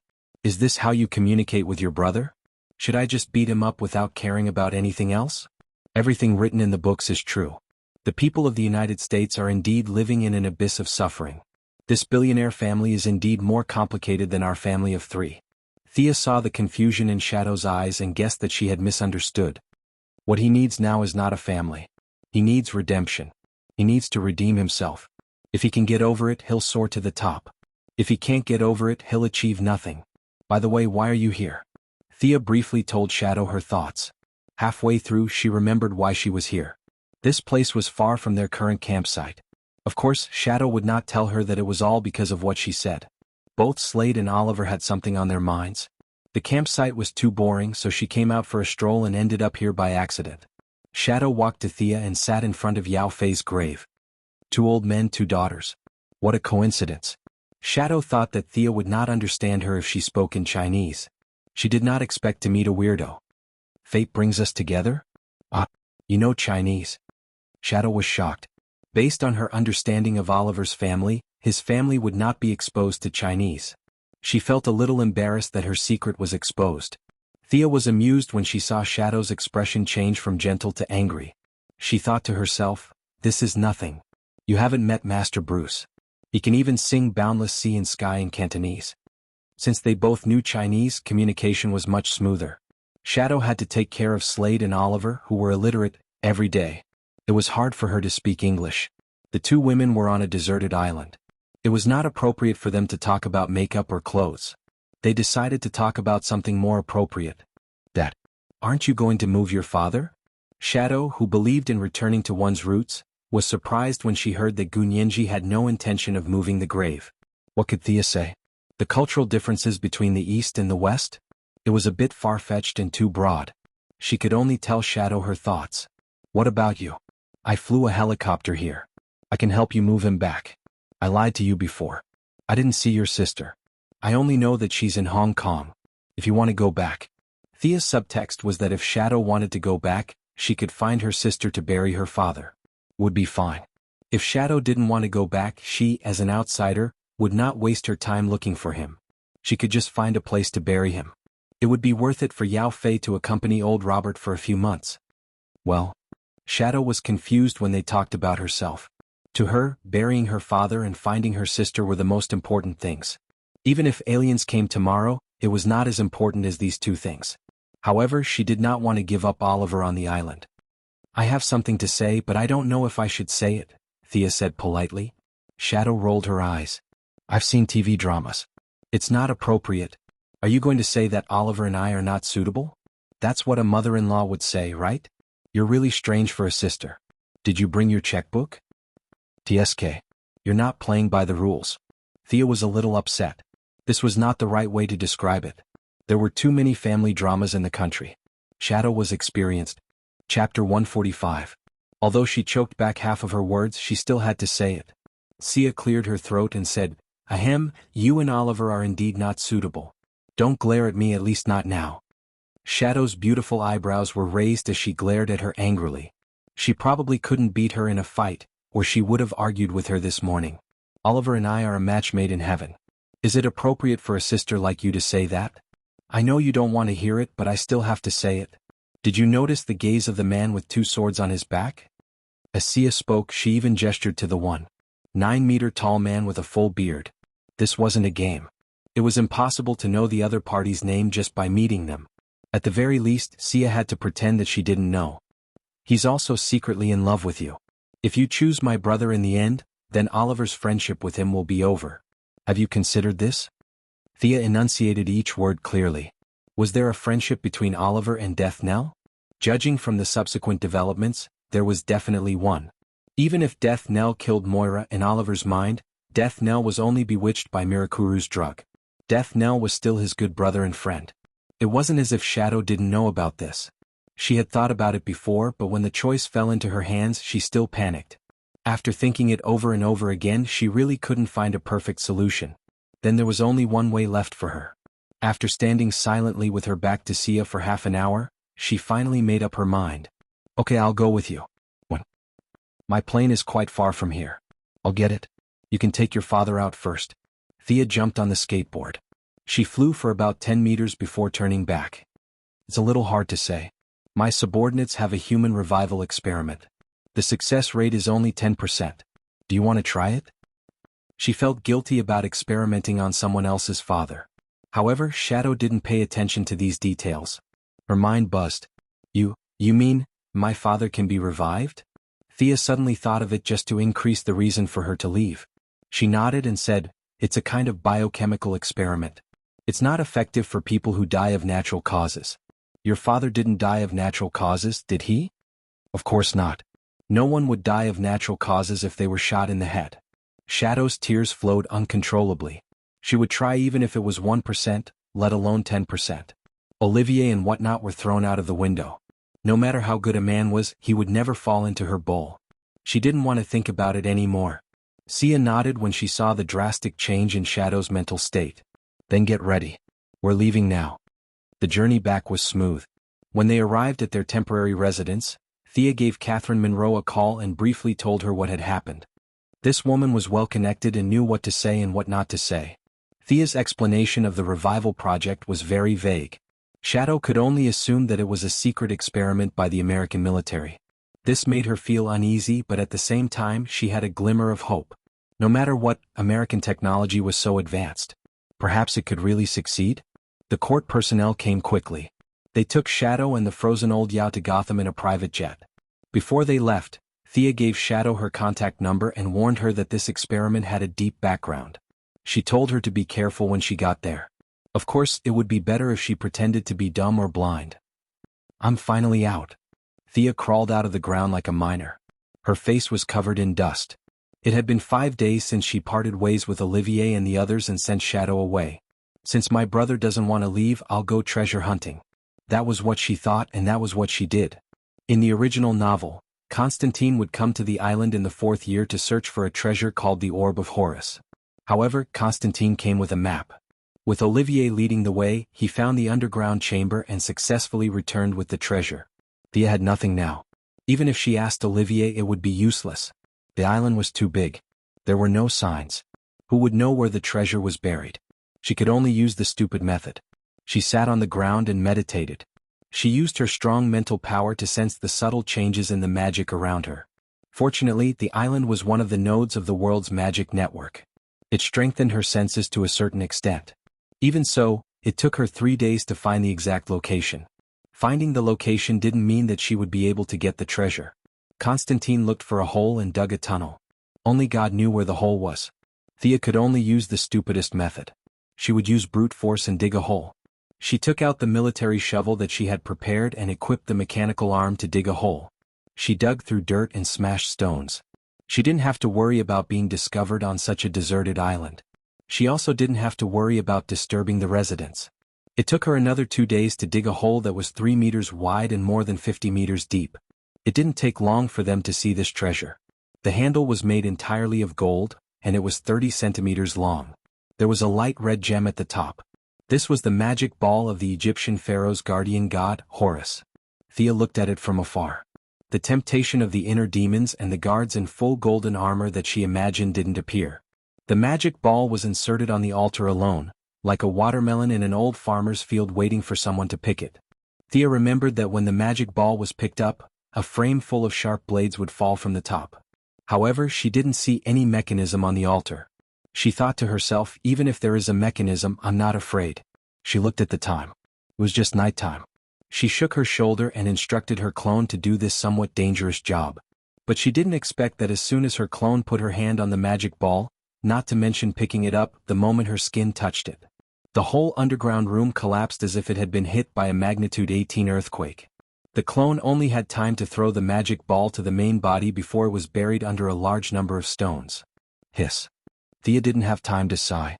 Under the chain earthquake, the ground under her feet also collapsed. Fortunately, she was prepared. She used her mechanical arm to protect her head. The Kevlar that Batman gave her was also the best, so she didn't suffer any injuries after the collapse. After that, she used her hands and feet to dig herself out. Damn it. There wasn't such a strong reaction in the TV series. Was it because she didn't take the usual path, or was it because she couldn't use her clone to touch it? Thea couldn't think of an answer. She observed her harvest carefully. The magic ball was divided into two parts, the gem and the handle. She didn't know if this ruby the size of a child's head was personally used by the gods, but it was indeed full of magic, and it was fire magic that matched Thea's affinity. As for the words on the handle, she could see that the words were a spell. However, Thea was a little confused. The words were written in ancient Egyptian. She didn't know if there were 10 people in the modern era who could recognize the words, let alone her. But it was a treasure anyway. She could take it back and study it slowly. It was the age of the internet. What couldn't she find out? Chapter 146. Thea was originally hesitant about finding the statue of the African evil god. In the 4th year, Oliver would help the Sky's Eye Society get the statue, and it would eventually fall into the hands of Damien Dark. Instead of wasting time, it was better to destroy it. But no matter how hard Thea tried, she couldn't find any other source of magic on the island other than the magic ball in her arms. Was it because of the different systems? Or did the statue not have any magic waves? Since she couldn't find it, then so be it. There were still 9 years before Damien's nuclear bomb would wipe out Star City. She could just kill him in advance. She had already completed half of her trip to Purgatory Island, and the remaining task was to rescue Sarah Lance. She didn't have much of a relationship with her, so she didn't have to worry about whether she was willing or not. Once she got her back to Star City, her reputation with her father, Inspector Lance, and Laurel would instantly be worshipped.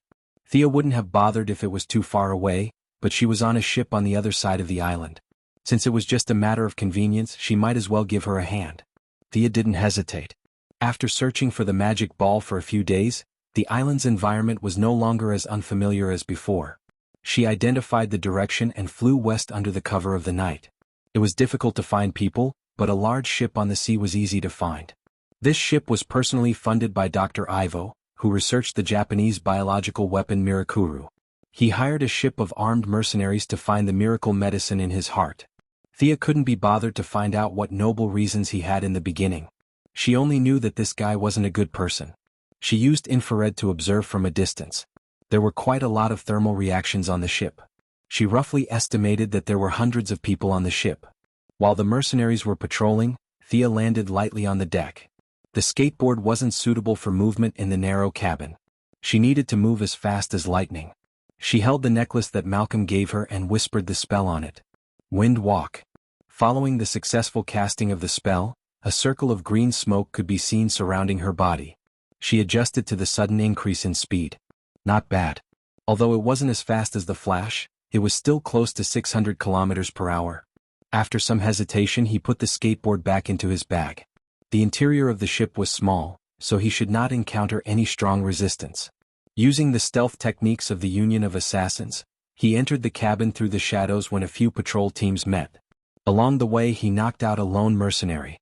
Regardless of whether the mercenary would become an idiot or not, he activated suggestion and dream entering at full power. His powerful spiritual power directly crushed the mercenary's memory. Thea quickly grasped the situation of the ship. There were not as many mercenaries as she had imagined. There were only 2 small teams of 50 people.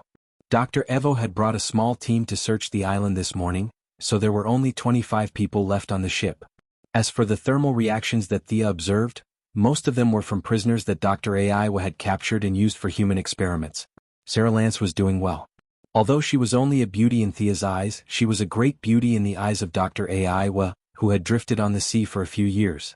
They had feelings for each other. After a few hookups, Sarah became Dr. Aiwa's personal secretary. Knowing that there were not many people on the ship, Thea naturally did not continue to hide her tracks. There were only a few rotten fish and shrimps scattered throughout the ship. What was there to be afraid of? She summoned her doppelganger and handed her the bow and arrow. Her meaning was clear.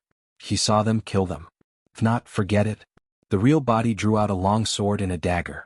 Seeing a patrol team in the distance, she rushed over like a gust of wind. These people might be considered elites in the eyes of ordinary people, but in the eyes of Thea, who was fast and powerful, and whose fighting skills were at the top of the world, they were full of flaws. She slashed left and right, and every time she waved her weapon, a strong man would fall to the ground. The doppelganger also drew the bow and shot at the mercenaries who had picked up their weapons and were ready to fight back. The battle ended in a short 30 seconds. Thea shook off the blood on the spine of her sword. The real body killed 5 and the doppelganger killed 3. Not a single one of them can fight. The real body's complacent remark made the doppelganger roll its eyes. The doppelganger raised its bow and arrow. Go and start the fight. I'm a long-range fighter. Like looking into a mirror, they teased each other for a while. Thea was surprised to find that the doppelganger was especially active at night. She seemed to be able to absorb energy from the killing. Her originally stiff expression became much more lively. Does this mean that I have to be the light emissary during the day and kill at night? My talent is really strange. Will it really not split after a long time? Then another patrol team was wiped out. Thea followed the memory that she had read and found the captain's room. The iron gate was tightly locked and it looked very sturdy. Thea could not go up and shout that there was a delivery. Open the door quickly. She could only turn on the power of the mechanical arm and punch at the suspected keyhole. Poof. There was a crisp sound, but the expected earthquake did not happen. The door looked sturdy, but it was actually a layer of iron that could be pierced through with a light poke. Thea's punch was so powerful that it took down the entire door along with its frame. Ah! A scream rang through the room. Sarah Lance had been sleeping well in the captain's room. The conditions here were naturally not as good as at home, but happiness came from comparison. Compared to the experimental subjects who were waiting to die in the cage, she had reached the top in a single bound.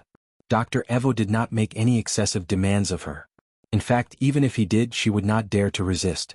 She thought that her days would go on like this, but she did not expect to hear so many screams in her sleep. At first she thought it was a dream, but when the thick smell of blood rushed into her nose, she knew it was not a dream. Just as she was feeling uneasy, all the screams disappeared. She could only hear light footsteps outside the door. When Sarah was about to hide, a silver-white metal arm outside the door broke through the cabin door with a poof. Under her horrified gaze, the entire cabin door was removed. At this moment, all she could do was scream. Countless movie clips appeared in her mind, such as Terminator, Alien, and so on. Of course, she was not playing the role of the Terminator. She was the female pig-trotter who was scared to the point of peeing her pants. Thea swaggered into the room and saw Sarah, who was trembling all over with her eyes closed. She was speechless. Was she that scary? She had to admit that her voice was really loud. No wonder she could get the mixed account of White Canary. But she was here to save her. She recalled her doppelganger. She could not let her see these things. Hey, I'm here to save you. After waiting for 3 seconds, Sarah did not hear her at all. She shouted so loudly that Thea's voice was completely covered. After all, she was someone she knew. Whether it was Oliver, Laurel, or Inspector Lance, it was not appropriate to directly beat her up and kidnap her. Thea could only be patient and listen to her shouting. She didn't know if the remaining mercenaries on the ship were frightened by her murderous aura, or if they were jealous that Sarah had suddenly become the captain's subordinate and above 50 people. Either way, no one was prepared to rescue the captain's little lover, and they all hid in a corner and pretended to be dead. Chapter 147. Thea found a chair and sat on it with her legs crossed.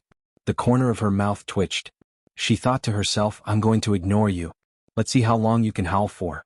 Sarah Lance's mind was blank. She thought about being dismembered by the enemy and wondered if the enemy had taken out a gun. She was scaring herself, thinking that she only had a few seconds left in this world.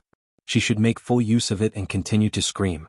But when her voice was hoarse, she realized that something was wrong. She was going to be a heroine in the future, so her basic intelligence was still online. There seems to be only my voice in the room. Where's the enemy? Was he knocked out by my scream? She opened her eyes a little. No one? The enemy ran away. Sarah Lance was overjoyed. She opened her eyes and let out a sigh of relief. But when she turned her head, she almost bit her tongue when she saw Thea sitting on the chair. Sarah pointed at Thea's face and thought. At this time, Thea took off her hood and revealed her face. She should know her. After all, it had only been a year, so her appearance wouldn't change too much. But it was hard to say. At least, Thea didn't have much of an impression of her. Fortunately, she was arrogant in the past, but people still paid attention to her. You're Ollie's sister? Sarah felt that the woman in front of her looked familiar. She slapped her forehead and tried to recall. Finally, she found a clue from Ollie. Isn't this his sister? As for her name, Sarah couldn't remember. She sighed. Thea Quinn. I'm here to save you. Your father and sister miss you very much. She reached out a hand and pulled Sarah up from the floor. This girl didn't look tall, but she had a lot of meat on her body. Perhaps the food on the ship was too good, but she was chubby. Fortunately, Thea had been exercising for a long time.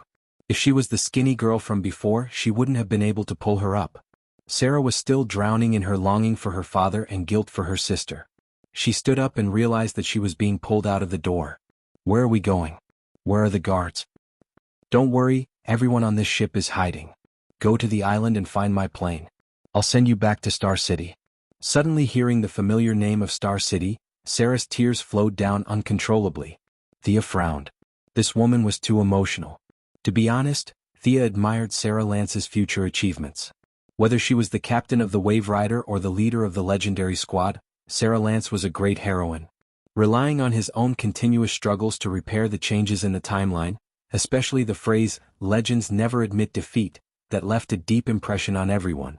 Compared to the Flash on the other side, Sarah's reverence for time was 10,000 times higher than his. The Flash had triggered the Flashpoint incident and rewritten the fates of countless people just to rewrite his own childhood misfortune. But that was the future.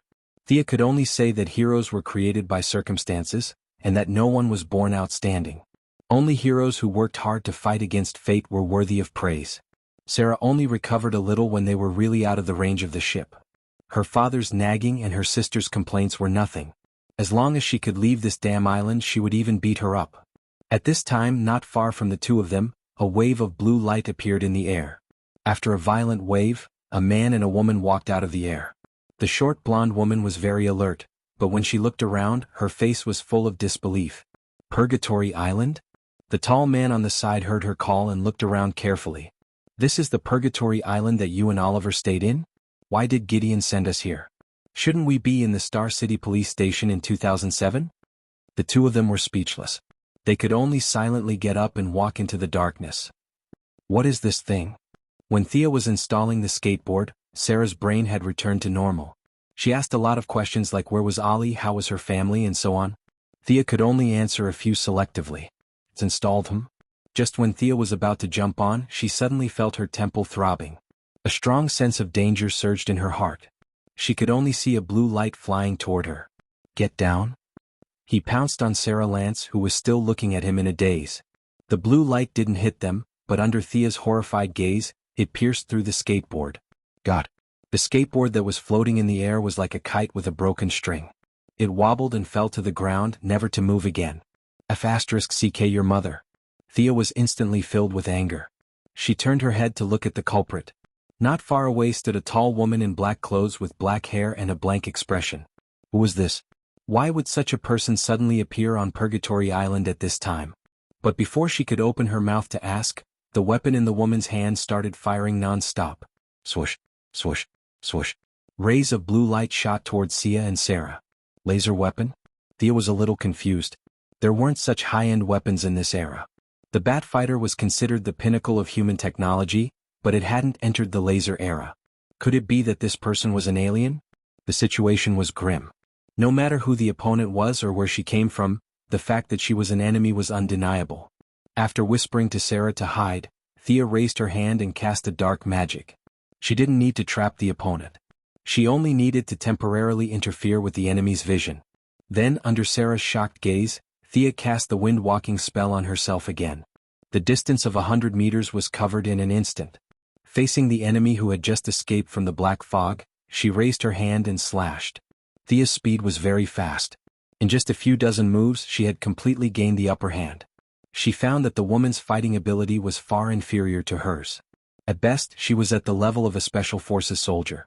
But she was very strong and her body was very sturdy. Her sword that could cut iron like mud could only leave scratches on her body. Her body was so dense? She shouldn't be an earthling, right? She didn't know. While she was puzzled, the woman opposite her was also extremely surprised. She kept thinking in her heart. Who was this woman fighting with her? She didn't seem to be the target of her mission. Two people who shouldn't be at this time appeared in a place where they shouldn't be and inexplicably fought. This was completely different from her initial plan. But as the fight went on, her anger also rose. Thea's sword slashed her body more than a dozen times. Although the cuts weren't deep, she was not a robot. She would still bleed. Relying on her strength that was far greater than that of an earthling, She didn't pursue small fights. Instead, she used strong punches. Seeing that she changed her attack style, Thea didn't dare to take it head-on. She deliberately exposed a flaw. The woman in black was overjoyed. She ignored the sword that was going to pierce her collarbone and punched Thea's face. Chapter 148. I was waiting for you to use this move. Thea's mechanical arm was already equipped, but it was hidden under the combat suit and could not be seen by outsiders. Now that she saw the punch that she thought was effective, she sneered in her heart. Aren't you just relying on your strength? I'll let you see what science is. She raised her hand and punched out. The woman in black saw that Thea was about to punch her, and her heart tightened. Is this woman from Earth really powerful? But the arrow was already on the bow, so she could only use her greatest strength to punch out. Bang! With a muffled sound, the woman in black felt an overwhelming force rushing from her arm to her shoulder. His entire body was knocked off the ground and flew back more than 5 meters. Damn it! How can this woman be so powerful? The woman in black was well trained. She turned around in the air and regained her balance. Her eyes kept rolling as she tried to figure out the enemy's plan. Thea was quite satisfied with this punch. She had already used all the available power in her arm. Although the maximum power in the design was 10 tons, considering the way the human body exerted force and the recoil, the actual power could not reach that high.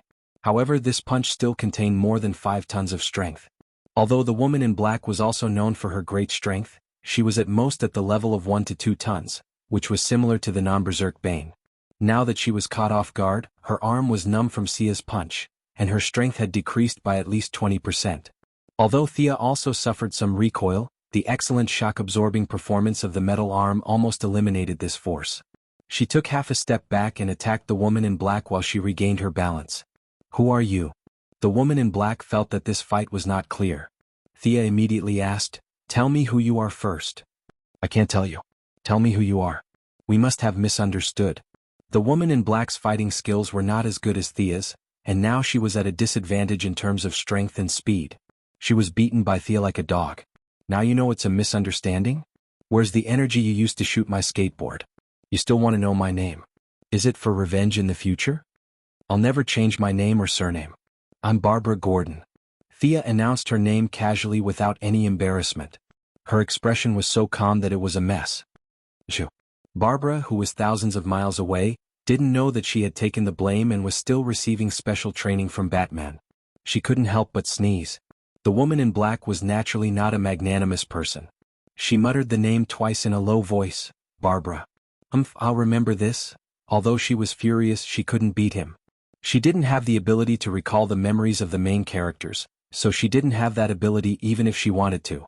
Seeing Thea's vicious punch coming towards her face, she became anxious. You're so strong, wouldn't that punch disfigure me? If he could tolerate this, what else could he do? He couldn't care less about the rules of the organization. Time stop. The woman in black raised her right hand and aimed it at Thea. An invisible field shrouded the place where the two were fighting. At this time, Thea maintained her right hand in front of her and her left arm in the air. She was completely unconscious and didn't realize what was happening. The woman in black gasped for breath. She could only change the flow of time in a small area temporarily. It was impossible to stop the entire world. However, even such a small area brought about a huge backlash. No one could deceive time. They were only the servants of time, not the masters. Next, she was ready to complete her mission and retreat quickly. However, she discovered a shocking fact. Thea, who was theoretically frozen by the flow of time, was moving slowly. Although the distance she moved was extremely small, she wasn't completely imprisoned. This guy. The woman in black was completely dumbfounded. This phenomenon could only mean that this guy who was fighting with her wasn't a nobody. She was an important person in this timeline. Countless people could have direct or indirect contact with her. Under the influence of these people, there was an even greater change in time. Instead of saying that she was imprisoning her, it was more accurate to say that she was fighting for control of the entire timeline. Let alone her, even if she pulled out the 180 people in the organization and multiplied it by 10,000, they still wouldn't be able to go against the laws of this world. It sounded like a long time, but in reality only a second had passed. However, this short second had caused the black-clothed woman's vitality to be greatly damaged. Her originally pretty appearance was like that of an evil spirit, and her body also uncontrollably shriveled up.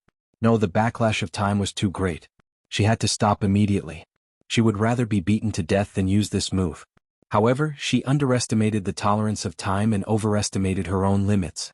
Halfway through her action, a huge amount of energy exploded from within her body. The explosion of energy was so quick and violent that it was shocking. Without even making a sound, the woman in black was blown to smithereens on the spot. This wasn't an adjective, it was reduced to an atomic structure. However, because the imprisonment field wasn't immediately removed, some strange substances in her body automatically entered Thea's body. With the woman's death, her time field was naturally removed, and Thea also smoothly regained control of her body. However, the scene in front of her made her a little confused. Although she was imprisoned, her memory was still there. The scene in front of her was that she jumped up and attacked, and then the woman in black was instantly blown to smithereens. Did I do this? Thea was confused. Did I hit her? Was she killed by my punch? Was she possessed by Saito-sensei? However, the enemy was indeed dead. Although many villains had the tradition of faking their deaths, as long as their heads weren't chopped off, this woman was already smithereens. In theory, it was impossible for her to revive, right? Carefully feeling her body, she vaguely felt that there was something extra in her body, but she couldn't identify it without a reference. At the same time, in the grass not far from her, two people were whispering. What do you think we should do? Thea killed the Time Wanderer. She's going to take my original body back to Star City. What was it? The blonde woman in white leather couldn't say what it was. The tall man named Rem had a funny look on his face. I'm a doctor of physics, not time travel. However, this Thea is very different from the Thea we know. The blonde woman rolled her eyes at him, knowing that he couldn't give any constructive advice. Just as she was racking her brains for a solution, their communicator rang. Miss Lance, Dr. Palmer, the timeline shows that Wanderer is dead. Did you do it? The owner of the voice found it hard to believe, but his tone was very relaxed. The two in the grass looked at each other and smiled bitterly. They wanted to accept this glory, but they really didn't do it. Chapter 149. The two of them came up with no good ideas, so they decided to go back and discuss it. But when they moved, Thea immediately sensed them. Even when she was a pure martial artist, Thea was astonishingly sensitive, not to mention now that she had evolved into psychic power. Who's there? The sound of their footsteps instantly alerted Sia. Relying on the support of the Windwalk spell on her body, she glided over to the two of them like a flying dragon, her feet barely touching the ground. But when Sia saw the faces of the two people clearly, she was instantly dumbfounded. The blonde girl was Sarah Lance, and the tall, handsome and funny guy next to her was Ray Palmer? Why were they here? At this time at this place? Thea vaguely understood something. She used her psychic power to sense Sarah Lance, who was knocked out by the shockwave. That's right, there were two Saras. The one in front of her was Sarah Lance from the future. Hi. I'm Ray. You don't know me? Oh, at least not now. No, I mean you shouldn't know me now. The handsome Ray Palmer, who was 1.9 meters tall, ignored the mysterious atmosphere between the two women and greeted them in a relaxed and cheerful manner. But after a few words he found it more and more ridiculous, so he stopped talking. But he still stared at her with bright eyes. This guy was indeed Felicity's boyfriend. He was just as funny as she was. Thea pursed her lips and nodded reluctantly. Then she turned to the blonde girl who was silent. You're Sarah? Sarah Lance, who already had the demeanor of a future legendary captain, bit her lip and said helplessly, Yes, you. Why are you on Purgatory Island? I'm here to find Oliver, Thea answered firmly and reasonably. No one could find fault with it. Sarah was having a headache. Naturally, she couldn't find any fault with the answer. Just as she was racking her brains, Captain Rip Hunter's voice came from the communicator. Hold her down for now. We'll be right there. Sarah and Ray exchanged glances and decided to let the Atom Man, who was more talkative, buy time. Hey, where were we? Oh yes, you don't know me yet, but you will soon. Blah blah blah. Sia didn't see their secretive gazes, but she didn't feel that these two guys were a threat to her. After all, they were on the same side. Ray used to be Felicity's boyfriend, and Sarah was Laurel's sister. She was related to them in many ways. Seeing that they had the intention to chat about their daily lives, even though she was a little confused, she still started to talk nonsense with him. Unfortunately, Ray Palmer was the kind of person who could talk nonsense all day long, but was always unreliable at crucial moments. After a few sentences he could not continue. Thea saw through his intentions, but she didn't expose him. Instead, she changed the topic and discussed with him about physics, technology, and nanotechnology. This made Ray Palmer breathe a sigh of relief. For an authority in quantum mechanics who could solve the Ehrenfest theorem in an hour, He could talk about science and technology for 3 days and 3 nights without repeating himself. What a genius. Although many of his ideas were just general discussions, they still made Thea's eyes light up. This guy could be seen as a weakened version of Tony Stark. Just a simple conversation between the two had benefited Thea a lot. Just as Ray was explaining a formula to her, Thea smiled. Your friends are here. We mean no harm, Sarah quickly explained. Yeah. Ray Palmer nodded like a chicken pecking at rice. Whether or not they meant harm they would only know when they met. Thea looked at the people opposite her who didn't hide their tracks and rushed towards her. A strange feeling arose in her heart. Was she so strong that she needed to team up to fight? She was so happy. Happy my ass. She didn't get any experience or reputation from fighting these people. 5 people came from afar. The one in the lead was the captain of Wave Rider, Rip Hunter, who was wearing a long brown windbreaker. On his left was Captain Frigid, who was wearing a down jacket and sunglasses and holding a slightly exaggerated-looking gun. Next to him was Captain Frigid's good partner, Heatwave, who was wearing an asbestos fireproof suit and holding a flamethrower. On his right was an ordinary-looking black youth with thick lips. Thea couldn't remember his name. Beside him was a fat old man with white hair and round glasses. Was the whole Tomorrow's Legend squad coming out? No, there should also be Hawkman and Hawkgirl. Were those 2 idiots dead or not? Miss Quinn, we're not enemies. We mean you no harm. Rip Hunter was the first to speak, explaining his side's position. Thea believed in this. Although her brother Oliver was a weakling now, his reputation would still shock many people in the future. He was known as the 8th magnate outside of the 7 magnate of the Righteous Alliance. As his sister, she would definitely have a good reputation in the Justice faction. They wouldn't dare to harm her. Seeing that she didn't overreact, Rip Hunt silently sighed in relief. It was inevitable to run into relatives and friends while traveling through time, so he couldn't just kill every single one of them. If he really did that, even the heroes of justice wouldn't spare them, so he was very experienced in dealing with such sudden incidents. His faction was neutral and even leaned towards the Righteous Alliance. Naturally, he couldn't force Thea, who had a close relationship with the Green Arrow Party. We came here from a certain time in the future. We wanted to stop the Time Wanderer from making a move on Miss Sarah's past, but we didn't expect to meet you here. I hope you can hand Miss Sarah, Rip Hunter pointed at the fainted Sarah Lance in the distance, to us and let her return to her original time. Thea had never thought about the broad issue of time changing Sarah's fate. She thought about it carefully. Wouldn't it be better to send Sarah back to Star City to her father and sister? Yes, that's great. There was nothing wrong with that at all. From every angle, Purgatory Island was the beginning of Sarah's tragic fate. If it could be changed from the beginning, then it wouldn't be a bad thing. But Rip Hunt couldn't say that. A person's perspective was different from his or her own. From Sarah's point of view, changing everything would definitely be a good thing. In fact, it would be an extremely good thing. If she could return home and live happily ever after, who would be willing to suffer so much? But for Rip Hunter it was a bit of a headache. Sarah was someone he had focused on nurturing. She had brains, potential, and enough decisiveness. But all of that came from the suffering she had endured. If he agreed to let Sarah go home, she wouldn't have any of those experiences. Wouldn't he be looking for trouble if he recruited her? Rip could swear to the heavens that as long as he let Sarah go, the capable blonde girl in front of him would instantly turn into a powerless young girl. Changing boyfriends twice a month, having some pox on the weekends and having parties when she was bored. This was the norm for young Americans. If he could maintain Sarah's original life path, it would be this image. But he couldn't say a single word of that. He could only rely on Sarah's own wishes. Whether his right-hand woman wanted to live her current life or return to the past was all up to her. Chapter 150. In the end, the choice was back to Sarah. Of course, it was the future version of Sarah in front of them. The unconscious weakling in the distance was automatically ignored by them. What should I do? Even with Sarah's extraordinary decisiveness, she was still somewhat hesitant. If she nodded, all her suffering would end and she would return to her daily life. What Assassin's League or Legendary Team? To hell with it. If she shook her head, everything would go back to normal, and she would still have to continue struggling in this sea of suffering. Everyone was silent for a moment. Those who understood lowered their heads in deep thought. When the problem fell on their heads, how should they choose? Those who didn't understand were also looking around, wondering why no one spoke. Sarah opened her mouth and couldn't continue after that one word. Perhaps she herself was in extreme hesitation. You shouldn't become a weakling, Sarah Lance. You're an assassin, a fighter against fate.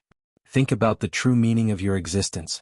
Beside her, Captain Cold Snart said with a sharp, duck-like voice. The originally fluctuating balance had a subtle change because of his words. Sarah's expression gradually changed from hesitation to determination. She closed her eyes and said with a pained voice, "You're right. That's my fate. I shouldn't run away from it." Thea couldn't help but glance at this guy who suddenly interrupted.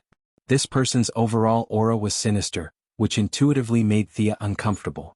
She didn't think that he could understand Sarah's heart so well. In her impression, one of them was gay while the other was a lesbian. Unexpectedly, they had developed feelings for each other.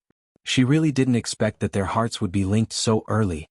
"Since you've chosen this path, I can't drag you back." Thea nodded at her, indicating that they could solve it on their own.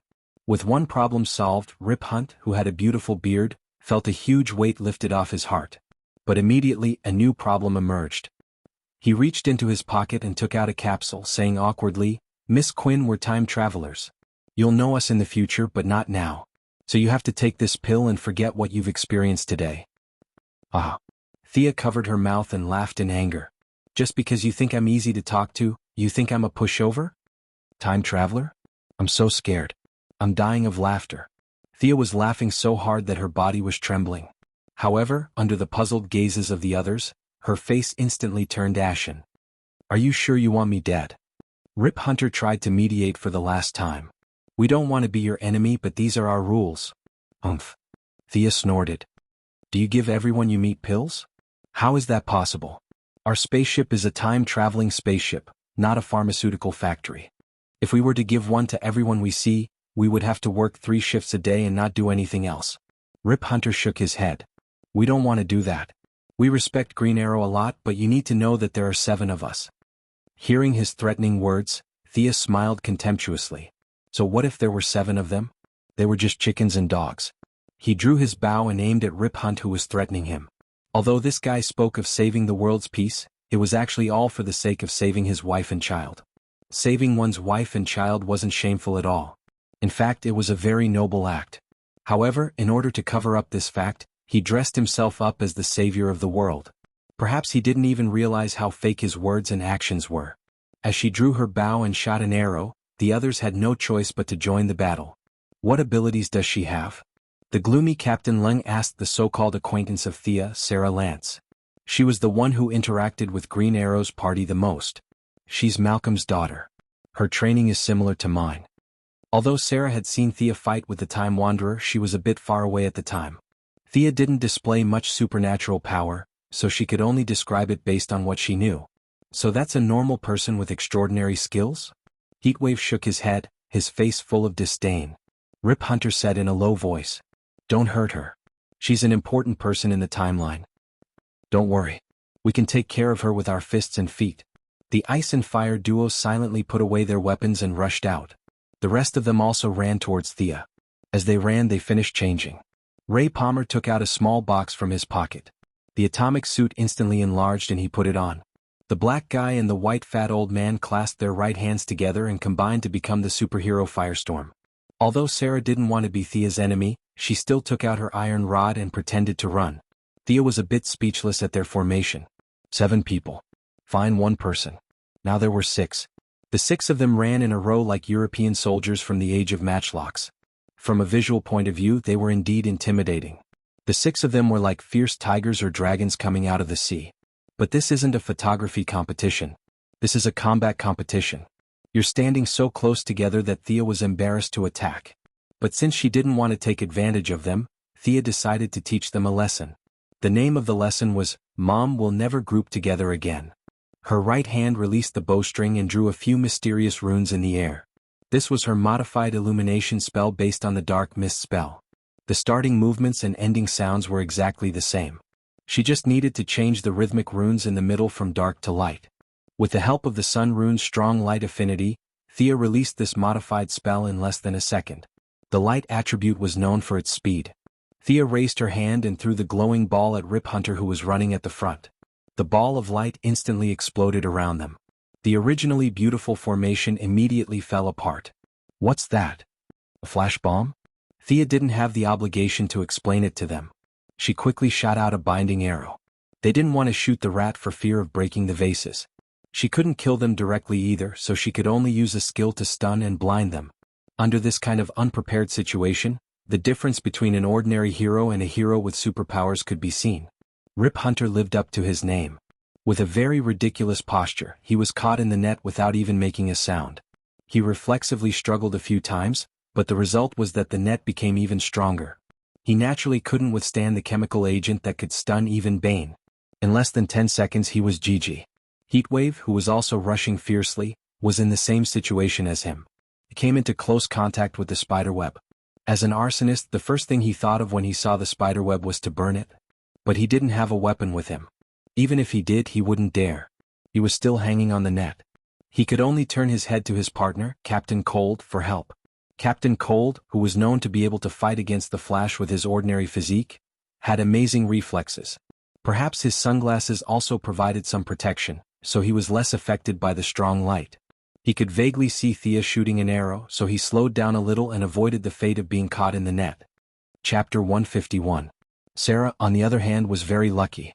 She started late and was the closest to Thea among all the people present, not to mention that Thea had come all the way here to save her in 2008.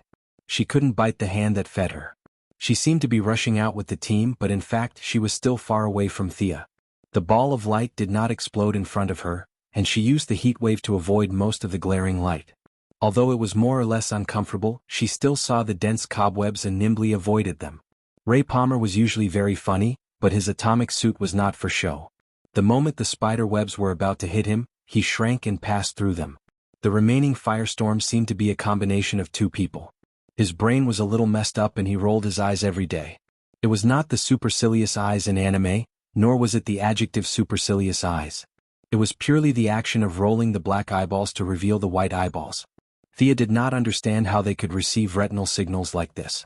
Anyway, she knew that her flash did not work on them. The combined guy was on fire and went straight through the center of the spider webs, leaving a human-shaped hole. Captain Lung hesitated on the outermost side, wondering whether he should save his partner first or gang up on Thea first. Sarah did not want to fight at all. She pretended to be an 80-year-old woman and slowly moved forward. In the end, the only ones who rushed in front of Thea were the Atom Man and the combined firestorm. Both of them were strong opponents, and Thea did not dare to take them lightly. However, their fighting styles were not mature enough. The Atom Man's personal chivalry was too strong. He had a long-range weapon on his suit, but he insisted on fighting hand-to-hand. If a bookworm with several doctorates and a contemporary grandmaster of martial arts like Thea fought hand-to-hand, the result was already doomed. Thea didn't pay much attention to him and dealt with him casually. Her attention was always on the firestorm in the sky and Captain Lung Han, who was rushing over from afar. Firestorm's flying ability was quite fast, but he mostly used the reverse thrust of the flames to accelerate his flight. It looked like two streaks of flames flitting through the air, mighty and domineering, but in fact his steering was extremely poor. If Thea's skateboard was still there was no way she could beat him up. "Dr. Palmer, is your suit sturdy?" Thea dodged Firestorm's air-to-ground fireball and asked Atom Man with a smile. "Of course, my battle suit is made of..." Before he could finish his sentence, Thea's mechanical arm went into overdrive and grabbed one of his arms. Like a discus, she spun 3 times on the spot and threw it at the firestorm in the air. The black guy and the fat old man were not very smart. When they saw Atom Man flying at them, they reached out to catch him without thinking. Thea had been waiting for this moment. There were many problems with their combination. The black guy and the fat old man's cooperation was always half a beat slower. In the original plot, there was a glorious failure where they were shot apart by an arrow.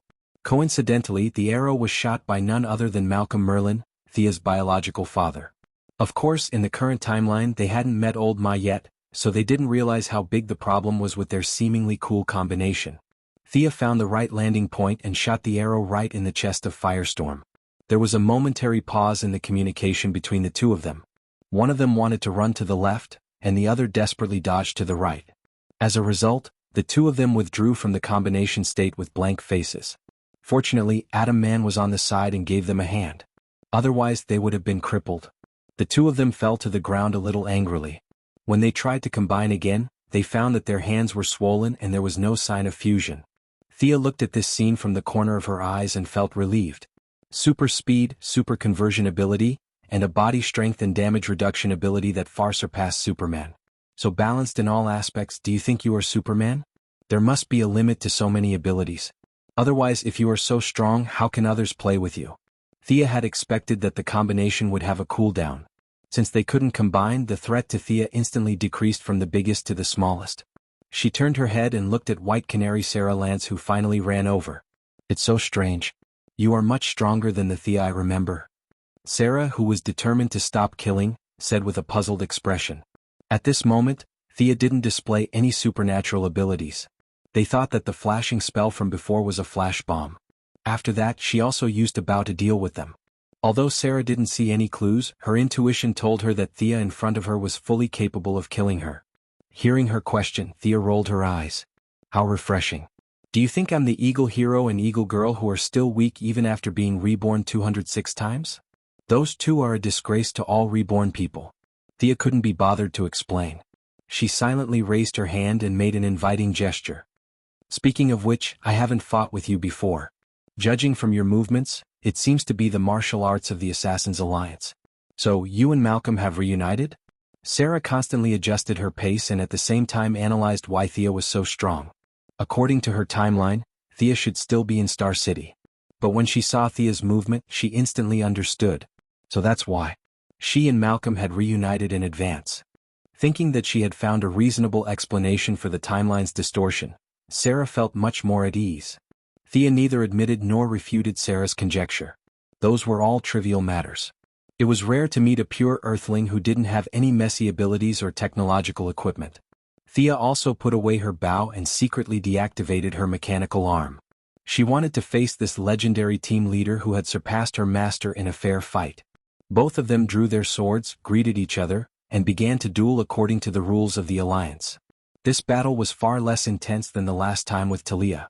Neither of them had the intention to kill. Thea was stronger than Sarah in terms of height, combat skills, strength, and speed, but she didn't have an overwhelming advantage. At first, Sarah thought that she could defeat Thea with her experience, but she soon realized that Thea was more experienced than she was. On the contrary, because of her experience as a legendary team, she had to deal with laser guns, primitive people, and aliens every day. It had been a long time since she fought with a master of the same level. The two of them exchanged 7 or 8 moves, and her offensive was gradually suppressed. Thea was too familiar with her martial arts. Her level was far inferior to Old Ma and Talia, and naturally she couldn't be compared to the current Thea. But out of admiration for her future bravery, Thea didn't go all out. She was prepared to end the battle with a draw. As Thea deliberately went easy on Sarah, the situation was reversed a bit. The Atom Man on the side stared at them with a pair of big eyes.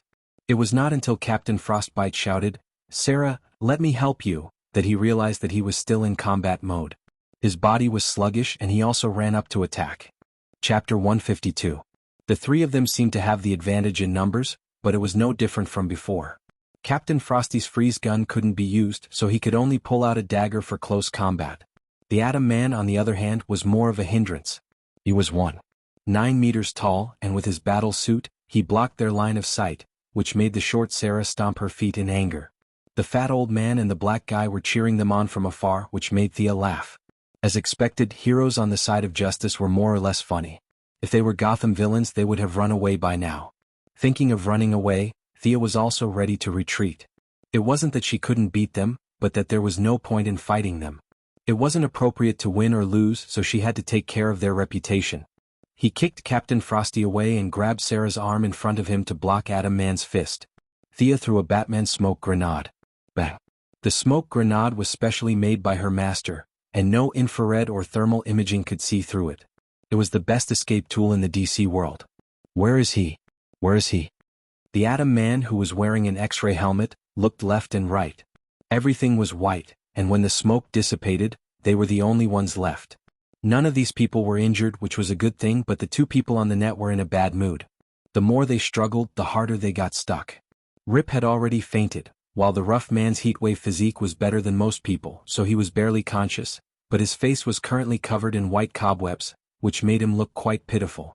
Although they didn't have Thea's escape potion, Ray Palmer and the fat old man were the world's top scientists. After some analysis, they still rescued Rip Hunt and Heatwave. He did come down, but Rip Hunt's cool beige trench coat and his Heatwave army green fireproof suit were completely stuck to the ground and couldn't be removed. Heatwave was so angry that he took out his flamethrower and sprayed the cobwebs until his clothes were burned to ashes. Only then did he walk back angrily. The few of them were a little dejected. Thea did not appear to be very strong, but she was able to crush them as easily as crushing dry weeds. This made them doubt whether they could save the world in the future. That's right, a follower hero from Green Arrow's team could beat the 7 of them to such a state. Wouldn't a guy stronger than Green Arrow be able to kill them in minutes? Rip Hunter had lost his windbreaker and was only left with a shirt. His entire aura instantly changed from that of a rich and handsome man to that of a poor loser, but he didn't have the time to ponder over his image. He turned to the AI on the console and asked, "Gideon." "I'm here, Captain." A light blue 3D holographic projection appeared on the console. The mouth of the 3D person seemed to be opening and closing as he replied calmly, "Gideon, help me find out which timeline the Time Walker is in. We have to save everyone before she does." The light blue figure was silent for a while, as if he had gone through a careful examination. "Captain, the Time Walker did not appear at any point in the past, future, or present." "What do you mean?" Rip Hunter was a little confused. "Captain, according to tradition, the Time Walker is already dead. She no longer exists. She has been completely obliterated, leaving no trace behind in the timeline." "How could that be?" Rip Hunter was a little dumbfounded. He wasn't like those heroes of justice who didn't understand the situation. As a member of the Time Master Council, he knew that the Time Walker was the #1 assassin under the control of the Council. Now, this #1 assassin had just shown her face and hadn't even done anything before she was killed by a passing hero in a few punches and kicks. Isn't your #1 a little too weak? Or was it that the heroes of the main plane were all very strong, and the Time Master Council was just a bunch of frogs at the bottom of a well, closing their doors every day to proclaim themselves as #1 in the world? This bunch of weaklings. Rip Hunter's impression of the organization he used to be loyal to was becoming more and more unfavorable. The people they trained were too weak. For a moment he didn't even know what to do. The Time Walker's way of doing things was simple and crude. Find a point in time before the members of a Legends team made a name for themselves and kill them in advance. According to Rip's original plan, he would have been one step ahead and pulled back all the members' precursors to protect them. But now that the assassins were all dead, there was no point in protecting them anymore. He turned to Sarah and asked, "Which point in time do you plan to send your past to?" Although Sarah was a bit sad, she still pondered for a bit before answering. "October 2008, outside Purgatory Island, along the path of the Assassin League's Nissa El Ghul's trial." Rip nodded slightly and patted his capable comrade's shoulder. "Gideon, go to October 2008, everyone sit down and prepare to depart." The last sentence was for the remaining crew members. But when they all sat down like elementary school students and waited for 5 minutes, nothing happened. They all looked at Rip in confusion, meaning, "What's wrong with your ship again?" As the ship's repairman, the black man was already preparing to repair it. "Captain, it's..." Before the blue electronic voice could finish, it was interrupted by a clear voice. "Ah, it's me, sorry to disturb." The only one who didn't treat herself as an outsider was young Mistress Thea. Thea separated from them, but after running for a short distance, she remembered that she had damaged the skateboard for no reason. No matter what, she had to ask them for compensation. There were so many pieces of futuristic technology on the ship, she couldn't just let it go, so she circled around and came back. Her hinting was ineffective against hostile targets, but fortunately, apart from Captain Frigid and Heatwave, everyone else on the ship was on the side of justice, so they didn't have any ill intentions towards her. Plus, with her professional stealth skills, she constantly used the shadows to hide from the 2 hostile eyes. Thea also followed them onto the ship. Just as she was wondering how she should start, she didn't expect these people to be so impatient, wanting to take off without saying anything. The young mistress was naturally discovered by the omnipresent AI, so to avoid awkwardness she had no choice but to stand up. "Why is it you again?" Heatwave, who thought with his fists more than his brain, was furious just looking at her. He'd worn that fireproof suit for so many years that he'd grown attached to it, and it was all because of this person that he burned it in anger, so she had to pay for it. He wanted to rush up and fight, but the gloomy Captain Frigid held him back, coldly watching the situation unfold. "Miss Quinn, what business do you have here?" As the captain, Rip was the first to ask. "If not, I wouldn't have come." Thea crossed her arms. "That woman in black was here to cause trouble, wasn't she?" There was nothing that couldn't be said, it was the truth. Rip nodded. "You're talking about the Time Wanderer, right?" "That's right." Thea raised her skateboard and pointed at the large hole in it. "She destroyed my equipment. Without it, I can't leave the island. My mother is home alone. If I can't go back, it'll be so pitiful. You'll have